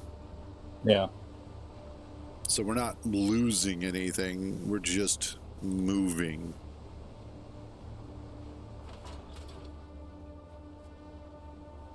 And then because we are going to be over in this area, we can go ahead and hopefully abandon that other base of yours. Yeah. They're here. I require backup.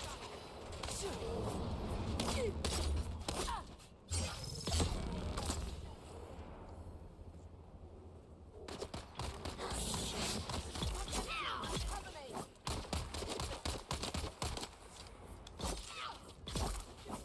me. Where the fuck did you guys come from? Where'd you come from? Where did you go? Where did you come from? Cut my Fremen. Kinda.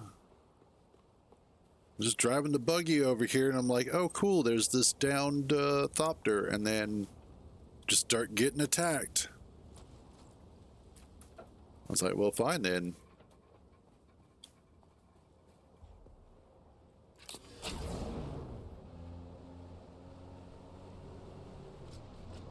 Alrighty. Off the hill we go when there goes some rocks. This poor buggy, it's a good thing it doesn't take a ton of... I'm not sure if it does take fall damage or not. I'm just glad it doesn't take a ton of it if it does. Yeah, true. Because we have put this poor thing through hell.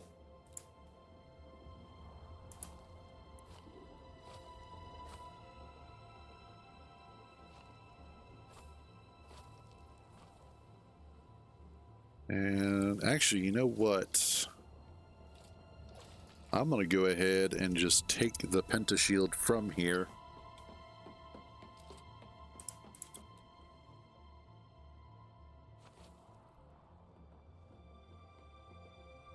And I can leave that wall open because it should be fine. Actually, I can just put up a quick temporary wall.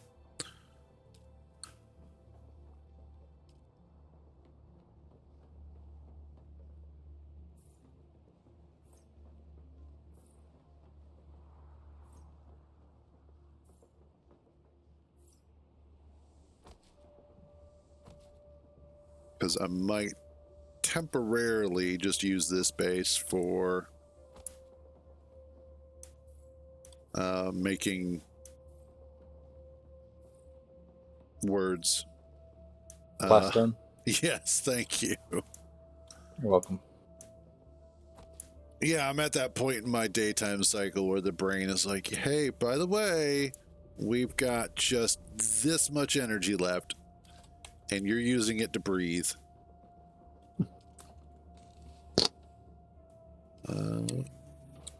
Yeah, that'll be fine. Actually, I can...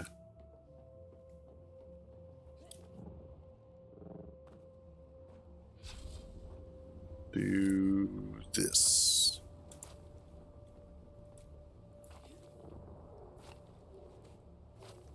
Cool. I am going to go ahead and drop for now because I got a meeting coming up, but I'll try and rejoin after. Yep, sounds good. Okay, bye. Laters. And yes, Matt, I am nearing my usual end. That's typically why I do about 4 to 4.5 hours, because that's usually about the point where I'm still mentally aware and capable of performing any tasks. So, or at least being able to multitask. I think that's the biggest thing.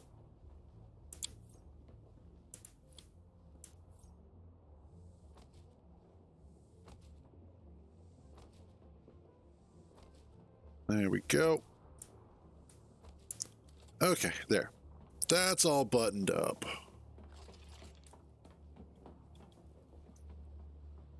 Now, I can come back through here.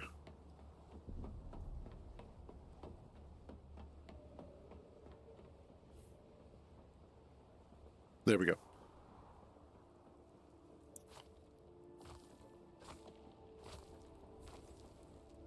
Uh-oh. I'm full. Also don't need my shield on right now.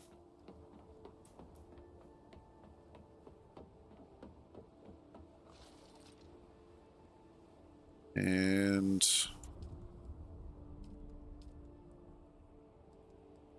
I can drop. Well, I'll hold on to that. I can get rid of that and that. And that. Okay, we should be good otherwise, though. Otherwise.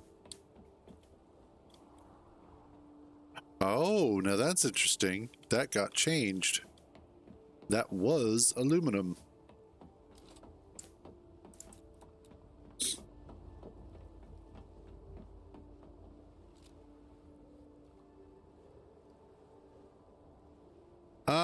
Because, why not? Also, I totally had that feeling. I do that all the time.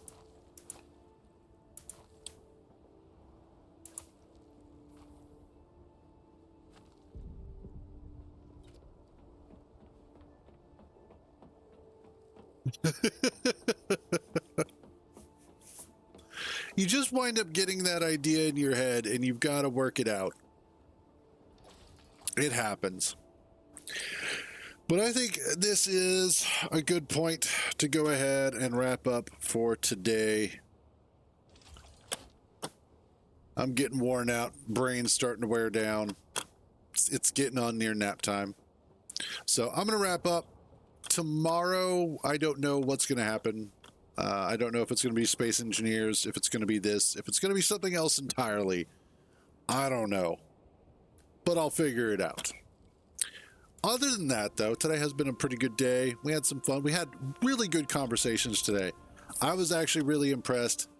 Thank you to everybody who was part of it and contributing rather than just getting angry at everything that was being said.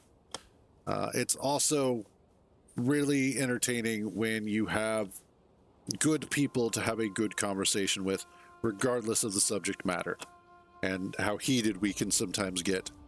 So that's pretty cool. Other than that, though, that is going to be it for today. As always, thank you all for joining me on these misadventures. So glad to have you guys along for the ride. You all have a wonderful day. Stay out of trouble. And remember, if you get caught, I don't know you. I will catch you guys tomorrow.